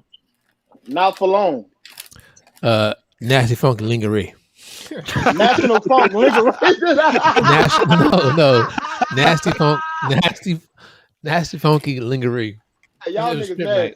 Because them motherfuckers, because all them motherfucking hoes had bullet holes.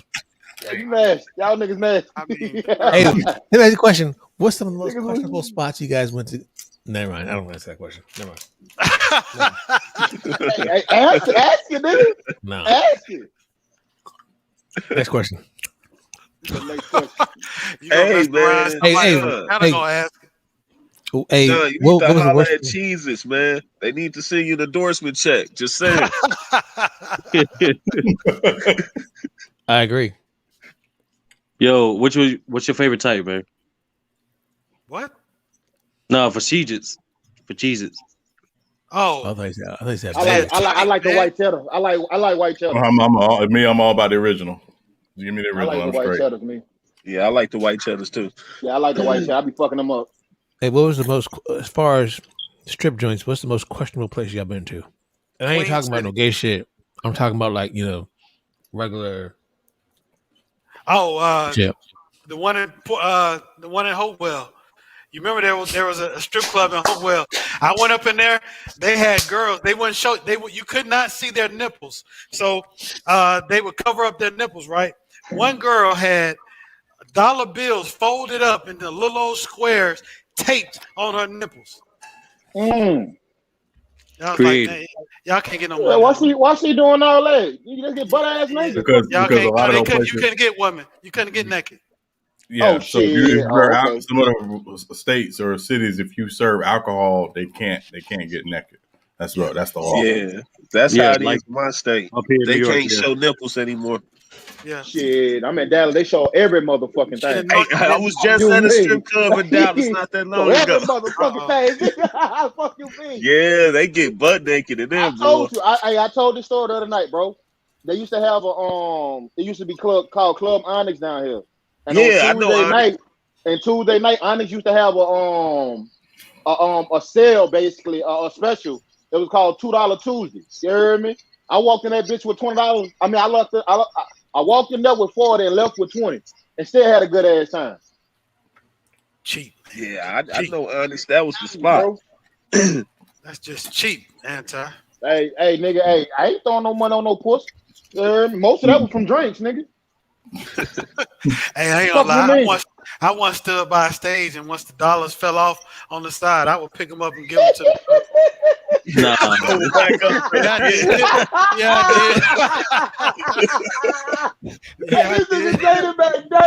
I done did some shit, man. I ain't gonna lie. Hey, the most jankiest place I went to was a fucking trailer park. A trailer park what? Why are you going to trailer park?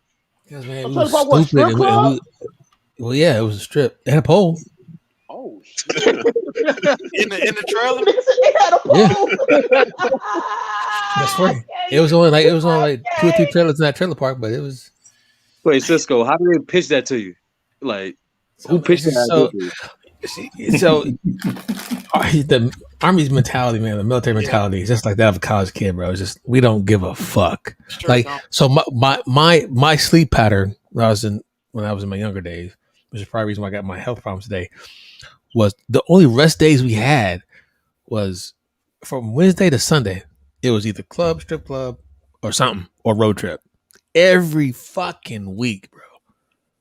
Oh. Yep. I mean, it was crazy, bro. It was, Wednesday through fucking Sunday, bro. And then Monday morning, the only time you got Mondays, we used to come in Sunday, and because we had to do physical training at 5:30 in the morning, so motherfuckers used to come home, take a shower, put their PTs on, and just motherfuckers be sleep on that motherfucking futon like this. Have the alarm right here, then wake up, go run motherfucking 2-3 miles, come back, shower, get some breakfast, take a quick 30-minute nap, go to motherfucking lunch, or go all the way through to 11:30, try to get off as early as you can for lunch between like 11:15 and 1 o'clock, and take that motherfucking hour and a half nap. Crucial. God damn, nigga, boy, what the fuck was y'all doing? Oh, that's every day. Yeah. That's every day. That was the life, man. Hey, we get off. Hey, Oh yeah. We get off work and time. We pool our money, head to the store, buy all them deuces. Oh man, spades. Hey, in the morning. hey, that's how it is, man. Like it would be like sleep for fucking as little time as possible. Your ass got to get up and go to work. Hey man, and then the fucking platoon sergeant, your squad leader. Oh, I smell some alcohol. I'm finna run the shit out you, motherfuckers. Yeah. And motherfuckers be running us. Yeah. Oh, y'all niggas just heard. They depending on where you at, they're running out of you, bro. Yeah, we ran that way. Yeah, Korea. If they smelled it, that was 6 miles off rip. Yeah, damn. Hell no. He not 6 lying, miles. bro. It's like every day. I would say 75% of my military days, I was drunk. Yep. I was under the influence of something. And this was how are y'all able to run so many miles after you drunk? Oh man, you in the best shape of your life, bro. You're in the best shape of your life. What? Yeah. Yes. Yeah. Yes. That makes sense. Yes. It's just like football players, you know what I'm saying, as far as, you know, or those college players, you know, we're comparable. Yeah. You know, they're at the apex of their physical peak. Yeah. So are we. Bro, it didn't matter, bro. Yeah, I remember I was upstage. Yeah. Well, y'all had times where y'all threw all that junk up, I'm sure. Do what? So y'all had times where y'all threw all that junk up. Yeah. Man, I used to play 20 basketball games in one day. Yeah, bro. Hey, one it was time, nothing, bro. That makes sense. One time I got a 64 ounce St. Ives. I had drank like 20. I had drinks like 20, 25 ounces of it. Yeah. God damn, B. And my dumb ass took some Kool-Aid and some night train, and I poured it in the St. Ives. Damn. Yo. Hey, you had supreme rot gut, bro. Yeah, man. You had supreme rot gut. I was supposed to be going to Canada that night. My roommate came in the room. I was laying on the floor, legs spread, butt naked. I was on my way to the shower, but I never made it. So for my 21st birthday, right? For my 21st birthday, my sergeant major, and it's, you know, because although obviously we drank before, but you had to keep it on the wraps because you couldn't drink because you're 21. So that being said, my sergeant major, you know, when we got out of the field, it was my birthday that month, 21 years old. He brought motherfucking 2 coolers in. So here, we drinking. Just in uniform with my sergeant major. Sergeant major is like the highest senior enlisted person there is, right? So popping beers. We changed up, and then it was my birthday. Had a big old birthday party. We went to a fucking club. Next thing I remember, man, the fucking lights in the club went disco, and I fucking lost it. And the next thing I was sleeping underneath my homeboy's truck in the parking lot. What the fuck y'all niggas be doing, boy? God damn. Hey, y'all know. That's the other thing, Cisco. There isn't a place in the world that I can't go to sleep. Oh yeah, that's no true. No matter what's going on, bro. Hey, he's not lying. Hey, ask Sean and J-Mac, give me motherfucking 10 minutes of quiet. Yeah. Y'all. I know. Cisco and J Mac and B. Y'all ever heard of Soji? Did they have clubs on the base?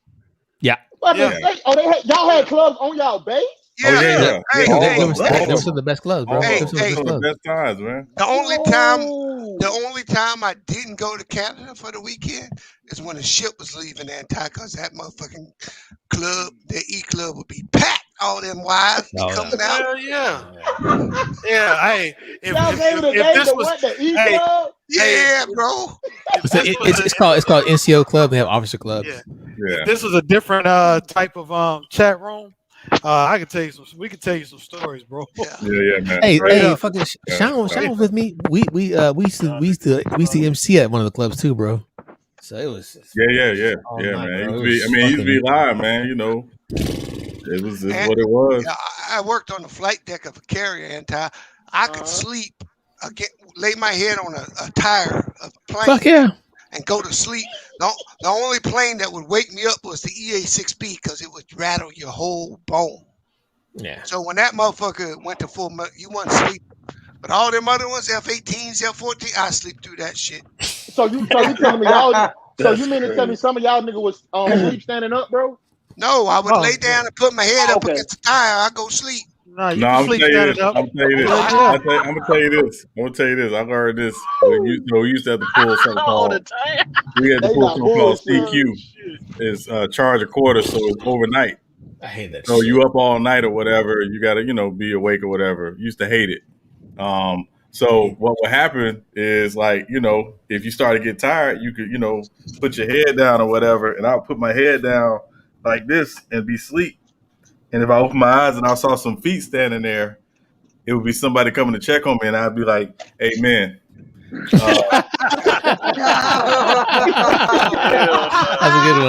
a good one. Wait, I got caught a couple times on watch where I done laid down and went to sleep. Yeah. Hey, Bees, I did that shit in the field. I was in the field, and we had to pull like watch on the perimeter. So I had to I was by a tree. So I sat down by the tree and fell asleep. I woke up, my bottom lip was swole like a mud. That shit got a spider had bit me on the lip. And they had Hey yo, that's what like Bubba Gump.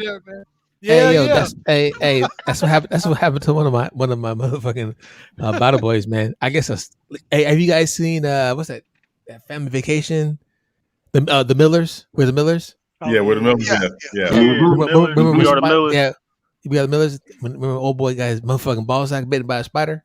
Yeah, same fucking thing happened to my boy. Don't chill by no trees in the woods, man. Yeah, no. Hey, bro, I know they used to play practical jokes on y'all when y'all went to sleep early, nigga. That was a different set of people. Yeah, there's that people. Yeah, they were without melanin. I'll just say that. Yeah. Don't fuck with them. Yeah. No. We didn't fuck with that. Yeah. No, I'm telling you too. I learned a trick. I learned a trick when I was in Korea. Keep a Michelob bottle in my room. You had to keep it on the fucking keep it on your sink. So whenever somebody came out looking for somebody on detail to go to a detail or whatever, just say you've been drinking. Just say you've been drinking, so they can't, because you can't go out and you've been drinking. So you get out, you learn all kinds of tricks to get out of stuff, man.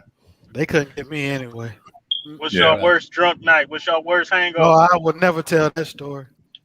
I've only been drunk once in my life, and that was in Korea. Was it that? Was it like that, J Mac? Never tell that story. Wait, so you only been drunk once in your life? Yeah, I don't drink. In the closet, no, sir. Skeletons right there. I went to this club. I was in Hawaii, right? And I was trying to get on this Hawaiian girl, and this big motherfucker pushed me. This nigga pushed me like halfway across the dance floor. You Samoa? Yeah, he just came up and like gave me both shoulder blades. Right? I turned around. Yeah, I turned around. I had a Corona. I was gonna crack him, and then I saw how big he was, and a couple dudes on his left and right. I was like, "It's all good, bro." That was all day. Hey, bro, in Fort Hood, that was the thing, bro. You didn't mess with Samoans, Right. Because they ran 15 deep, bro, in the club. Hey, Easy. so I was like, I ain't fuck. getting none of that pussy. I was by myself anyway. Nah, don't fuck around Samoans, bro. So I just I just started drinking and I got fucked up. And I got a taxi. I was like, hey, take me to the ship. But this motherfucker took me to the Marine base. Ooh, fuck. And because I had an ID, they let me on. I got out the cab. I had no idea where I was. And I just started going in buildings and trying to open doors. Oh, well, I ended up opening this door, and there was this plush ass couch in this office. I plopped my ass down and went to sleep. Hey, them niggas woke me up with guns on my face and shit. Right? Like, what are you doing? How'd you get here? It was some E9's office, some Marine. I don't know what you call it, E9 in the Marines, but it was his. I think it's Sergeant Major. I think it's Sergeant Major. Sergeant Major. It was his office. So they gave me a choice. We can call you command, or you can get your ass off this base right now. I said, I'll get off the base. They literally walked me out of that base with like a van bumping my ass. They had me walking down the road, and the van was like right on my ass. They had guns and everything. They walked me the fuck up off there. That's probably the drunkest I ever been. So in Korea, man, you guys remember Soju, right? Oh my God. So I didn't. So I was very smart. The motherfuckers gave me some soju. I said, "Oh, soju." As soon as I said, "Oh, I can't taste the alcohol," y'all can have that back. I'm not fucking with that. Anyway, they used to have these soju kettles, and they were like almost like a liter or whatever. Yeah. But they soju, they mix it with the fruit punch, so you could not taste the alcohol. Can't taste it. And motherfucker, you see motherfuckers just be having a good time on that motherfucking stool, and when motherfucker they were to go step off that stool, all you saw was pow, motherfucker's face just split. Yeah, blood everywhere, bro. That should be fucking hilarious. Wait, they used to put. It's like an odorless. It's like an odorless. It's a rice wine. It's a rice wine. Yeah, it's clear, so you can't. There's no. And they literally would put it in like slushies, like a Slurpee or whatever. Yeah, and it'd be cold. The Slurpee be tasting good, be flavored, you know, whatever. Hell yeah. And you don't even taste it. But the moment you stand up. So you're saying that joint tastes like juice, basically? Yeah. So have you had a slushie at a 7-Eleven? Yeah. Okay, cool. Take the biggest thing you can find of that. You can fill about halfway with this motherfucking soju, and you would not taste soju. You just take the slush. Yeah, you won't taste it. Damn. Yeah. It was a kettle. Soju kettle. Yeah. That shit creep up on you. Oh man. That's why I stuck to E&J. Man, I had it one time. I was like, never again. Never again. And if you had Korean roommates, they used to drink that stuff all the time and be so up. Hey, we used to take the alcohol to the motherfucking field and motherfucking trade that with not Haji, but Odyssey, yeah. Yeah. Get some food or whatever, get some rations. Yeah, it sounds like Anton need to go join the military. You still no, the fuck I don't. Nah. What you mean? The fuck I I'll don't. get fucked up right here. I'm cool. Yeah, I'm good. Yeah. Hey, you'll have a lot of fun, bro. I salute y'all niggas. Yeah. I can't fuck with no military, bro. Just like these three niggas right here, you'll have friends for life, bro. Yep. I believe, but that ain't my steez. And then that's where Bin Laden fucked everything up for everybody because bases used to be open, bro. Yeah. So everybody used to come on, bro.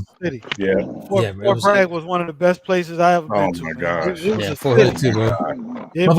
City, bro. We had motherfucking DEA radar barracks, bro. Yeah. The fuck y'all was doing? Oh man. They were slinging some shit. They were slinging X. Listen, man. J Mac and I worked in JAG, and it was all kinds of stuff going on, man. I stayed busy at Fort Bragg. It was always it was getting court martial because they was in gangs and all kinds of gang activity and all kinds of craziness, man. I got a lot of people in trouble. Oh, you was snitching on niggas? No, bro. Bees, you holding back on your drug stories, nigga. No, dog. So check this out. I shouldn't be saying this shit. On the tire. But don't say it, bro. Hey, where's the banner? Hey, you know what? the statute of limitation up on that shit. Bro. So hey, I was with this couple hoes, right? And what's a couple? It's like 3, and we was getting the hotel room. We got the hotel room. Went to the clubs. We was doing that shit. Well, these bitches stole gas with me in the car. I was like, you motherfuckers, because if we'd have got caught, that would have been my ass. Yeah. Right? I did that before. So I did that before. I was like, this bitch put me in a compromising situation. Well, there was purses. Come here, boy. There was purses in the back. Well, I took this bitch's phone card. And so what I did is when I got back to the room, I filled out a whole sheet of paper with this bitch phone card on it, went and had copies, and I cut it up and started selling it. $10 you can call home. See, I already knew he was the a phone. hustler. Yeah, he was a hustler. I already knew the phone game, right? And I had half that. I had people coming back trying to sell the shit to me. That's how far I circulated it, Cisco. So we went on cruise. We had, when we got back to San Diego, it was like 15 niggas they came on and got. They had followed, they kept the card on, and everywhere we went, like these massive niggas was calling home on this card, and they got all of them. And I just sat there like, I don't know nothing. I was the one that sold it. I don't know how many people got in trouble, bro. Damn. Because you know, back then you just had the motherfucking payphones. Yeah. I didn't have phones in a barracks at that time. We just had payphones. Hey, the other thing I used to do is because I was on the West Coast. Well, on the West Coast, Monday Night Football would be tape delayed. And some of the games are tape delayed. So I was betting niggas and calling my brother, finding out the score. Oh, we'll just bet the first half. As you should. Nobody was stupid enough to take those bets.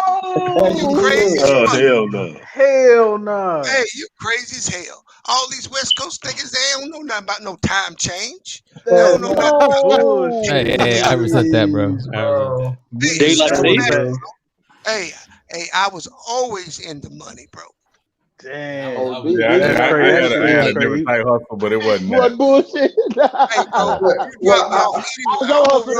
I'm gonna run. Hey, when I sold that phone card, it was $10. I don't know how much money I made off that shit, bro. How much money you make off the games, Bees? Off the games? Yeah. Oh, I just bet motherfuckers $15, $20, so it wasn't hurting them. So if I'd have started betting like 200 and shit, they'd have been like, you could only get them one time. They would have tried to get your ass. Yeah, but $10, $15. I feel you. They can't be mad at that. Bees was smart about it. That's crazy. Yeah. So yeah. That nigga was scamming. It was hard out there in the 80s, nigga. Harder than 90s. Hey, check this out. My barber, who one of my best friends, he lived where I live, right? He been cutting my hair for 30 years. One day, shortly after I got there, I was hungry as a motherfucker. You know how it is when you first get to the base. You don't know where nothing is. Right. I ain't have no car. I was hungry as a motherfucker. I had ate all the chips and shit out of the machine. I was gonna eat. Well, somebody was doing eggs and top ramen in the microwave, so I took that shit and ran around the corner. So I was eating this. You was like Martin. You was like Martin Lawrence on Life now. White only pie. I eat the pies, but some motherfucking top ramen and eggs, nigga. Yeah, that shit was good, bro. I ran down. I was down the hall, around the little corner, and Bernard come down the corner. He like, "What's up, bro?" I'm like, "I don't know, man. I just got this nigga." And he like, "Man, that's my shit." I say, you want to fight? We go outside and fight, but I'm hungry, nigga. Hey, we've been best friends since, bro. That's what's up. That's my ball. I stole that nigga's top ramen and eggs. I've been to every type of club there has ever. I've been to every type of club, bro. Every type, country, rave, hip hop, heavy metal, everything. I've been in everything, bro. That's one thing about the Army. Yeah. It sound like y'all had some good time, bro. Man, we did. Oh yeah, man. Like I said, man, it was like we had from Wednesday to Sunday, bro. It was either club, strip night, or something. We did something. By Wednesday, because Wednesday, it was midweek. There's always something going on Wednesday night at the NCO club or whatever. Right. You were there. And by Thursday, you ain't even thinking about it. You just ready for Friday because it's like, you're doing something Friday night, Saturday night. So, I mean, it's just what Thursday, it was, man. We got off at 3:00, so it was like catfish. It was like catfish night at the NCO club, so soul food. So we just went down and get a plate. Oh wow! So I was like 80 miles from Vancouver. So I live in between where I went to base at, right?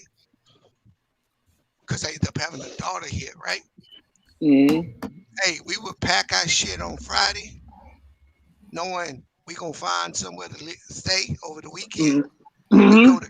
We go to Canada, because in Canada you can drink at 19. Yeah. So you got a whole military base, motherfucker, migrating to Vancouver every weekend. Man, road trip like a motherfucker. Yeah. Oh yeah. You take off anywhere, bro. Anywhere. Oh yeah. No. That's what I'm looking at. And don't let it be a holiday, bro. And don't let it be a holiday weekend. Oh man. We drove from Texas to fucking Alabama for Thanksgiving. So me and my partners, man, at Fort Bragg, this is another crazy one, man. We it was around tax season, so we had got our taxes. We had took two cars down to Atlanta for Freaknik, right? And we didn't have no room reserved or nothing. We just rolled straight down there, 6 hours to the party. Everything back then, Freaknik was Freaknik. It was the real deal. So we partied like none other all weekend. The day we getting ready to leave, we decided we gonna go in one of the hoods and get some weed, right? Oh shit. So yeah. So one of my partners from Texas, San Antonio. I wish he was listening right now, because we still friends to this day. His name was Perk. Perk, on the way after we got the weed, right when we was getting ready to leave, he takes his gun out, shoots it in the air, bow, bow, bow, because he just always got hyped over some music. I don't even know what he was listening to. And then we get pulled. We get pulled over by the police. I don't even know he got mad. So then the police come. Open up an old wound. So the police come, pull us over. Everybody got to get out of both cars. All the alcohol we had, they took it, poured it out, because we all had military IDs. That was one luxury. So they poured all that shit out. They didn't find the weed though, but they locked his ass up. We had to go back without him. I think I had to drive his car back, because one of the cars was his. So we drove back the whole way, smoking weed, laughing at his ass, and he calling us from jail like he gonna be there forever. Man, I'm telling you, it is some crazy. We do some crazy shit in the military, bro. Hey, crazy, dumb shit, bro. I had a partner from Texas, and we were doing like you were talking about intramurals. Yeah. So we had a pretty good team, and we went down to Bremerton, which is just a place where a lot of ships and shit is, right? Out by Tacoma, outside of Seattle. Well, after we was done with the tournament, we went to Pier 70, went downtown Seattle, and got fucked up, right? There was 5 of us. So this dude, Eric, was driving the car when we were going back to Bremerton, because we had to play that next morning, right? We got pulled over by a state trooper, and we fucking ain't a sober person in that car, bro. God damn. And the state trooper come up to the car, and ain't no way you don't smell alcohol when you got 5 drunk motherfucking niggas in the car, right? God damn, B. He rolled the window down, and he asked Eric, he goes, have you been drinking tonight? Eric said, I only had one. After another.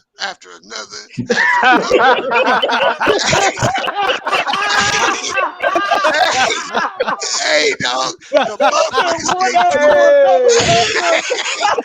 no, man. Hey, he a G for that shit, man. Hey, y'all stupid, bro. Hey, everybody just crack up laughing. They Trooper laughing. We all laughing.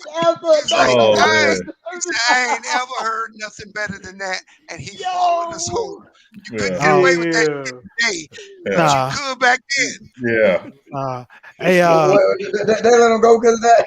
They let us. They fought. Yeah, you gotta let him go because of that. That's crazy as fuck. That's funny as shit. Yeah, bro. That nigga said, I only had one. After another. You just all time great. Bees, you just reminded me, man. When at Fort Bragg, I got pulled over with my partner from St. Louis. We had just left the strip club. He had put, I think Sean and Cisco heard this one before. He had put a fake bottle, a fake bottle of liquor behind my seat, under my seat, of some vodka. But I get pulled over. Police get me out of the car. He says, "Woo, what you been drinking?" I was like, "You just came from the club." So he told me to get out of the car. He said, I tell you what, if you can say your ABCs without messing up, I'll let you go. He didn't say backwards? No, listen. No, he didn't say backwards. He said you can say your ABCs. It was a black dude. It was a black dude. So I sunk that shit just like we did when we was kids. I sunk it. I didn't mess up. I didn't mess up. So he let me go. So we started driving, and I realized, dang, I can't find my license. So I speed up, pull him over, and I said, look, I think you still got my license. And so he was like, oh yeah, hold on. So we go back to the spot where he pulls me over at. And then we looking for it, and I pulled the license out of my pocket. Oh, and you drunk? Yeah.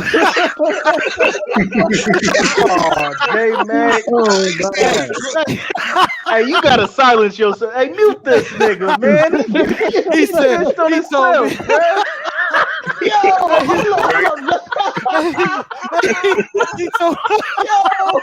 Hey, y'all niggas. He said, get your ass. He said, don't you stop. He said, get your ass home right now. My partner laughed at me the whole damn way. Parent, bro. That cop was a concerned parent after that. Get your ass home. Military ID will save your life sometimes, bro. It saved your ass, bro. Damn. Hey, bro, you pulled the police.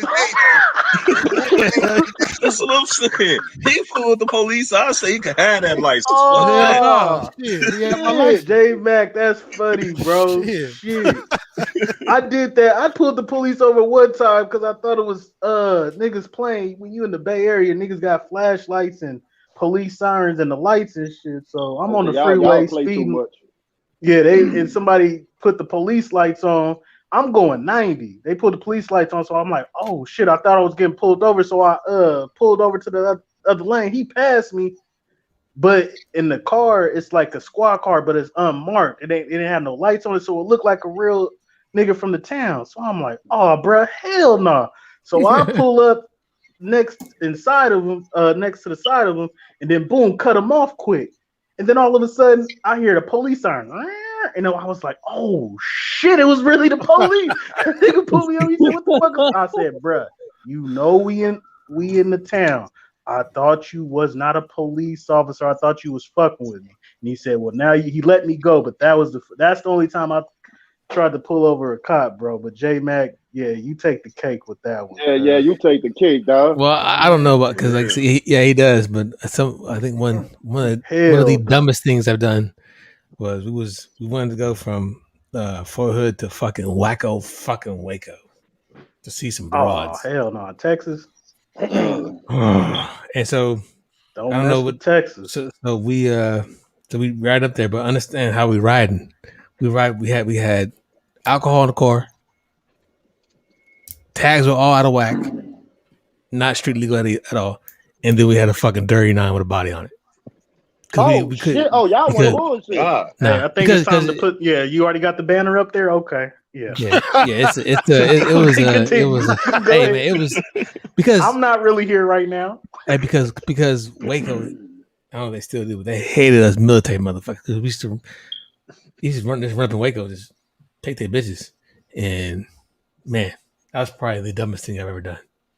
Yeah, I think I've had them more. pretty, I just can't remember it. Yeah, that's probably pretty crazy. I ain't telling no more. Yeah, that's it for me. Y'all with us. This will be a I know Friday. y'all had some crazy. Y'all want bullshit. Y'all holding back. It's gonna be on a Friday night. Hey, your whole life at that time is an adventure when you get home. It is. Bro, my motherfucking 1630 hit or 430 or 1700 hit, you know, in the Navy it was probably about like 2 o'clock or 3 o'clock, but in the real service in the Army, motherfucking I'm just fucking with you, bees. That motherfucking 4:30, 5 o'clock, dog. You come to our barracks, bro. Motherfuckers be hanging outside the motherfucking. They hang outside the door, drinking. Cars be out front. Motherfuckers be washing their car for like the umpteenth time. For the fucking music be playing. Motherfuckers barbecuing, and this is like on a daily fucking basis, dog. Yeah, that's just the fun part. But then you also got to deal with if you're in a unit, you could be beefing with another unit, and y'all gonna wind up fighting. I mean, Korea, bro. Man, it was fighting everywhere. Act like it was a jail out there, like it was prison or something. Y'all will be in the Army game banging on units. Why y'all beefing, man? No, listen, you gotta. That nigga need to save your life when the you gotta war time. understand. So J-Mac banging in the ranks, huh? He will remember this. My first night in Virginia, I'm staying in the barracks because I don't have a place to live yet. And so me and him are in like the day room and we're playing dominoes or whatever with these two girls. You know, like it's, you know, what happens, you know, you be playing with girls, they be flirting or whatever, blah, blah, blah. I wasn't really paying it no mind, but you know, it is what it is. So this dude walks up to me and was like, "Hey, we need to step outside." And I'm like, "What?" And he's like, "We need to, you know, you cross the line with my girl, we need to step outside." And I was like, I was playing dominoes, bro. But his girl was flirting. I guess she ain't like it. Okay. She ain't had a leash on her that night, nigga. You got to tell a whole story, son. Yeah. And I'm like, no, he can't tell the whole story. Me and J-Mac know the whole story, but I can't tell the whole story. I can't tell the whole story. But the point is it'd be somebody like you don't even know, and it'd be like that kind of mess happens. So I said, "Look, bro," I said, "We step outside, you gonna leave in a car with going to the hospital or the jail. You make the choice." So you know, and that was the end of that. So, you know, his chick later on came to the room and tried to apologize or whatever, blah, blah, blah. And I was like, whatever. Yeah. You know, no. Now, I knocked her down later on, but that's not the point. The point is. Okay. He does it now. Hey, I think you were doing something under that table when you were playing dominoes, too. Yeah, that's what it was. Not at all. That's what it was. Yeah, that's what it was. Not at all. That man Sean said that's your light work. That's light work, Sean. Ain't right. Yeah, I'm trying to tell you, right? Yeah. She ain't had no leash on her collar that night, man.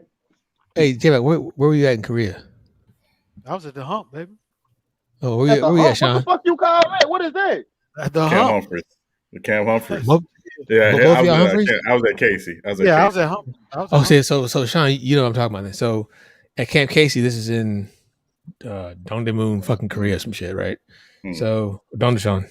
There used to be there was these buses that came through, and you had to hop on the last bus. So a couple things. One, 2 soldiers from my unit actually stole a bus, and I'm talking about like these big charter buses. Like, you know what I'm saying? The ones you see as you drive state to state. That motherfucker, y'all niggas ain't bullshit. Motherfucker stole one, and motherfucker was riding the motherfucking on post and got stuck in a turtle ditch. But that's neither here nor there. Then another soldier from the unit, they try to carjack a fucking taxi driver, a Korean taxi driver. That's what they did actually. So, you know, I guess they smashed an old boy. Old boy ended up biting, taking a chunk out one dude's arm, so he had to go to the hospital. But they didn't realize that motherfucking when Korea was one of the first, their Hondas were the first ones with the fucking pop the trunk from the inside shit. So when they threw his ass in the trunk, they were speeding along, joyriding. They had about, I think he had about maybe $100 in them. But they stopped, and all they heard was motherfucker dunk, and this motherfucking Korean came running out the motherfucker back of the car, and they got arrested or whatever like that. But reference back to the buses, what happened was depending on what unit you were in, and this only happened with fucking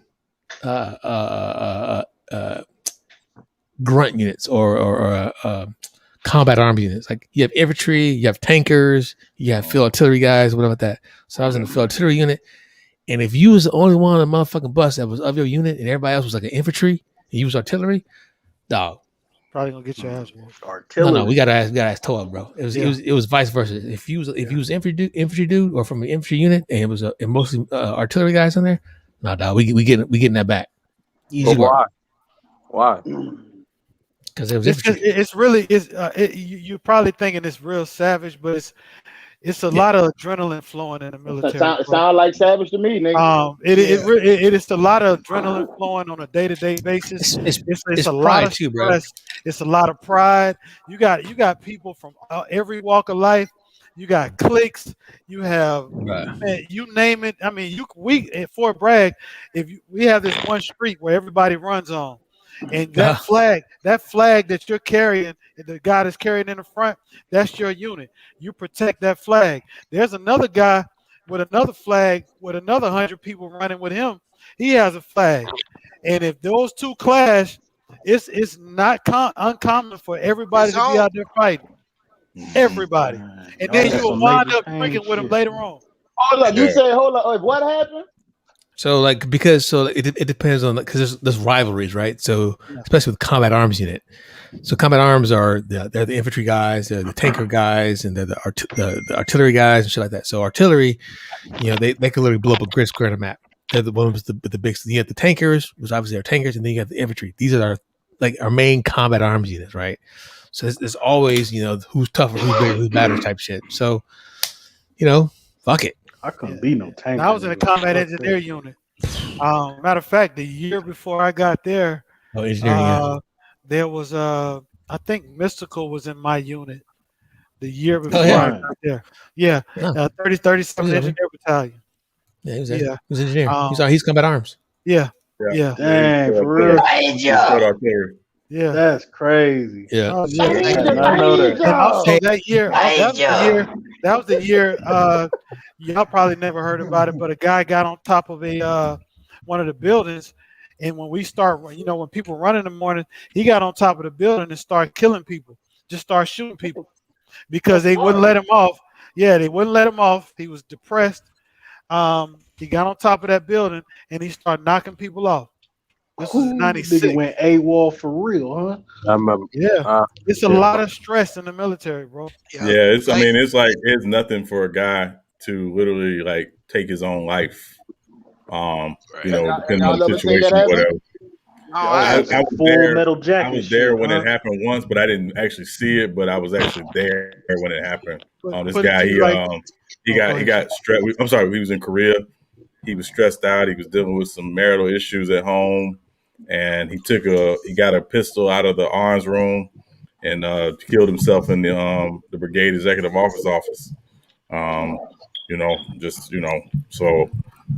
I mean, it's real like that.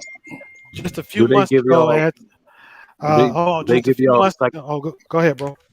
Do they give y'all psychological counsel if y'all witnessed that personally? Yeah. I mean, Well, it's better now. It's better now. Just a few months ago, no lie, good friend of mine. He was in Virginia with all of us. My boy Mitch from Chicago. Yeah. Money making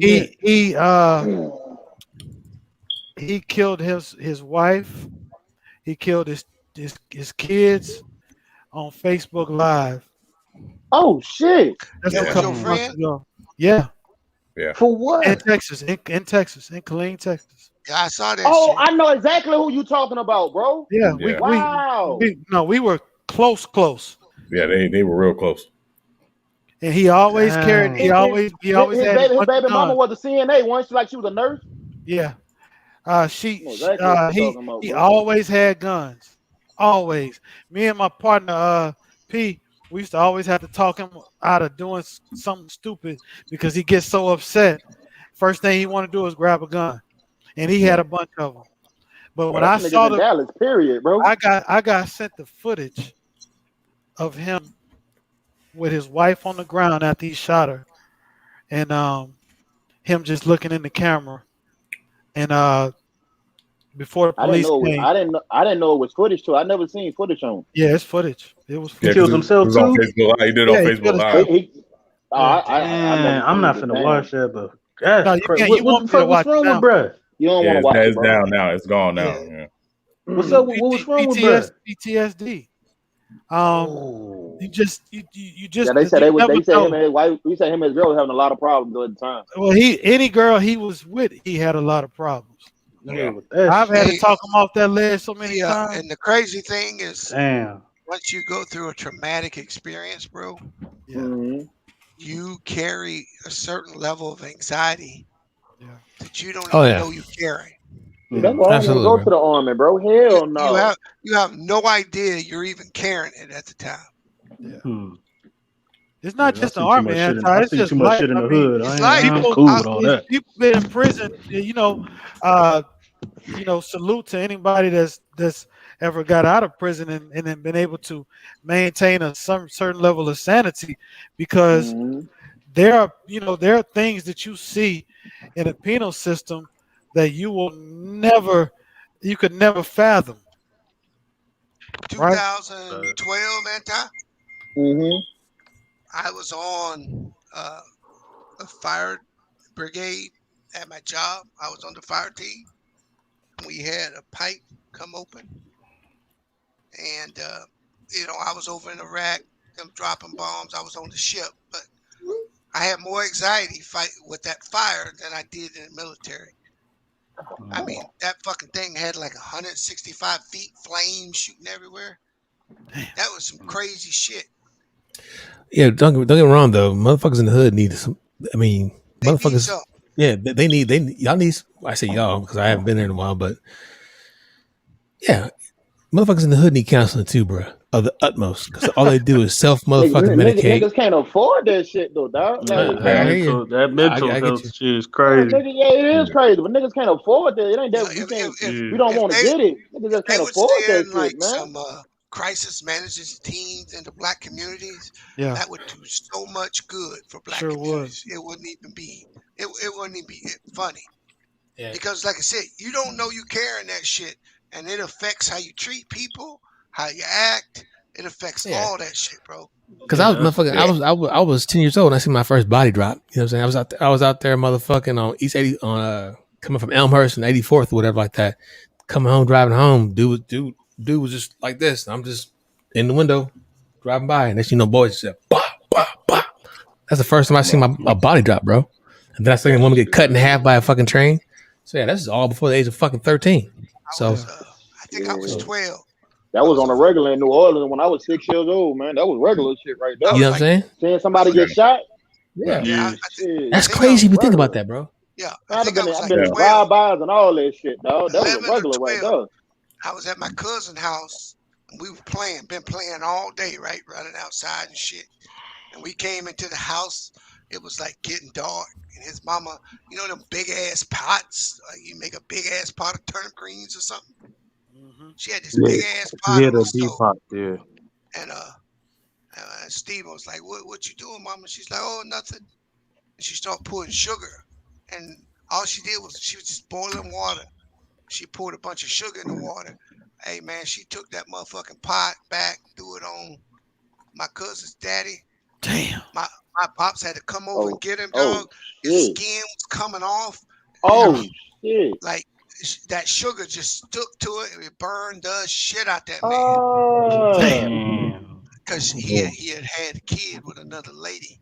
So she didn't say a motherfucking word about it. She found out about it, and she just boiled a big ass pot of water with sugar in it and dashed his ass while he's laying in that bed. Nigga pink like a motherfucker. Yeah, dog. That was some crazy shit to see when you were a little kid, right? Yeah, little kid. Yeah, man. Yeah, man. That's crazy. It's real. People think that's the thing about PTSD. Unfortunately, man, people always associate it with military, but it's like no. That stuff happens from childhood all the way up. Unfortunately, man, everywhere. It's so real, and and being in a position, to have conversations with folks to try to, talk it out and try to process that stuff now, man, it's just real, man. That's why I always tell people, man, don't be afraid to talk about that type of stuff, man, because holding it in don't help. Like whether you realize it or not, it does not help. It catches up. Crazy part, anti, is this nigga came home and they went right along like nothing ever happened. Yeah. No. Yeah. There's no way I can sleep with her. Oh yeah. You can only mask. I couldn't close my eyes. You can only mask that stuff for so long. Hold on. Who came home like nothing ever happened? Well, he came back and they just continued on like it never happened. In a relationship? Yeah. They were married. Yeah, they were married. She didn't go to jail? No. Oh hell Call the no. police, nigga. Hell No, it was a different time, bro. He would have to file charges and say she did this or did. See, in them days, like let's say you was beating the shit out your wife, the police would come to the house and try to talk you out of beating her anymore, and they would leave. What? It wasn't until after OJ that they started cracking down on that shit. Yeah. Oh shit. There wasn't really no real. I mean, you would have to fucking put her in the hospital, and then they would arrest you. But she would have to want to file charges against you. If she dropped the charge, you didn't go to jail. Yeah. Right. So it was just a domestic dispute. So what I'm showing you guys here. Sorry, me cut you off. My bad. No, you good. So what I'm showing you guys here is just the amount of gang members, active gang members. This is an old statistics. I don't know when this is, but I do remember this briefing. Like I said, 16% of the armies actually motherfucking are current or either current or former gang members by each branch. This ain't even talking about the fucking right wing gang members. Yes, bro.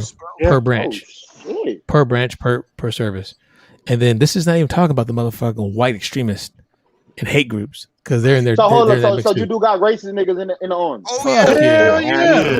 This ain't all Bloods and Crips and them type of gangs. This is some. What you mean, duh, nigga? I don't know nothing about the army, nigga. Anti. I'm telling you, there were times, and I don't know J-Mac and Cisco and B's, y'all experienced this. There were times where, like, especially going through basic training or whatever, you meet people who never been around black people, never seen black people. Oh, yeah, you did tell me that. Yeah, absolutely. Damn. So it was nothing, and I'm telling you right now, I don't. So y'all probably know I don't really hold a lot of ill or hate towards nobody because I ain't really my spirit. But there's one person, and his name is Sergeant David Takis. If I ever see this SOB in the street, it's gonna be misunderstanding.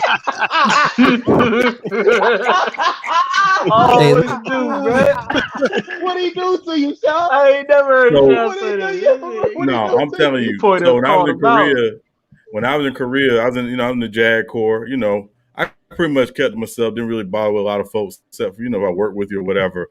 But this dude, he was a tanker at the brigade, and he just had a thing where he just liked to try to get under my skin. So he would always try to say little stuff to me. I'd ignore him. I wouldn't pay him no mind. So a couple days before he's getting ready to leave Korea, I'm walking back towards my office.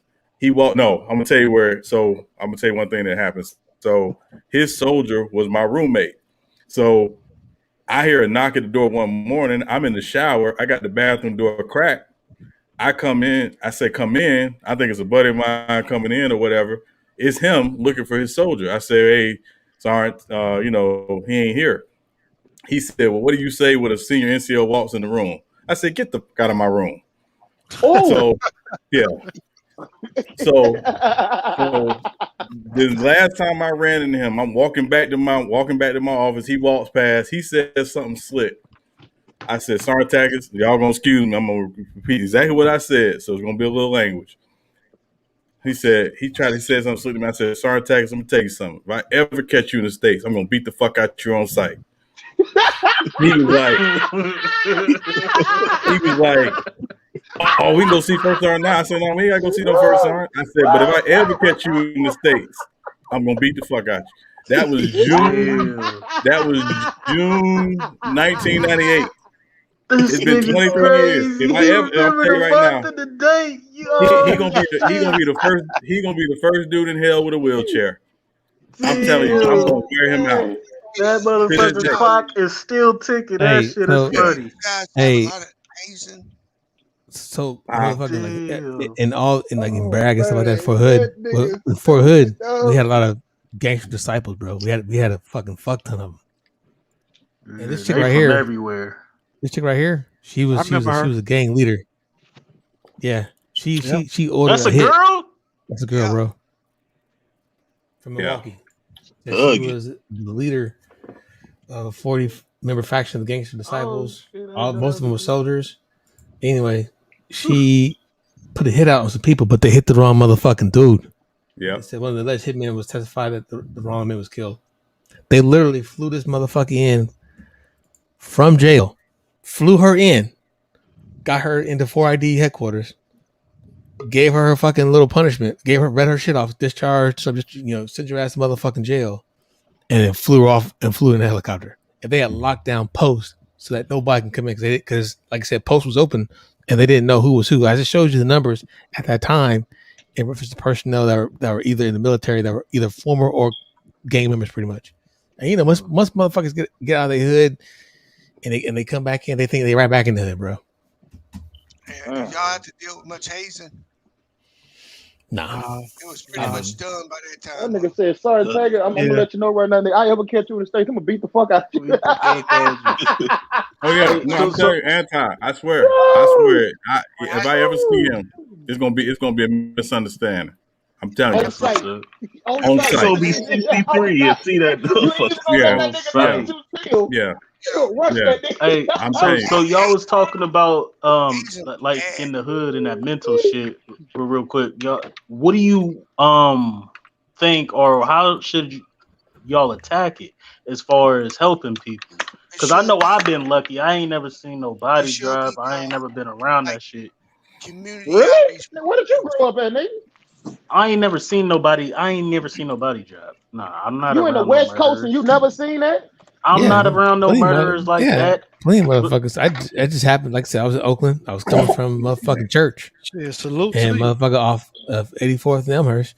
We're driving around, and I happened to be, just motherfucker was just standing there with his hands up. Two dudes was in front of him. One dude had like a mink coat on. All I remember seeing is that motherfucker fire. Wow.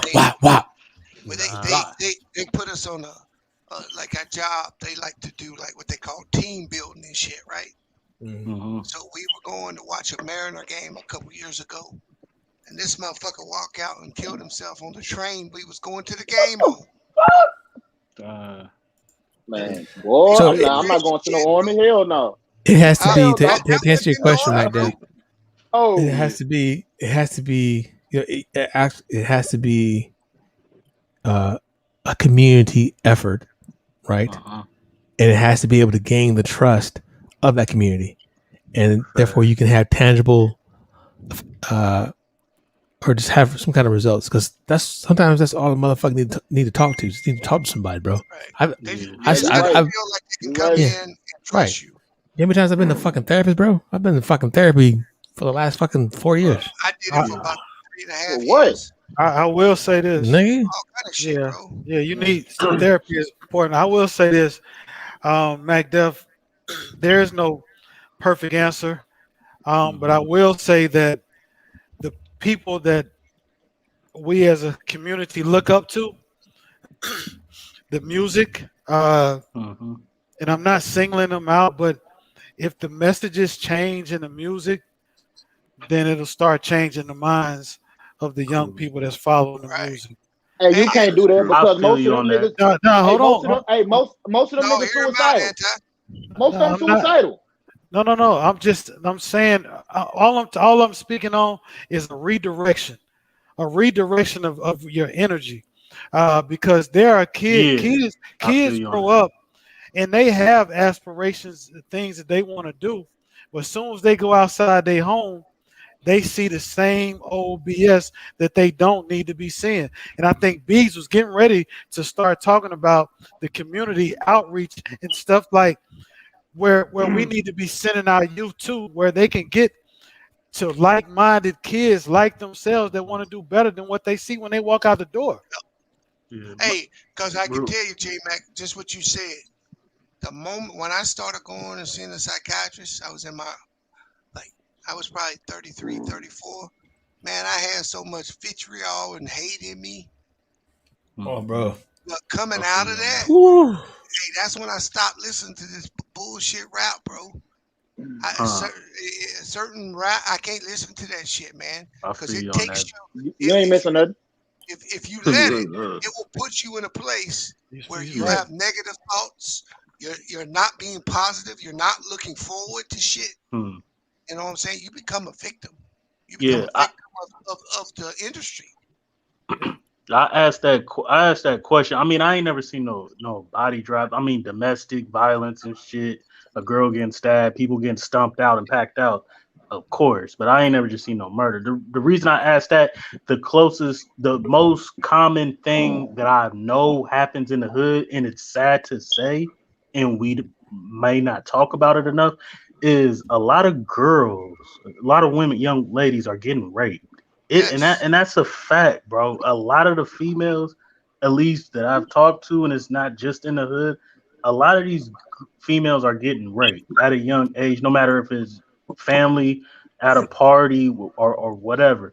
I don't know if there's music, changing what J Mac was talking about, changing the message and targeting the energy, or, going to counseling. I don't know how you actually attack that, because it has to do with something that's kind of built in us as far as the sexuality part and attraction. What do you, how do you kind of control your energy towards that? Because you ain't even really gotta be a psycho to actually do that. You can be there's regular people at your job that, you know what I'm saying, that have either suffered that or actually done that. And I don't think that gets talked a lot, and the mental issues that could happen from there, especially me dealing with females that have gone through that, I kind of see, you know what I'm saying? It's weird, bro. Yeah. We got somebody new in the chat. Hey, real quick, I just want to introduce y'all to a good friend of mine. This is a friend of mine and J Max, Katrina. Katrina, hello, what's everyone. going on? Hello. Trina, is that Trina? How you doing, Trina? Hello, how are you guys doing? You from Miami? You from Florida? No, I'm actually from Louisiana. Louisiana, throw up the nail. Louisiana. Okay. Oh, here goes. Hey, hold on. Let Beans get his shit off. Let Beans, you know Beans. You know Beans. Let Beans get his shit off. First of all, pause the way you said that, because I don't like the way you said it in proximity to my name. Hey, for y'all who How are don't know, you? we doing good. So, Katrina, oh, go ahead, Sean. You do the intro. No, go ahead. No, go ahead, J Mac.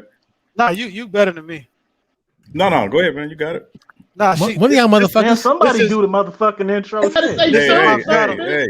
Katrina, do your own intro. Fuck them niggas. Check your tone. Check your tone and keep your hands where they feel. Hey, I ain't Sergeant Tank, right? I ain't Sergeant whatever. No. Katrina's a dear friend. She was stationed with us in Virginia. So, and she loves talking about, our former military life and army life and stuff like that. So I asked her to come on if she was available. So that's why I had her come in. But yeah, and she could tell y'all stuff that none of us will ever tell you. She could tell it from a different perspective too, because being a female soldier, it's one of the hardest things ever. What branch you're in? Yeah, so that's you got to imagine it's 75% male dominated. Maybe more. Yeah, absolutely. So, and if you find it's even worse. So So I got a question, Katrina. Yes. Being in an environment like that, obviously, where it's dominated by 75% male, is that better than being in an environment with 75% women? Well, honestly, sir, I would rather be stationed with males. Females keep up a lot. We bicker a lot. So, yes. Okay, that's what I thought. I just wanted to see what you said. Yes. Actually, maybe I'm not. You guys were just speaking about being raped in the military, correct? Am I correct? We were just talking about in communities. I don't think you heard about that. General, yeah. Oh yeah, I know that happens all the time, and that dump gets swept under the rug all the time. Really? And it is, sir. I'm an MST. It's called military sexual trauma. I am a military sexual trauma soldier, and at the time, I could not actually speak with chain of command about it, and it was actually someone higher up. No one assist me, or anything of that nature. I had to basically work with this gentleman every day and keep my mouth closed. And he was Caucasian, and nothing happened to this person. Wow. Yeah. Hold up. So you did tell on them? I did. Yes. And they didn't. And the Army didn't kick him out or anything? No. Actually, wow. It was a trial that just went on. I actually had to go to Kentucky for his trial, and this was recent, and nothing happened. He actually he's actually getting ready to retire within 90 days. Wow. Yeah, so how did you deal with that? Absolutely incredible. Is that mental? Is that a mental issue that kind of? It is. Yeah. It is, sir. It is very. I'm going through mentally. I'm going through counseling and things of that nature. It's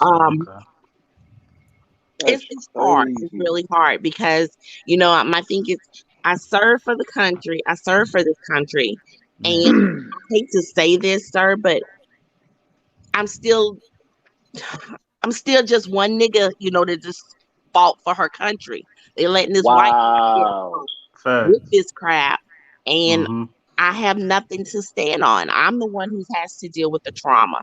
I'm the one that has the midnight dreams and things of that nature, and nothing happened to him. I mean, they had pictures and everything, and he will be retiring with an honorable discharge within 90 days. Sorry to hear that, Ma. Honorable discharge? Yes. Like he the nigga. You gotta think that what she's saying is what is very common in the military. It's common. It's very common. 1 in 4, 1 in 6. Yeah, that's why we're talking about counseling and being able to open up, having support. And B said it earlier. We have relationships for life. And what that means is we may not be in the same space the rest of our life, but we're a phone call away. We're a group phone call away. It's not always one-on-one. Sometimes it may be like, well, dang, I need to call, and then maybe we need to call. Yeah. We need to have a group talk, and it may not even be about what's wrong. It just need to be something to lighten the mood. Because sometimes, the more and more you talk about the problem, it can make you feel worse. But if you can just redirect the energy into something more positive, something that you're doing, something that you like to do to move further away from the BS that you've been through or going through, then it only helps you to further heal. But as long as you stay back in that space, then you're going to always be reminded of it. That's so true. Yeah, see, like, especially when our communities, right, Anti, because we grow up not having a real grasp on reality. Yeah. Meaning we make drama and a bunch of other shit more important than what reality is. Like, where I grew up, it was more... It's more important to have street cred than to, you know what I'm saying? What your image was. That's so true. Right? So we grew up like that, and we're never really into reality. Well, for me, going in the military changed my reality. It just showed me a different world from a different viewpoint. Most people in our communities, they don't get that dose of reality. That is true. They only think the way out is and even think about it like this, jumper, right? Or rapping. Think about this like Anti. How many people that you might have grown up with in New Orleans or whatever that have never left New Orleans? Most of the people I know go dead, back, bro. And you've been around. Yeah, I'm saying, like, just think about just somebody that's like never lived anywhere but New Orleans, or never lived anywhere but their neighborhood, whatever neighborhood they grew up in. That's all they know. Okay. So their perspective on life is going to be very, very much that. That's it. Nothing else. So it's like when you get a chance, like you live somewhere else, you live multiple places. A lot of us have lived, in different places. When we go back home, we see that person who's still doing the same thing that they've been doing for the longest. It's like you don't have to do this, but this is what you chose to do with your life, and it's like it didn't have to be this way. Yeah, man. Because they can't see the opportunity, Sean. Yeah, I was gonna say that. Yeah, they don't see them. No. Well, and let's be clear, you do not need the military. That's facts. You don't need it, and if you do decide to join, awesome. Understand you don't need it for life as well. Right. It just use it as a stepping stone to help you get to where your goal is. Right. That's true. So if life is a bridge, one of the things that helps support that bridge obviously is education. Whatever faith you may have, whatever experience or military can help you stabilize that bridge we call life and help you get across it. You know what I mean? I'm sorry. I can't support something that when it comes up to rape and them people can't even hold people accountable, dog. Like, what do you think? What do you think crazy, happens? man. What do you think happens in colleges, bro? That's everywhere. I don't know. I never been to college. You hear me? So There's not a field. Go ahead, Trina. No, I agree with the young man. I never, and I attend. It happens in college. I mean, I'm right down the street at Grambling State University, and we always have rapes, and they sweep it under the rug. And that's really a black college. Yes. You heard about the guy at Stanford who got caught red-handed raping a female behind a dumpster. Mm-hmm. But why is it cool? Would you cover that up? What, you don't want the publicity out there? No, he got caught. He got arraigned. Judge let him off 6 month probation. It's easier for the school to let so and so walk. That's so true. As opposed to having him arrested and having to pay the restitution money, because you're gonna get sued. That's true. They looking at it as damage control and their image. That becomes first, their brand. Right. Yeah, I'm sorry, I can't. Yeah, man, I ain't even know. It ain't hurting Duke University. I didn't know the Army. Like, I didn't know that type of behavior was warranted in the Army, dog. That's crazy.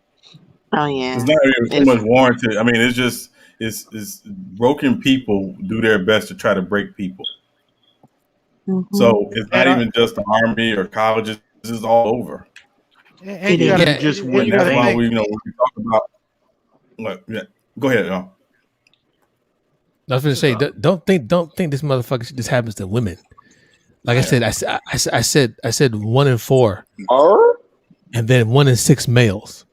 Yeah. So hold up, man. How men get raped? Hold up. Men can be sexually assaulted. Yeah. By other men. Yes. Or by women. No. By women, but most of the time it's men on men. You mean getting bullied and stuff? Yeah, bullied. I'm talking about getting sexually assaulted by Sexually penis assaulted. into butthole, into rectum. Right. Yeah, that's so true. That's true. Right. Yes. When it happens to a man in the military, it's not charged as rape. It's charged as sexual assault or sodomy. No. Yes. Rape in the Army. You can't rape a man by UCMJ. You can't rape a man because rape is as penetration of the labia. That law has changed, bro. Yeah. The labia. Men don't have lipias. And last I checked, it hadn't changed, but it may have changed in the last few years. But last I checked, it hadn't changed. That's crazy, bro. No, men raping men in the Army? I thought it happened in prison. Oh, Lord. Sexually, okay, it may not be called rape, but it's called sexual assault. They have redefined since 2011. Excuse me, 2000. Fuck that. Yeah, 2000. I thought it was 2013, 14. Yeah. Right? 30. Actually, that was actually on my mind because I know I was in recruiting when they actually redefined and redefined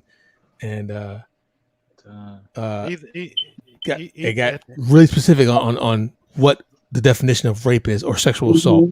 Right. Yes. So sexual assault is how it's generally charged. It's not generally charged as rape. Yeah. At the end of the day, we know that shit happens. Yeah. I don't care what. So sexual assault, right? Yeah. Right. And it doesn't happen just like this. This is not the I Army. didn't know that. This That is happened in the this Army. is That's crazy, bro. Army, Air Force, Marine Corps. Life. That's Doesn't matter, Period. bro. Yeah, Life. No, life, period. If ain't no nigga not with College. It does happen. See, College a lot campuses, of bro. people, see, a lot of people think these things only happen in prison. No, No. they happen everywhere. That's right. Everywhere where there are large groups and organizations, it happens. It happens at corporations. It happens in businesses. It happens on sports teams.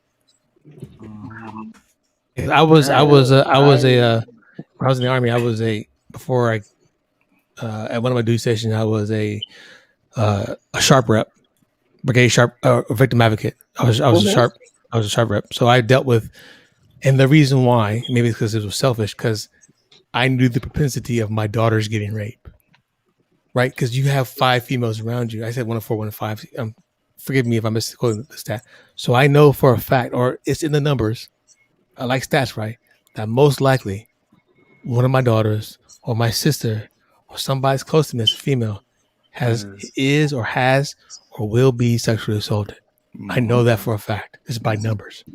So my thing was to, like I said, it was technically, I guess, for selfish reasons, so I can understand and be able to help change that environment. And so therefore, if it does happen to one of my daughters, I don't know what to do. I know what to do, but I know I can empathize and I can point them in the right direction as far as, direct them to rain, stuff like that. Yeah, you doing your part, man. That's crazy. Yeah. You just think it wouldn't happen in certain areas, man. You feel me? Why? Because that's not what the media portrays and puts out there. You know what I'm saying? No. So that's why we always promote. That's why we always say, look, just because, like I told you, when I was growing up, when I used to watch TV as a child, and I say, dang, that looks nice on TV. It could be somewhere, beautiful beach or something like that, or mountains or something that looks very good scenery. And then I start thinking like, dang, man, it'd be cool to go. Then I start thinking like, well, that is in the world. You can go. You don't have to be limited just because of your circumstances or where you're at, right? You don't have to do what the masses are doing. You don't have to listen to what everybody's listening to, because one thing's for sure in this world, whatever you call it, universal laws or whatever, if you like a certain thing, and you will be attracted to it.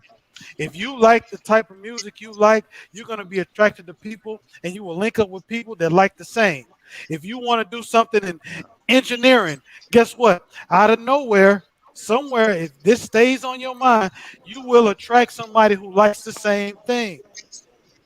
All you have to do is what we need to do is start teaching our kids in the household how to become more aware of their surroundings. It's about awareness, right? Product of your environment. Yeah, you don't have to be a product of your environment. You don't have to be that person that stays in the hood 20, 30 years afraid to leave because of the unknowns. Because when you leave your house as a child and you go to school, you're going to be around people that have different ideas, different views. You're more than welcome to meet and deal with people that like the same things as you.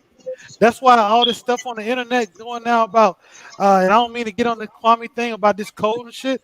You can put 50 kids in a room and say, we want y'all to learn this code, but maybe only 2 of them like that shit. That man didn't know what the fuck he was talking about. It's not about him, no, Anti. It's just about the thing that lights your fire, right? One subject is not going to light 50 people's fire unless 50 people want to do that one subject. Right? Hey, Sean, I just put up the definitions of sexual assault for Sharp. Yeah, I just pulled up. I saw it. So that's how we start trying to train our kids to be more independent, more aware of things that they like to do. Yeah.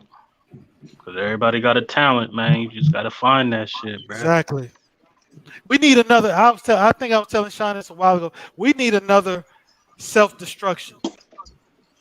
I feel he's you. Not lying. He's not lying. So everything we invent, everything Well, let me go ahead, Jim. What's your? Go ahead. So, go ahead. no. I want to know what you mean by that. I mean, we need another. Everybody's paying attention to, and I'm just focusing on music because it's a big influence. Everybody's focusing on this genre, this genre of music that everybody likes now. But your favorite entertainers can come together in like a movement, like Self-Destruction was back in the '80s. And I guess this is why the '90s was such an influential time, because in the '90s we redefined hip hop. We set the groundwork for today's reality TV, Ricky Lake, Jerry Springer, Montel Williams, stuff like that, Maury Povich. So this is why the '90s was such a crucial decade in reference to entertainment and the latter effects of it.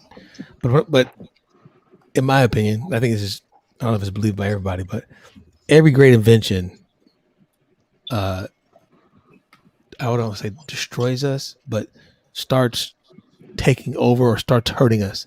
Whatever we invent always ends up killing us, right? We don't see the unexpected consequences. Yes, right. I guess like for the Industrial Revolution, right. The poison, the gas, the carbon, stuff like that. Well, now the internet, right? The internet was invented. However, it was invented. It was supposed to be, or even social media, Facebook and all that other stuff, MySpace. It was supposed to be this great idea of coming together, linking, getting people close together. What they didn't fucking realize was that these sick ass, that when you did that, you brought everybody, even those who were sick within the human race, you brought them closer to us. So, with every invention we have, it destroys us somehow, some way, every time. Every reaction has a reaction. Kind of argued that with my pops about the political stuff, and I understand. Look at the '90s. It spawned reality TV, which spawned the Apprentice, which then spawned Donald Trump's president, because they all believed that he was some smart billionaire. When however you may believe politically, if you look at his history, he's not a very smart businessman. Exactly, and racist at that. When he was a slumlord. So, but I mean, I look at rap music too, and the gangster rap era. I mean, it's taking form, and it ain't died out, bro. It's just new players in the game. So, our women I think as well. It's died out. You think gangster rap has died out? Shay don't know what you're talking about. Because it's people coming. What up, Shay? Let me explain why. I think it's died out because you could take a kid out the suburbs and they could just slide off. Get off by talking about some stuff they ain't never done, and they selling records and they're pushed out there more than the people that actually did it, but have changed their tune and trying to promote a positive message. They rather promote the kids coming from the suburbs, saying that they did this, that, and the third when they really didn't. But so that's clout chasing right now. I think clout chasing is a part of that, because everybody's a gangster now.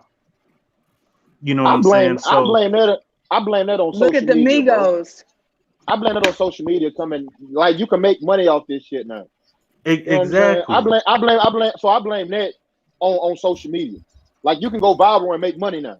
So a lot of people doing some ignorant ass shit now. So you know what I'm saying? So like 6ix9ine. I think if Facebook, Twitter, and all that shit wasn't necessarily never like spawned with us, shit would have never happened, bro. It would have been real. A lot of that shit wasn't going on, man. But see, that's my thing. You take a big platform like any social media. There's a thing called a search box, right? In all of these platforms, all these websites, there's a thing called search box. On the internet, search box.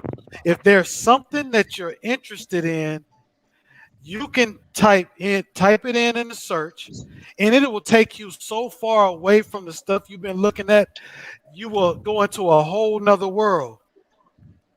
Yeah, it's all about how you use it. But I go ahead. I think the whole gangster rap, I don't think it's died off. I just think there's no. I think in the 80s and 90s we had checks and balances, so as many people was pushing one lifestyle, You had other people pushing more conscious music. And I don't think we have that balance today. Yeah. Today, actually, or the last 20 Everybody years. want to catch a body. Today, you have more. I want to catch a body. You have more gangsters on the internet, on YouTube, actually promoting they hood, they set, bro. They, you know what I'm saying, dissing other hoods. It's not even gangster rap no more. As far as I was just talking about the music. Yeah, exactly. But I'm saying let me ask you a question. What Cisco actually says it spawned to. Go ahead, Antonio. If I'm a youngin coming up in the game right now, dog, and my passion is music, right? And I'm looking at the Chief Keefs, the King Vons, the Lil Durk, the Baby. Like, dude, you basically say I'm one of them niggas, and they made it by living what they say. You know what I'm saying? So killing, shooting niggas, all that type of dumbass shit. It's actually getting you money now. You getting signed because you an ignorant ass rapper now. Like, and that's fact. But it's actually not. That's not facts, because my son is producing music and he ain't doing none of that shit. That's your son. You say he's producing or is he rapping? Both. How did your son come up, sir? What? Where was he raised? With me. Was he raised around all that? No. Exactly. So your son ain't one of them. Yeah, you speak. No, but what Cisco was saying, that doesn't apply to everybody. Like you're trying to make it sound. But no, I'm saying if you in that world, if you in the hood. But here's the thing: it's not a real world. Yeah. Oh, we know that. It's not. But if you getting paid off it though, who's to say, all right, go and get your bread? But you really not. I mean, you look at a lot of the biggest dope dealers. How much does their salary or their money come out to be once they get locked up? You're right. A lot of them you don't it make becomes that life. Not enough. A lot of niggas know that. Not enough, right? You know that, yo. Making 30 and 40 cents a day. So it's really the illusion. It's like fast money. Right. But fast money come with consequences. It's I think it's a couple things, right? I think the first thing is I understand the value and the advent of social media and how, again, you don't necessarily need the normal way to make a living in order to survive today. But I think there are two things that's missing. Number one, the most impactful unit is the family. Where are the families? Like, when you sit, I remember, when my son was living here, we had about 30 minutes a day where we would sit down at the dinner table. There was no TV, there was no phones, there was no tablets, and we would literally talk and eat and talk about his day, and I talk about my day, and that'd be it. 30 minutes. You do that with your, you do that with your son? Uh-huh. You do that with your son? Yeah. When he was living with me. Mm-hmm. How old was he? Yeah. He was 9 to about 13. Okay, I understand. Okay, that's cool. So all me and my dad do is talk, bro. I wouldn't be the same without it, bro. So, but notice what y'all two said. My dad, right. Sean, I was about to say you. Yeah, and you grew up in the house with both your parents. You three, right? You got your pops as well. I think that it goes to what Bees was saying, and I think what you're trying to get across too is where the parents at and where are the families. A lot of these dudes don't got father figures in their life. That's fact. Yeah. But the other side of it is in the absence of that, where are the men in the community who step up? Y'all remember when a few months ago or a couple months ago when we were on here and we were showing the video of the situation in Cincinnati, or was it Cleveland? And the dad is on the porch standing there watching all of this happen.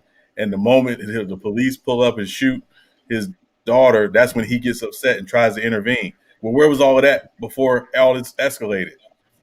What happened to you? Are you talking about you talking about old girl that we had the one that pulled the knife that night, boy. Yeah, that was I don't think that was his daughter. I think that was like a. No, that was his daughter. That was his daughter. He said you shot my baby. That was his daughter. That was his daughter. Yeah, and it was like, okay, so where was all this intervention? Where was all this concern before this even escalated? What happened to the days when you told your daughter you're gonna stay you know what in this house and don't you go outside until we get this thing straightened out? See, that's what parents do.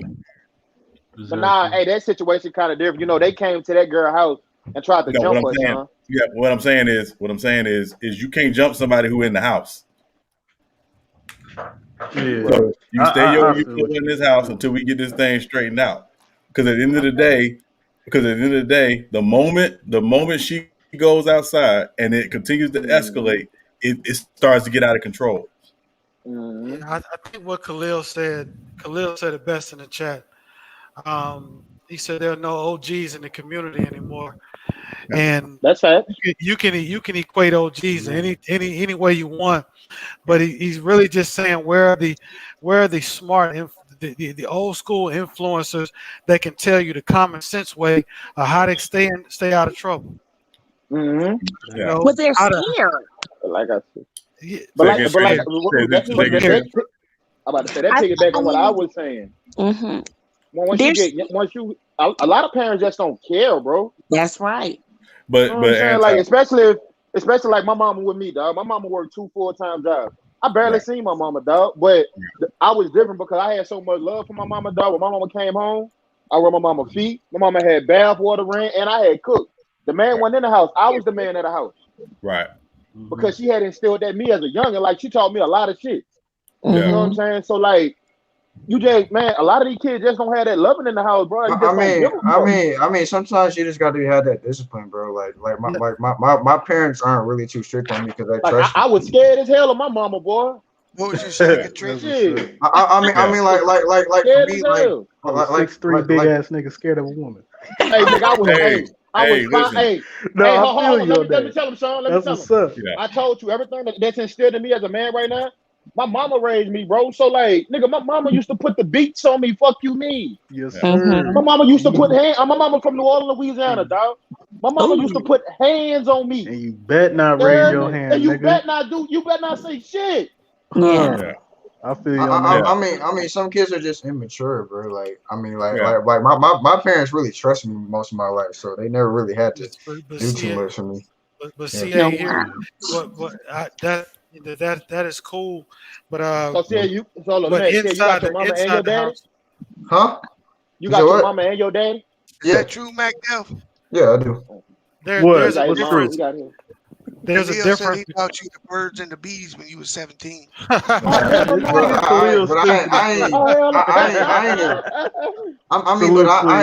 don't want to get in trouble, so I don't want to lose that trust with my parents. Right, I'm not a troublemaker, bro. Right. But I think Cleo didn't teach nobody because that nigga's a dog. But I think what Anti is talking about, he's talking about the kids that don't have that in-home that two-parent household. Yeah. So, but here's the difference. I grew up in a two-parent household, but they worked so much, it might as well been of not. But I did have aunties. I had big mamas. I had grandmamas. I had people that uncles that when they came, people that could guide me and tell me, which way I should stray, and really just what to look for. That's basically what it is. Hey, J Mac, you know what 2 whoopings is? Yeah. Man, my auntie used to whoop me like she was my mama. You get your ass whooped. Hey, J Mac, this the thing with my mama. You get your ass whooped again. That happened to me. Hey, J Mac, this the thing with me. My mama used to have a certain look she would give us, and we knew to go sit our ass down. That's right. Your mama wasn't no school teacher, was she? Hell no, she wasn't no school Mine was teacher. a school teacher. Yeah. Mama used to give me a certain look. Hey, let me get in trouble at school. I feel what y'all saying, and I definitely like the positivity. I think it does come down to choices, because I know some people grew up with fathers in the house, with a mother in the house, and they just chose to get money. You know what I'm saying? They chose the fast route. I think a lot of people's it comes down to choices as well. And your mama and your daddy, even if you own the right path, even if they did a great job, you still had to make choices to keep on that right path. Well, you still had a choice to go left or right. You know what it is, MacDuff? There is one parent, and this goes for any home. If your children don't fear what they're going to get at home, more than the peer pressure they encounter, then lost. Yep. And here's the addendum to that. I'm sorry, B. Here's the addendum to that. I was done, bro. Go ahead. Okay. What Anti is talking about, what he was talking about earlier with his mom, is he feared his mother in the adoration sense, the way, say, we fear God. Like, you love God, so you want to do I don't think hold up, Sean. I don't think I feared. I think I just had that much respect for her. But that's the fear. That's I think I had respect for it. But that's what I'm saying. That's the same thing. It's not a fear in terms of scare. It's a fear in terms of scare your mama, bro. It's an adoration. It's an agape. It's an agape love, right?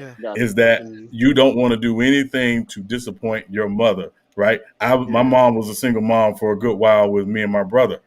I knew I could not go to school and do anything where my mom had to leave work because my mom didn't drive, get on the bus to come to the school to get me. So my thing was, I'm not going to do anything to make my mom's life harder for her, because I know she's got what she's got to do. Yeah. So that's what I'm talking about. That's what I don't think necessarily exists nowadays. There's no fear of your parents in terms of, I adore my parents so much, I don't want to disappoint them. Yeah. I mean, that's just what it is, though. I mean, like. Yeah, I hear my daughter. I hear my 5-year-old all the time. Don't tell daddy. Don't tell daddy. She a daddy's girl? No, I got her. She done. That's what I'm saying. Yeah. When she do something, she don't want me to know. Right. Oh, okay. Gotcha. You know what I'm saying? She'll tell her mama, but she don't want me to know, because that's your like ass. I told you, I'm a grown man right now. I've been a grown man for years. I still don't cuss around my mama, dog. Yeah. I ain't still don't cuss around my mama.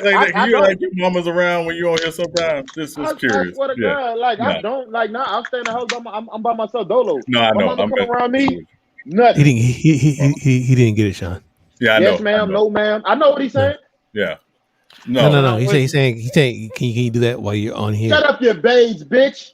See what I'm saying? Oh my God. John Wick bringing up.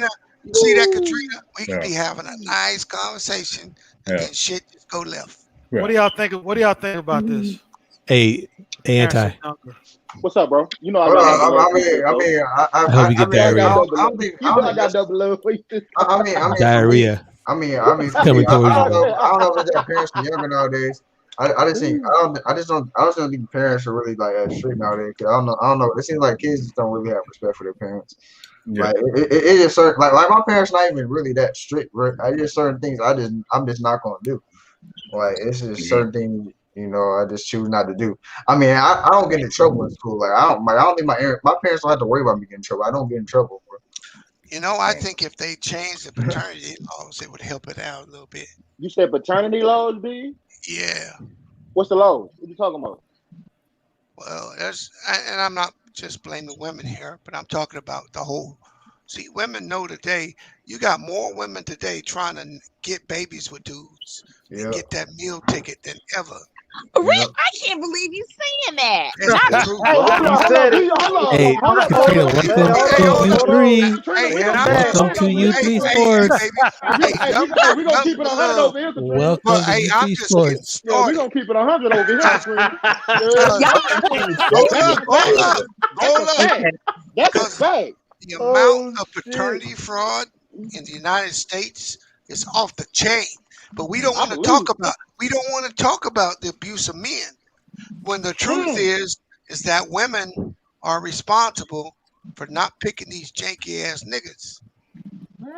Well, first of all, no, I'm not blaming you, ma'am. I'm not blaming you. I'm just saying, first of all, if the janky ass Negroes stop sliding all bare, we wouldn't have those issues. Okay, but hey, we're not doing that. Hold on, Katrina. Hold on. Can we agree on this? Who controls sex, men or women? Women. I was just about to say that, B. Y'all control sex, we control marriage and relationships. We control marriage and relationships. Yes, sir. Hey, I'm just saying who controls sex. See, no matter how much I dial myself up, I can't decide I'm going to get laid and score every night, but you can. Yep. Okay, and you know that, and you know this. If you don't want to have any children, you put something on it. Right, you are 100% right. But That's true. if children are your biggest asset, what you got to offer, man? Why are you giving it to some scrub that you don't even want to marry, that you don't even want around? That's Okay. I mean, Yeah, if we take a look at the animal, if we take a look at the animal, right? If we take a look at the animal kingdom, what do the B. males Samuel, do? you heard me? Yeah. No, the male lions, the male deers, they fight for the strongest one to produce the offspring. So you don't have no chinks in the armor. You create Well, the am I tripping? purest, Is that mine? strongest. Is you phasing out? That's just me. What? No, I think it's just you. Yeah. So that's all I'm saying. Oh, okay. I ain't hear shit you said. Oh, I'm not just blaming women. Don't get me wrong. Because men have just as much responsibility for laying down there and doing that they do. But their nature is to spread their seed. That's our nature. I feel you on that. Yeah, that's true. I knew a guy that said he wanted to have as many kids as possible with as I many can't women do as it, yeah. possible. But that's why you genetically can have babies up to 70 years old, 75 years Did he old. say? But did he say he Women wanted can't to? do that, right? But did he say he wanted to father as many kids? Yeah. See, having as many kids and fathering as many kids. See, I don't have a problem with a man that wants to have multiple kids if he has, number one, the resources and the means to be a father to his kids. Right. So actively being now his it's life. becoming the man's problem. So Katrina, to take it to the next step, I don't want no step kids. Well, listen, I don't want any step kids. Now, You know what I'm saying? You guys don't know. What would? No, I get what you're saying. Step What would Joseph do? Nigga? That's what I'm would gonna Joseph start calling you B. Samuel, nigga. Fuck you mean? What you mean? No, hey, bro. Don't worry about it. This ain't from no count. This is a life experience I had, bro. Wait a minute. You had a bad experience. I didn't say I had a bad experience. I said a life experience. Okay, well, I had a terrible experience where I dated a lady that had 2 kids. I had the same experience. Right? and that experience taught me that I don't want that. I want to be around my own female kids. with no kids, bro. Yeah, I've been through it too. Well, listen. I've been through it too. I've been Well, playing listen to stepdaddy this. for I many married years. a guy. I was actually married to a gentleman, and this guy had 3 children. And unfortunately, in the great state of Florida, they combine both income. So I have no kids. So I ended up paying child support for these little son of a. Damn. What? Damn. Time out. We can't get. Hold up, time out. Let me get this correct. You was married to a man that had 3 kids. Correct. And when did y'all divorce or did y'all just break up? No, we're divorced. And when you divorced, and y'all went through y'all court, you had to pay child support for his 3 kids? No, when we actually got married, his ex-wife actually took him back to court. Her income became his income. Exactly. Mm-hmm. And I had to pay child support. I know exactly what she's talking about. Oh, yeah. That's crazy. That's crazy. I get it, but I don't get it. How long you have to pay? Hey, as long as they were married. So when my first daughter was born, I live in Washington State. If you have another person living in your household as the father, it's the exact same thing. Mm-hmm. Yep. So if I even have a girlfriend living in my house, her income comes into play. It's terrible. And that's the system fucking us over. Yeah, I'll never get married. Fuck that. So that when I'm talking about paternity fraud, I'm including this, right? Mm-hmm. I mean, the laws are totally antiquated and they don't meet the needs of the people today. Today, people can use kids as freaking human shields to get money. Well, okay, I understand now. Yes, sir, you're correct. That's track. That's especially when you in the hood. I mean, and they ain't got a lot of resources. That's true. Free. That's free. Food stamps. Why do you think? Medical. And that's why I was telling you that it's if you're a young lady in the hood and you have one baby and you see how much money and stuff you get. Well, what happens when you have 2, 3, and 4? They only increase it. They only. Why do you think these women? I don't see it like that though. Why do you think these women get so happy to get these? How do you see it, ma'am? Well, that's a meal ticket. Go ahead, Shay. No, Go ahead, Shay. I'm just saying, like, I wouldn't see. I'm in a household where me and my sister got 2 different daddies. Where I seen growing up personally, my sister's daddy never did anything for her, whereas my daddy did. Since the day she was born, everything, you know, he got her clothes, he got her shoes, he got her hair done.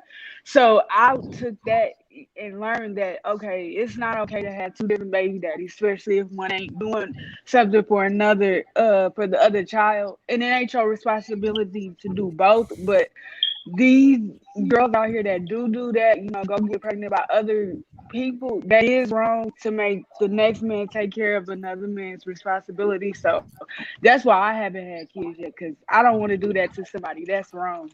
I like Miss Shay. Yeah, I'm in the same situation, Shay. I don't have any children neither, and it's just. But you always end up when you're dating, you always end with men who actually have. No, you don't find. Change your ringtone, Sean. You said what?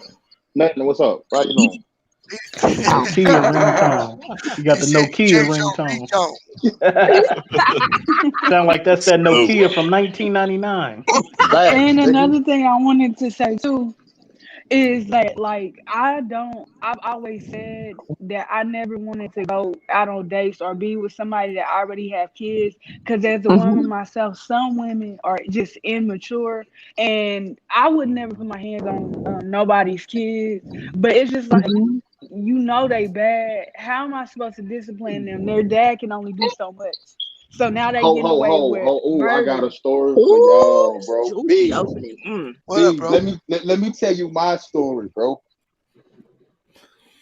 You know I like older women, right? Yes, Hold on.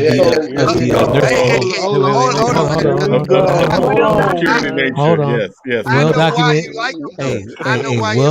It was well documented that Anti chooses the ones in the nursing home. Go ahead. First of all, ain't no nursing home. Stop playing with me, dog.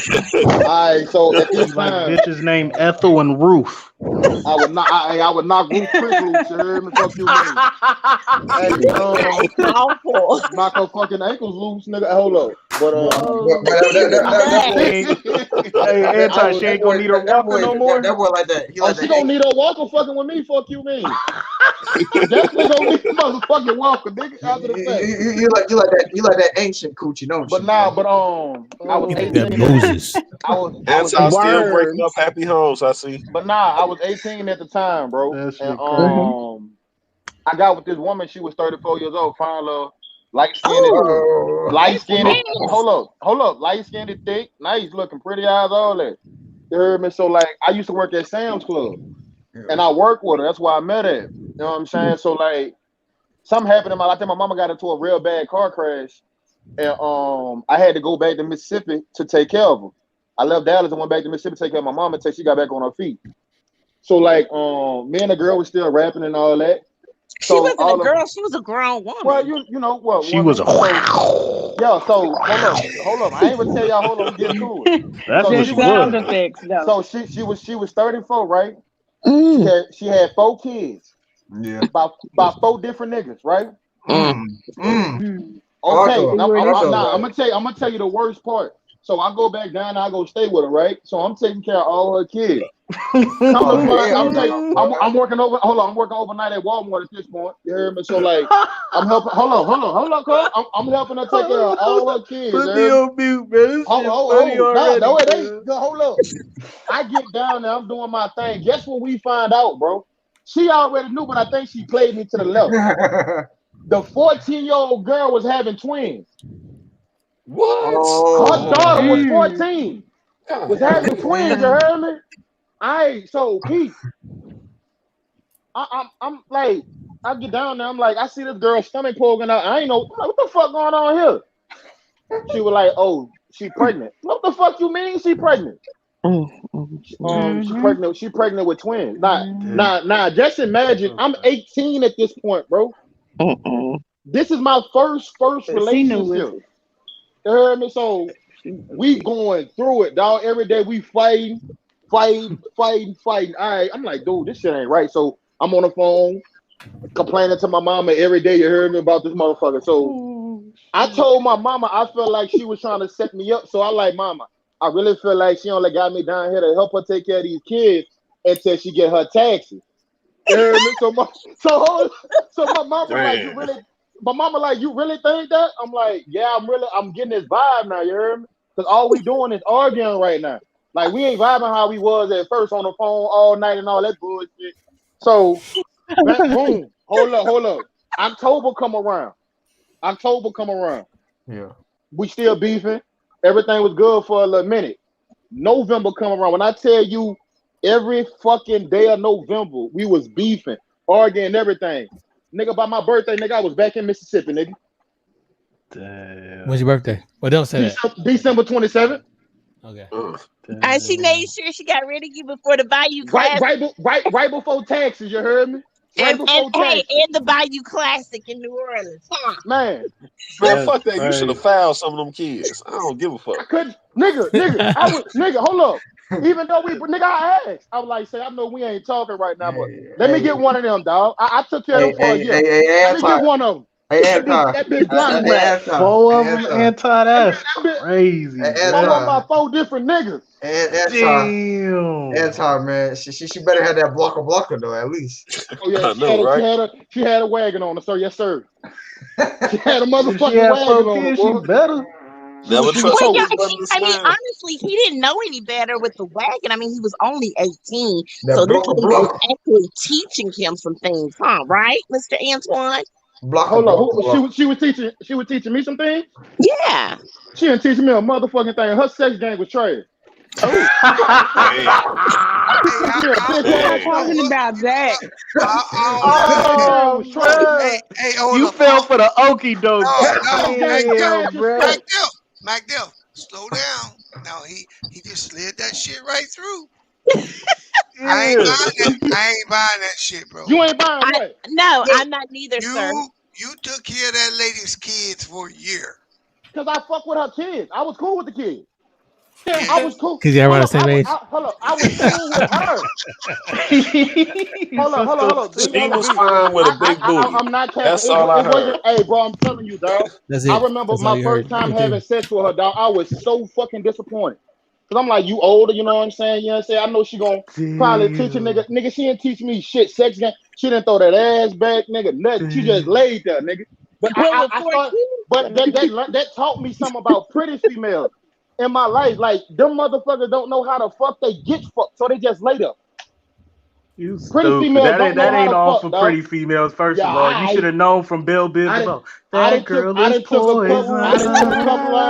Never trust a big girl with a big butt to smile. That girl is poison. You should have known, man. 4 kids. I mean, that's crazy. 4 different baby daddies was the thing. Hey, that was the story of my life, nigga. Imagine that. Imagine you going through that at 18, bro. You coming home, fuck that. You should have known 4 kids, nigga. Every time I played stepdaddy, that nigga was either a toddler or 17, 18 on his way out, nigga. You don't play kids stepdaddy to know 4 kids, motherfucker. Hold up. Hold up. This was the kid. The 14-year-old, 14. Red flag. Hold up. 14, 10, 9, and 5. Yeah, she has them motherfuckers back to back. Hey, they eat every day. Hey, she got like, when it came to her food stamp, she got like a stack, nigga. Fridge stayed full as fuck. Anti, you was thugging it, bro. Oh my gosh. Just imagine That you shit doing is all crazy, that shit. fam. You got everybody beat on that. The 4 kids was cool. It was the twins, dog. It was the twins for me. From the 14-year-old. It was the twins for me, nigga. Mac Duff. Mac Duff. Hey, Mac Duff, I dated a woman with 5 boys. Oh, hell no. This nigga had a basketball team. 5 boys. Three girls and Jordan, Shaquille, Barkley, Malone. 2 girls and 2 boys. And none of them like me. Oh, you ain't my daddy. I was different. All her kids fuck with me. You ain't my daddy. Cool. Damn, bro. Y'all go crazy. I never told him to call me daddy. You heard me? I ain't one now. I'm good. It had to be good. Anti, you jawsing, bro. It had to be exactly. Good I was 18, so you know what I'm saying? Like you to be their brother. They had a basketball team. Yeah, J Mac had the basketball. He had the dream team. Hold on, J Mac. How many you had, J Mac? J Mac. How many you dealt with? 5 boys. Ooh, Jesus. Damn. And you ain't my daddy. You was playing stepdaddy? 5 boys. Man, bro. Damn. I know that was tough. 5 boys. Yeah. Hey, hold on. What was their ages, J-Mac? And J-Mac, they were going to fuck J-Mac up. Hold on, what was their ages, Real talk. Yeah. That part. J-Mac, what was their ages, bro? Let me see. It was Another 4, couple years, 5, stomped him out. 4, 5, 7, 13, and 14. Oh, she wasn't bullshit. Hey, one time, we was living together. One time, I came home from work, and I kept seeing pennies in the bedroom on the ground. I used to keep my piggy bank in the closet. I've been doing that since I was a kid, right? I kept seeing pennies. On the ground, but I thought I don't know what I was thinking. So I put them back in. One thing about it, one day I came home. It was a Friday night. It was a Friday evening. I came home. I saw more pennies down there, so I picked the piggy bank up, and it was empty. I had about $90 worth of quarters in there, right? So them niggas was eating good. Hey, and we lived in an apartment complex. This was in Atlanta, down there by Camp Creek. So I said, let me because I keep a piece of paper on how much money I done saved up. So I dumped all the little pennies on the table. I was like, I ain't finna count this shit. All my change is missing. All the silverback is gone. They know what it is. At the time, nobody was home. So, and my girl, she worked at Bank of America. So I couldn't say nothing to her yet because wasn't nobody home. Got a good job. I left the house to do my weekly. Bank of America don't pay shit, nigga. Fuck you talking about? Think about it. I left to do my little Friday barbecue spots to go to a different barbecue spot on Fridays. So when I got home, everybody was home. And then I told her, I said, come to the room. I said, they done stole all my damn change. And she like, well, what you want to do about it? I said, line them all up in the kitchen. Line them up.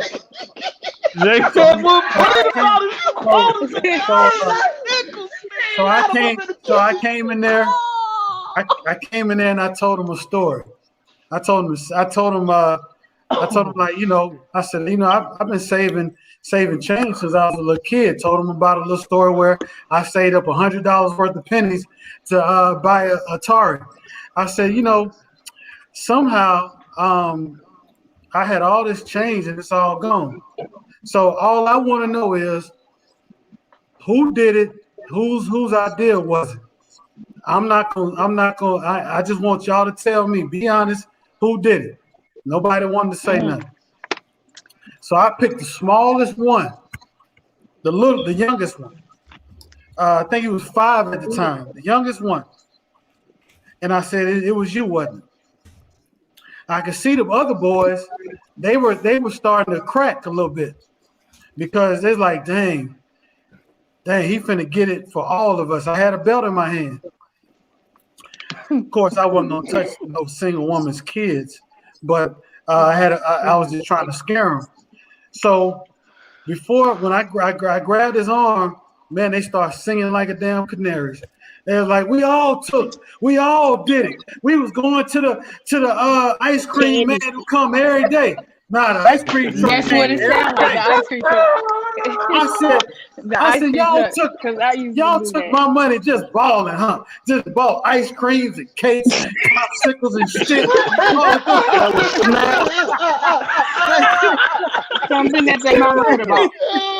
Hell yeah. I was mad as a mother. I told you they was eating good. Oh, man. I was like, man, and she was from Chicago. No offense. But I was mad as I don't know what, but I knew. Hey, J Mac, all 5 of them brothers right now, today, are laughing. Yeah, they laughing. They laughing to this day. For more than one reason, they laughing, bro. Yeah, she eventually got married, though. But you know, it's a difficult thing when you're dealing with kids. I bet she ain't married no goddamn more. No, she probably still married. You know, shit. I think she must have had that guac 2000. That's what I was about to say too. A couple of boys got grown by then, I'm sure. So. Oh yeah.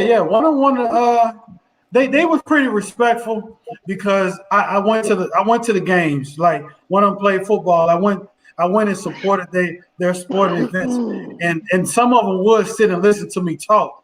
To tell them about things that they should and shouldn't be doing, how to protect each other, how to protect one another, how to always look out for one another. You know what I'm saying? All right, bro. Once you're outside of the house, so some of them I believe got it, but it's just the thing that they were overprotective of their mother. And I'm not a super argumentative type of person, so it wasn't no. Yelling and screaming. I wasn't in the house yelling. Call them out, Trina, on it. Call them out. But I was not. Trina, you know doggone well I wasn't sitting there arguing with no women. That was my thing. I can't tell you like to argue on here. Wait a minute now. He don't argue with females on here, though. Say what? Oh, she got the story. Hold on. Hold on. It sounds like a story about to come around. Oh, Lord. Remember, Sean, you were the supervisor, and MC has always been like my little brother, and we were actually getting ready to go, and we were about to fight. Remember, MC? Oh, shit. She said she was about to Layla Ali you real quick. Remember? Hold up. Do you remember? We wasn't gonna fight. I don't remember. We wasn't gonna fight. Hey, hold up. Hey, Miss Katrina, do you mind telling the story? Oh, shit. No, I want to hear it. Sean, do you remember? I remember it getting heated, but I don't remember how to get physical. It didn't get physical, but we were not about to. It got really heated, right? Yeah, I remember it got heated, but I didn't remember it about to get physical. Yeah, but Trina, but you was like you my sister though, so it's like we can argue one day, but by the end of the day, it's all fine. It's all love. Oh yeah, that's true. That's true, babe. That's true. That's true. So that's a little bit different, but I don't argue with women. Not women I'm in relationships with. I'm the same way. I'm the same way, J Man. That doesn't mean that I'm perfect. And I'm not you just said you was beefing for a month, nigga. Oh no, that's when I was 18. Now, nigga, I wish I would. Yeah, there are women. What about that fried rice though? Like people can push your buttons, and then isolated incidents. But on the whole, I like peace. If my house ain't peaceful, I don't like it. I can't deal with too many hoes out there to be arguing with somebody. Bitch, if you don't leave, well, I mean, you could say a better choice of words because, like, if I'm dealing with somebody, she ain't gonna be no hoe or no skank or whatever like that. Hey, J Mac, my word for him, when I get mad with them, you ever seen Baby Boy? They unstable creatures. That's what I call them. You get your unstable ass away from me. I got something better. I got something better. I told the last young lady I was dealing with that in this relationship, things are much more difficult than they are in the single world. So I'm gonna need you to go rejoin the single world because that's what I'm finna do. Oh my God! Wow, See, why you gotta be really? complex with it, man? You gonna have her thinking and all fucked up. I can't believe Shay said I be arguing with people. I don't be arguing. They ain't Sean. What you do to you? These are To say debates. something like that? You said what? That's what I said. What you do to you to say something like that, Sean? Yeah, I don't have time. I don't have time for craziness. CA, that's my thing. I'm the same way. I'm a big component of that too. In my household, that's why I'm single now. Coming home to a female, and all you doing is nagging. Oh no, love. Yeah. Oh no, I go sleep in the car. Fuck that. Yeah, anything can be worked out, but what I'm not gonna do is crazy just because that's what you like. Because I don't have time for that. But the funniest story, bro, when I was in middle school, bro. So I would say about puppy love ass nigga. Nah, it had nothing to do with my relationship, bro. Yeah, I'm fucking with you, cuz you good. Nah, I was saying, so I was in middle school, bro. So I think I was probably like in 7th grade. My dad, like, cause my dad was divorced at this time. Like, he probably divorced like a year and some change. And so my dad was with another girl, bro. And like we moved in like the middle of 7th grade year, bro. And then I would say during that whole school year, I was in that house. And then by the summer, my dad was like, he picked me up from a basketball camp. He was like, "Son, we're about to leave, son." So basically, the woman was in Orlando with her daughter, and the whole weekend, and my dad was planning this move out, and basically we moved out. I helped my dad. My grandmother came, and we moved out, bruh. So that day, everybody started snitching on us, talking about why we moving, and they called the women, and we didn't think that one was gonna come, right? Because Orlando's like 6.5 hours from Atlanta. Yeah. So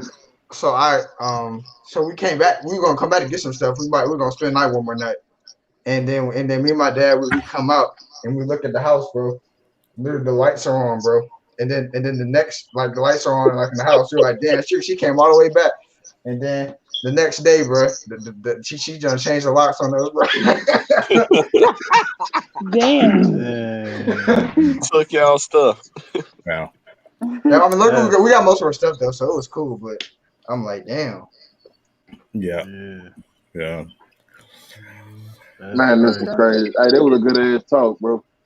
Y'all done taught me a whole bunch of shit. Don't be fucking with bitches with 4 kids and our daughter. Why you keep calling female bitches, dog? What's wrong with you? You got people here, bro. I'm female with 5 sons. Maybe some of the ones I done messed with and used to. Hey, I don't know everybody's name individually.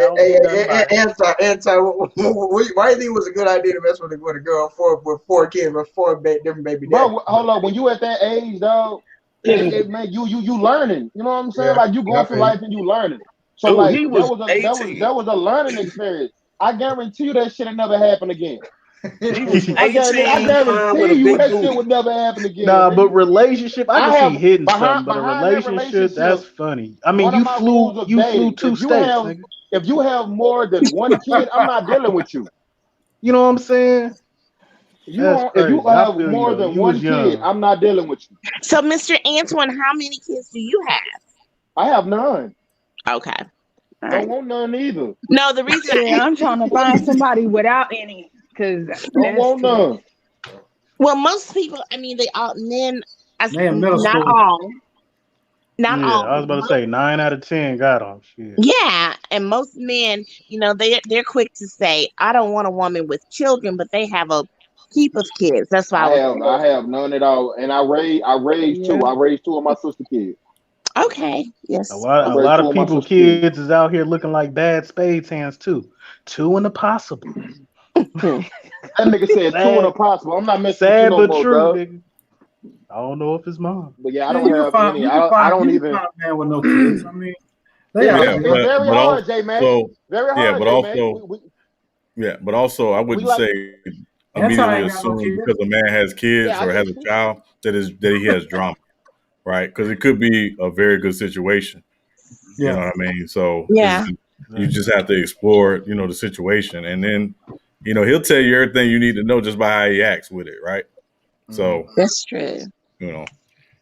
I ain't gonna lie. I never wanted to be bothered with none of my with any of my daddy's girlfriends. I just didn't care enough. I didn't even care if they had if the woman had kids or not. I was just like, I'm not even over there because I stayed with my mom. So I was like, I'm not even over there. I didn't care. Like my mom been in relationships. I didn't care. I was just like, whatever you want to do, just as long as we don't have to move in with them, I don't care. You ain't like none of your daddy girlfriends. Tell the truth. No, I really Tell the because truth. I was the only child. I was the only child for 6 years. Going on 7 years. So she was one of Daddy's them little girl jealous. too. You feel me? She was jealous. She was jealous as hell. Yeah, somebody else getting daddy attention. Oh yeah, she was jealous as hell. Yeah, I ain't gonna lie. Talk that stick talk. Yeah, she was jealous as hell. And then it was crazy because being that I'm talking about when kids are impressionable, and I didn't know that at the time. I learned that when I got older. But from the age of probably 3 until maybe 12, 14, somewhere in there, my sister was always around me and my family on my daddy's side and stuff like that. To the point one day my cousins is like, so you don't feel a certain type of way, that your daddy, you needed shoes, you needed this, and your daddy went and got your sister stuff. And I was like, no, like I would, because I had been over it. He stopped at one point. I could get anything I wanted from the store, grocery store, shoe store, whatever. Then he took me out one day with her, and he got her everything. And then I was just looking. I'm like, okay, where's my stuff? I was mad. I went back. If you had a knife in your purse. Niggas like that was stupid. Hey, Sean, did you check out that private link I put in the private chat? Hold that on. link. Oh, go ahead. Go ahead, Jay. Oh yeah, no, okay, I see it. Yeah, you daddy's girl until about 12, 13 years old, and it's over. I'm not surprised, Beast. I'm not surprised at all. Yeah, just pick who you like. Develop a vibe with them if you like them. Do your thing.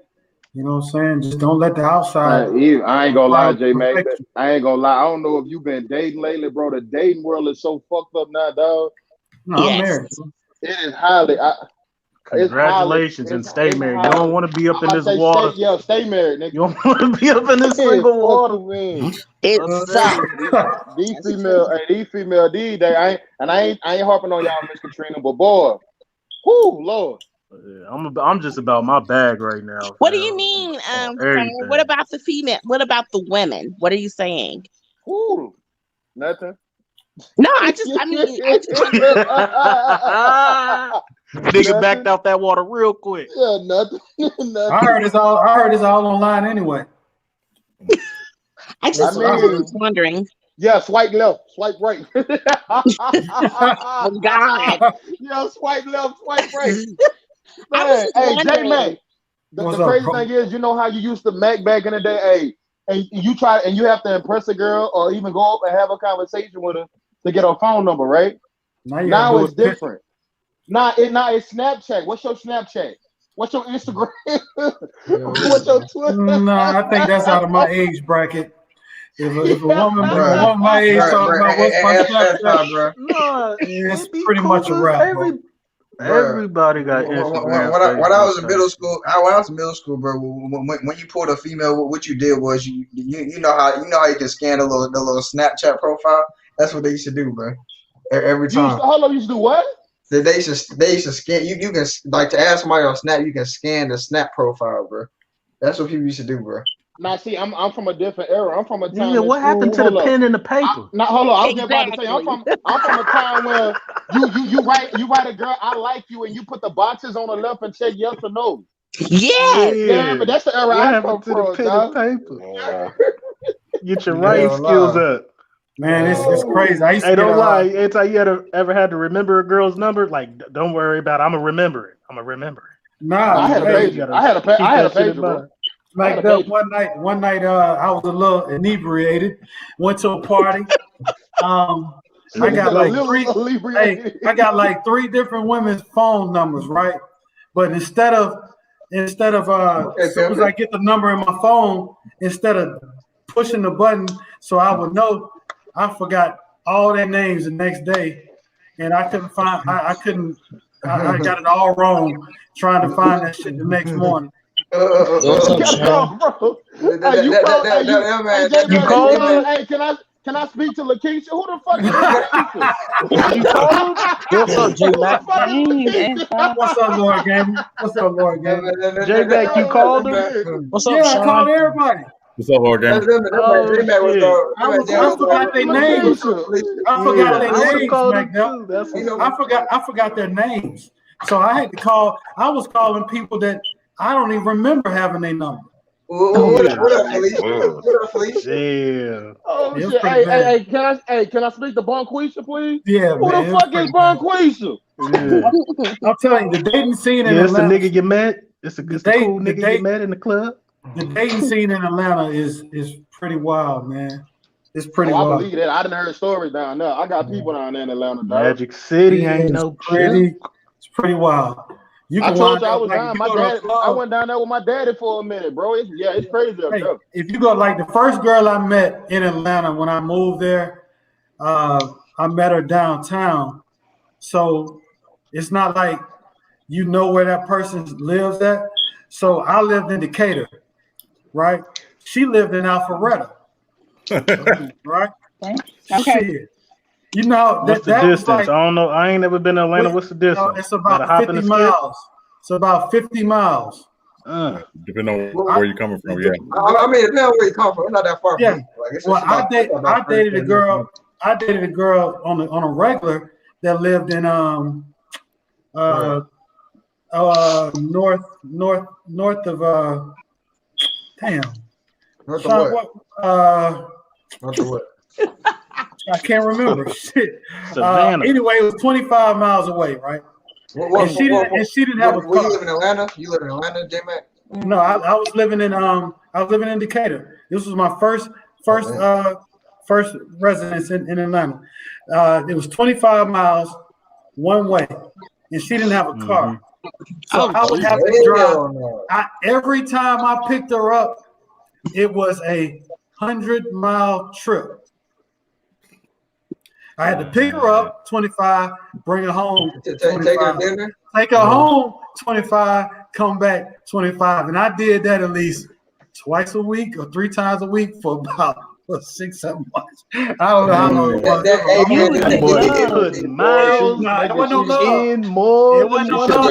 She better have that. She better have that blocker. It was real, nigga. It was okay. You said it was worth it. Okay. You had a blocker. Okay. Nah, nigga. Not only blocker. She better have that guac 2000 too, nigga. Yeah, but nigga, not anonymous. That is not love. That was worth it. That's all I'm gonna say. That shit is love. Because let me tell you why. This how it makes sense. I wouldn't pick her up till midnight. Oh, you didn't want to be seen with her in the daytime? She was one of them? No, She was a six? She worked. So my partner used to call her, my partner used to call her 12 o'clock. Oh, she worked. Because that's the only time I used to go get her is at 12 o'clock. J-Mac lying like a motherfucker. Oh, man, I can call my partner right now.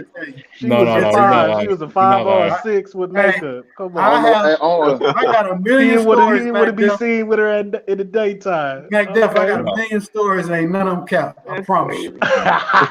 Yo, what's up, Mac Def? Your name wouldn't be Mac if they was. Where she live in Gwinnett or something? Oh, Gwinnett. That's where I was going. Gwinnett. Oh damn. Yeah. Up there by was traveling CA. They should live in the north side, man. Up there by that Walmart. I'll be like a lot of my friends, like they don't even live in my area, like so I be driving like to other places. Yeah, you're gonna have to. If you meet somebody downtown, best believe she's probably not gonna live nowhere near you do. Dang. So everybody that party in Atlanta don't really like live in Atlanta or something? Hell no, bro. Nah, they live on the outskirts of Atlanta. Yeah. Okay. So everybody mostly live on the outskirts. Yeah, so I started in Decatur, which is very close. It's very close. Then I moved to South Atlanta in Clayton County. And then after I got in a little trouble there, so I moved right down in Midtown, right in the heart of Atlanta. That's where I lived out the rest of my time. Well, when I got with the girl with the 5 kids, we moved down to Camp Creek. But before that, I was a bachelor in Midtown Atlanta, living right next to Georgia Tech. So that was an experience of its own. I live in Buckhead, bro. Like right in the heart of Atlanta, bro. Like, yeah, I lived in Buckhead too. It's cool. Yeah, that's what's up. Man. Everybody done travel. Everybody done traveled and went some miles for something. You feel me? When I stayed in Georgia, I stayed in Savannah and Hinesville. Oh, cool. Me too. Really? Yeah, actually, my house is in. I have a house in Richmond Hill. Okay. Yeah, y'all two dated. Y'all didn't know that? I'm fucking. Well, I was 13 when I stayed in Hinesville. Shut your ass up. Me too. I stayed down there too. I don't know. Trina was high maintenance, so you know. So. She had money. That's what it is. She had money. The reason why we was brother and sister because I was just out of her league. That's all that is. Oh shit! They make you married, bro. You better look at your left hand. I was out of her league. Hell no. Oh man. He was a whore. She said you was a whore. Oh, okay. Hold on, wait. Say that again. He was a hoe. Damn, J-Man. Oh, you put that disclaimer up, please. Can you put that disclaimer up? She said you was doing whole who's all your friends? He put the disclaimer. It was hoes in different area code. That was He said a whore. He was a whore. A hoe is way different. A whore is oh my god. But she J-Mac was knocking down everything. He was a whole whore. He was. Katrina, hold on, Katrina, hold on. Look, let's not cap though. Most of y'all women like niggas that's hoes. We not doing it. Oh no. I don't. No. Most of y'all women like when y'all like because y'all like the fact that another man, a man can get. Y'all got something that other women you just want. don't know. You want a man that could give females. I'm trying to keep my words nice. Most women love men that can pull other females. No, y'all don't want no. Yes, y'all do. You don't want no L7. I promise you, I don't. That's cap. Y'all capping that. You do not want no square bear. Stop playing. I do. Wait a second. Shay, I feel like these women are more mature. Talk to them. They need some. They need some words of wisdom. Talk to them, Sean. Oh Lord, wait. Can we be very honest here? Okay, let's go. Okay, you don't want no dude that no other woman is attracted to. Facts. And go get that nice man that with the cardboard box and the pushing cart. Hey, and I'm not even gonna cap Mr. Trent because it's something that I learned when I was in a relationship. Okay. I used to pull more females when I was in a relationship than when I was single. Yeah, that's how it always I don't works. know why it works like because that. But when I was with somebody, that's when I got most of my box. So here's what it is. It's the pheromones you emit when you're in a relationship. Yep. They smell that. The pheromones you emit when you're in a relationship are different than the ones you emit when you're single. Wow, I never knew that. I guess that's why I'm still single. I never knew that either. I never even heard that broke down like that before, dog. I didn't know that. I took it as nigga just doing his thing because even when you got a job, I knew what it was. You doing, you know what I'm saying? You busy, you focused and shit. I know they can see that. Mama always told me when you in a relationship, women gonna be after your ass. Just like when you get married. Just like when you married, they own your ass. I thought I was just a player. It wasn't me. When you married, they own your neck, boy. I'm gonna tell you something. It's a different. Your walk is different. Your talk is different. Your look is different. Everything's different when you're in a relationship because you represent. Okay. So what you admit from that with the knowledge, boy, is it's gonna come off. Man. And women are gonna sense it. And you can't be. When I was dealing with so it's nature. You attracted to niggas who got. Hold on. When I was dealing with that chick from 4 kids, I was working at Walmart. I knocked off like 6 chicks at that bitch. I wasn't bullshit. I was knocking motherfucking heads off at Walmart, boy. Left and right. I wasn't Walmart, it be like that. And Walmart like that. I'm talking about. I used to work overnight at Walmart. So like at 2:00 in the morning in Dallas, it's a Walmart that's on Forest Lane out here. And at 2:00 in the morning, around 2, females be rolling in from the club. Shit, Shit. Yeah. I was in that bitch cutting up. Walmart used to jump now. I was in that bitch cutting up. Nah. Yeah. Fuck yo. I had the best spot. I wish Brother Omari was here so he could testify to it. What's happening, B? Go ahead, B. Only job I ever been fired from was Walmart. I got fired from Walmart. Hey, I was taking a female down in the produce. What you was doing? Stealing boxes? No, I came in like half sick, and I'm kind of been smart ass all my life, right? So we had this one manager. He had a wooden leg. I told him my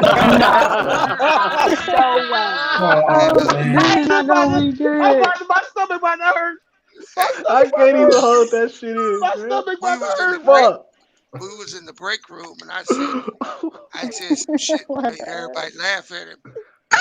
Nah, what you say, B? What you say? I don't even remember what I said. Oh, you remember that shit? Yeah, right. Everybody started laughing at him. So he was a smart ass, and he told me I was gonna go out and get all them buggies. I'm like, I ain't going out there. It's raining and cold. He's like, no, you gonna go outside. I said, no, I ain't, you pig leg son bitch. You didn't say that, D. You didn't call him out like that, D. Only time I ever been fired, bro. Yo, I told you that nigga B was gonna say something stupid. Hey, bro. I got fired. I'm like, oh, you gonna go get them cards? I'm like, no, I ain't. Oh my God. Oh man, Jesus crazy, bro. Oh my God. Unbelievable. Hey, one time. B's got some of the best stories. Yes. I ain't gonna lie, bro. One time somebody got me so mad, bro, because they were just talking crazy the whole time, bro. Like I never said anything to her, bro. But guess what I knew? Guess what I didn't know? I knew she was adopted, so I'll get off the bus. She was talking crazy. I just basically told my friends in front of her. I was like, really, she talking so much. She just happy she off the auction block. I said it straight up. Oh my God. Hey, bro, I ain't lying. I had to say it, bro. It was the only way she would stop talking. That nigga said she off the auction block. Yo. Yes, he was. Wait, what? Say that again. I said she was talking crazy to me. I never said a word to her, bro. I never wanted any problems with her. But it came to a point where I got tired of it. So basically, I was like, we were walking home. I was walking home to the bus, bro. I was walking to my house, bro. And she was talking crazy in front of all my friends. I told my friends right in front of my eyes. I said the reason why she's talking to somebody because she got the auction block. Wow. Hey, Sean, turn your phone off, man. It was disrespectful, man. It was the only way she would stop talking to me. That's not my phone. Why would you see A3? Somebody gotta. Nah, she kept messing with me, bro. So I just took it like that, bro. She stopped talking to me ever since, so it was cool. And that was that puppy love. She probably liked your ass. She probably wanted to give you some of that block. So you getting bullied by a girl, CA3? Nah, she wasn't bullying me. Shut up. I'm not really. You sound like you get bullied by females, nigga. Shut up. With me, I do the bullying, anti. Like with me, bro. Who you bully? You stay in the house all day. Who you bully? I'm the type of not. dude, bro. I'm quiet, bro. I don't want no problems with nobody, bro. Like I'm not trying to talk to you, bro. So you don't got no hands, CA3? Bro, That was funny. We're not getting out of here, man. What problem? Come on, you both of y'all out of pocket right now. Yeah, we're not doing that. You got hate. And you better not be hitting no females neither, nigga. Hey, why I gotta be lying, bro? Nah, I believe B said something like that, bro. Oh nah, B's got some of Nah, the B's don't give a Hey, fuck. dog, I used to get in trouble for my mouth, bro. These look like he talk a lot of shit. Hey man, we was some creative, destructive little bastards, bro. Hey, my daddy had a 72 Nova, right? And he had another car, but it sit in the back. He had bought it for my mama, but my mama wouldn't drive before they got divorced. So we used to steal that car all the time. And you know how it is, J-Mac, down in the South, in Atlanta, Chattanooga, you can be anywhere in an hour and a half to 2 hours. We would steal my daddy's car, and we were going to all kind of college parties. Dang, that's every generation because we did the same thing, bro. Yeah, that's every generation. That's got to be every generation. But nigga. here's the difference, nigga. I got busted for speeding. And by the cops? Yeah. And I old heavy foot ass nigga. I had stole the car, but here's the kicker. The car didn't have no tab, so me and my brother took a sheet of paper and fingernail polish. Oh man, we made our own tab. You need to start your own channel, bro. Oh my god! Stop it. Fingernail polish, stupid, bro. Fingernail polish, bro. Yeah, you know how every month is a different color, right? Wow. The year changes colors on a lot of tabs. Yeah, so we made the tab look like it was real. You had to be up on the car to even know it wasn't real. Dang. Man. So y'all ain't never stole the car before? Because I ain't never stole no car. Hey, Anti, here go another one. I stole the car. I was in high school. Went to go see this girl. Damn, what's wrong with you, bro? Hey, listen, check it. I went to go see her.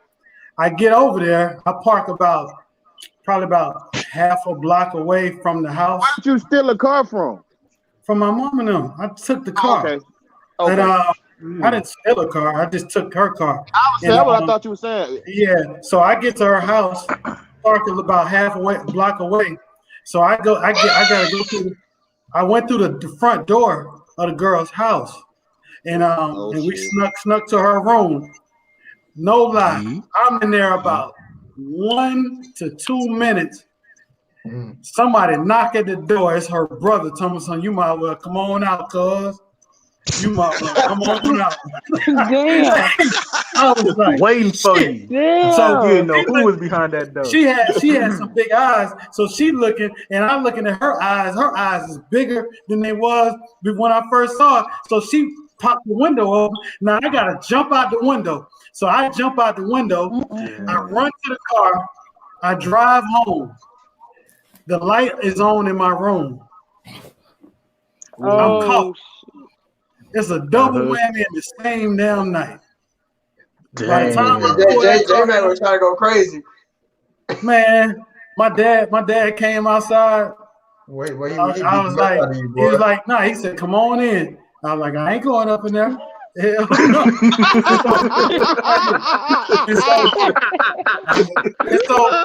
and so the crazy part is, he waited.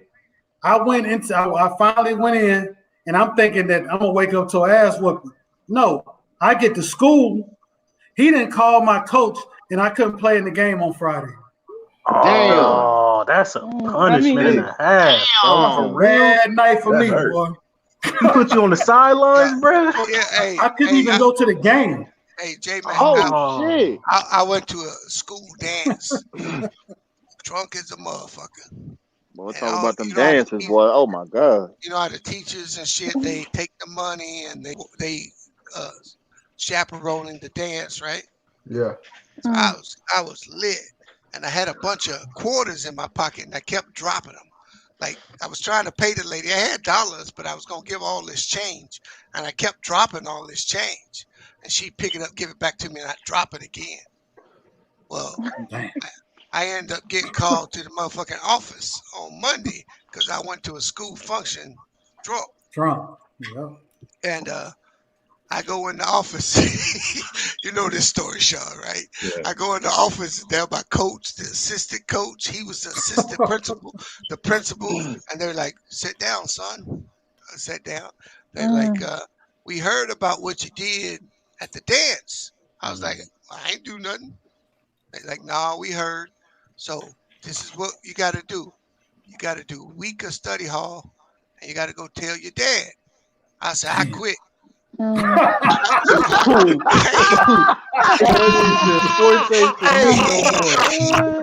Based on your daddy, he probably called him anyway. Hey, I wasn't gonna go do that. That's like self-murder. Yeah, that's like, no. Yeah, I'm like, no, I quit. I'll do the study hall. Bro. Y'all give me all the study hall you want. I said, I ain't going to tell my daddy, fuck that football. So, so I go to school all day. I do the study hall. Now I got to hang out, J-Mac, because I'm supposed to be at practice. Right. So I stay out of the house like I was going to just roll up like I've been practicing. Hey, I roll up the driveway. The motherfucking coach parked in the driveway. He said he was going to get you either way. Hey, that's the closest I ever been to running away. Was right there. Because it was like, do I go in? Do I not go in? I'm like, I gotta go in. I gotta go in the house. I know your heart dropped too. Hey, bro, I hit that front door and I tried to get to that bedroom as fast as I could. Man, lock that door. Yeah, my daddy he was like, hey, drunk, come on back out here. Hey, drunk. I tell you, daddy did right. So like when I got my ears pierced, I came home. He looked at me. He didn't say nothing. And then I heard somebody yelling in the house, right? And I opened the door and he's like, "Hey, faggot, come here." Oh, man. And I'm like, who you calling faggot? He's like, you. Hey, with the ears pierced. Yeah, that's back in the day. That's how he rolled, right? That's back in the day. Yeah, that's how he rolled, right? Yo, I tell you, that shit is generational. I got one story, right? So my pops worked graveyard. So boom, it's Friday night. I'm in high school. So boom, it's Friday night. We in the apartments and everything, and I'm messing with the neighborhood kids in the apartments. We doing our thing. I was like, man, let's just go back to my house. Well, ain't your daddy? I'm like, nah, ain't nobody there. So boom, it's cracking. You feel me? TV on, music blasting, this, that, and the third, right? So I go back in the back room with old girl. You know what I'm saying? I come back out.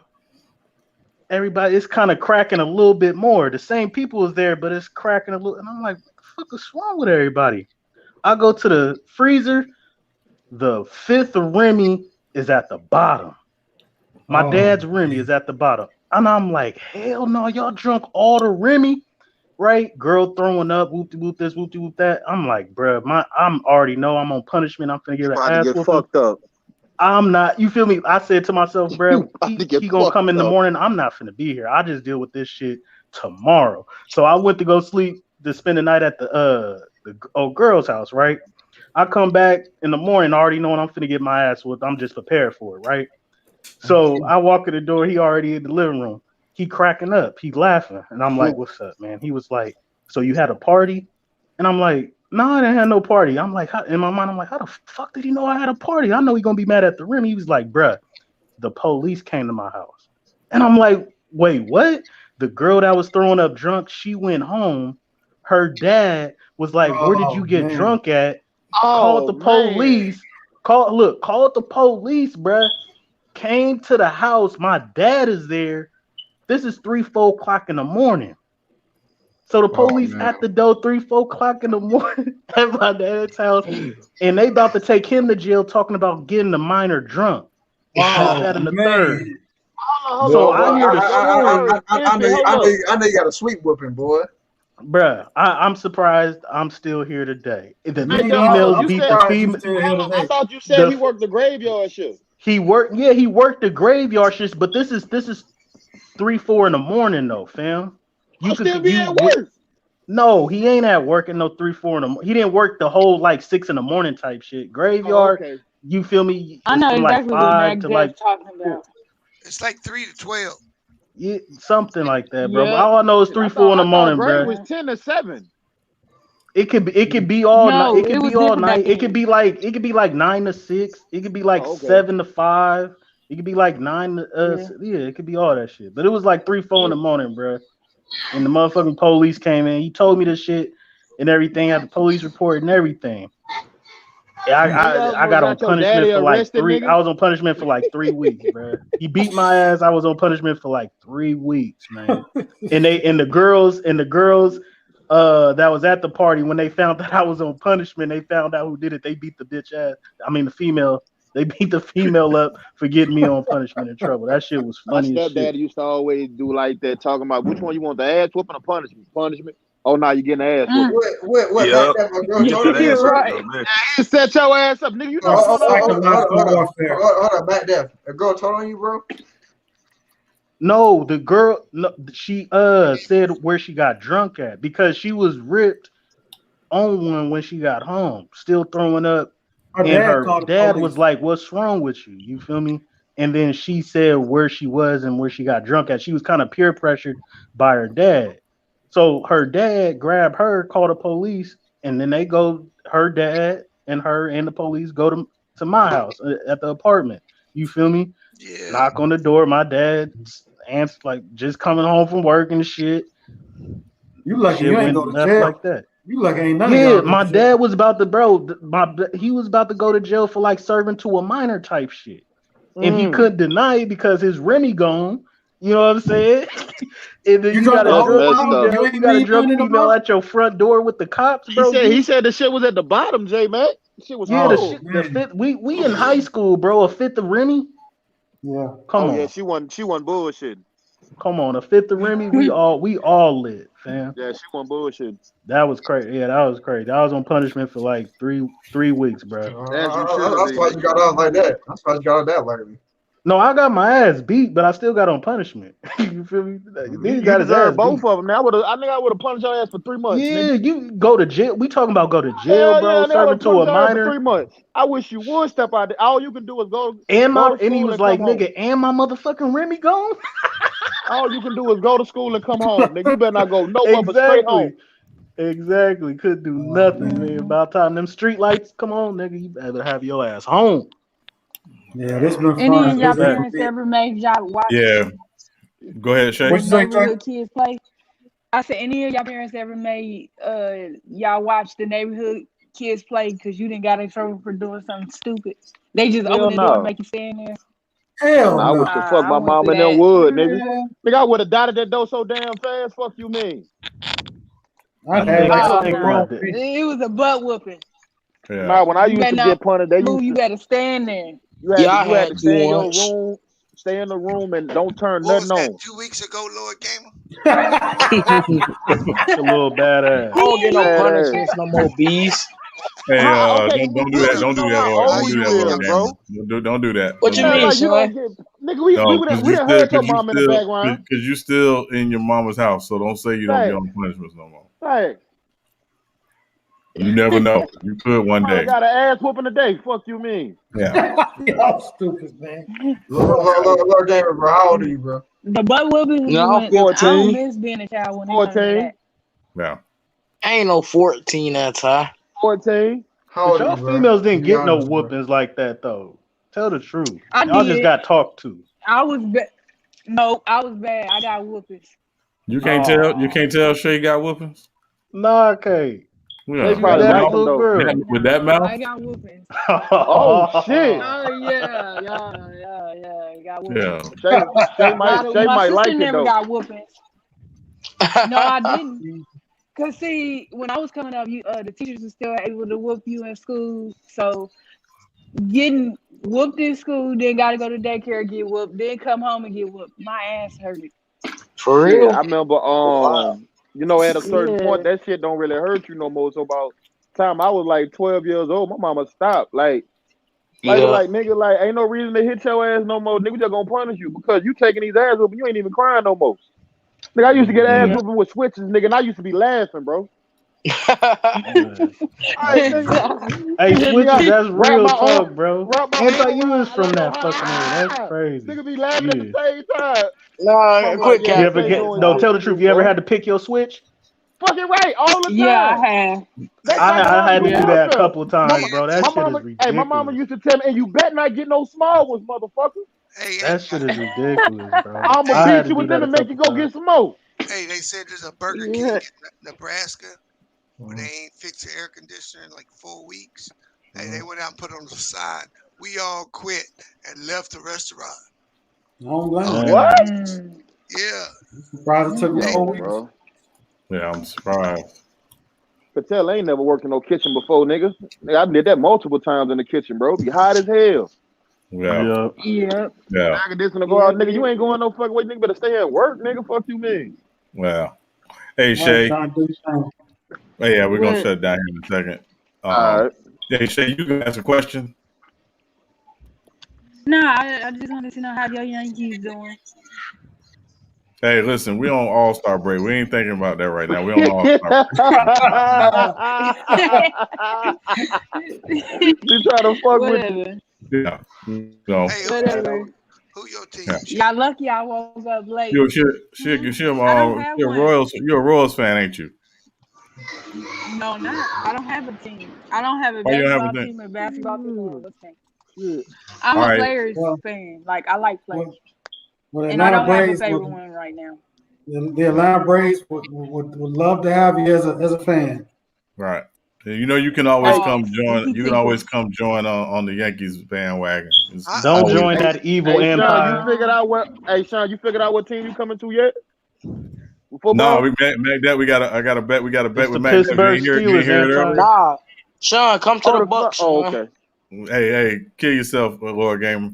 Come to Go Brady. Come to Go Brady, Sean. Hey, when is the no, next we got game? no. So the bet is if the Pittsburgh Steelers make the playoffs this year, I have to become a Pittsburgh Steelers fan for life. But if they lose, that's at the end of the year though. So who you gonna be rooting for the year though? I'm not. I'm just gonna be rooting for players this year. I'm gonna root for certain players. That's all. Yeah. So root for the GOAT, Sean. Root for the GOAT. Hey, Lord Gamer, once again, choke yourself. Yeah. It was the king. Yes, we did finish the MVP thing, and Jerry West won. No, he didn't. No, he didn't. Yeah, he did. Yeah, he did. Yeah, Jerry West won. I thought what you gonna won. Yeah, beat Elgin Baylor. He beat Elgin Baylor. I thought Baylor won. No, Jerry West beat Elgin Baylor. Who you think it was gonna be? J Mac? When is? Yeah. I remember I said J Mac. I said my blackness will not allow me to vote for Jerry West in this instance. Mm-hmm. Yeah, but Jerry West. Right. Yeah. But everybody else did. Be Jerry West. Yeah. So. All right. It's Mr. Clutch.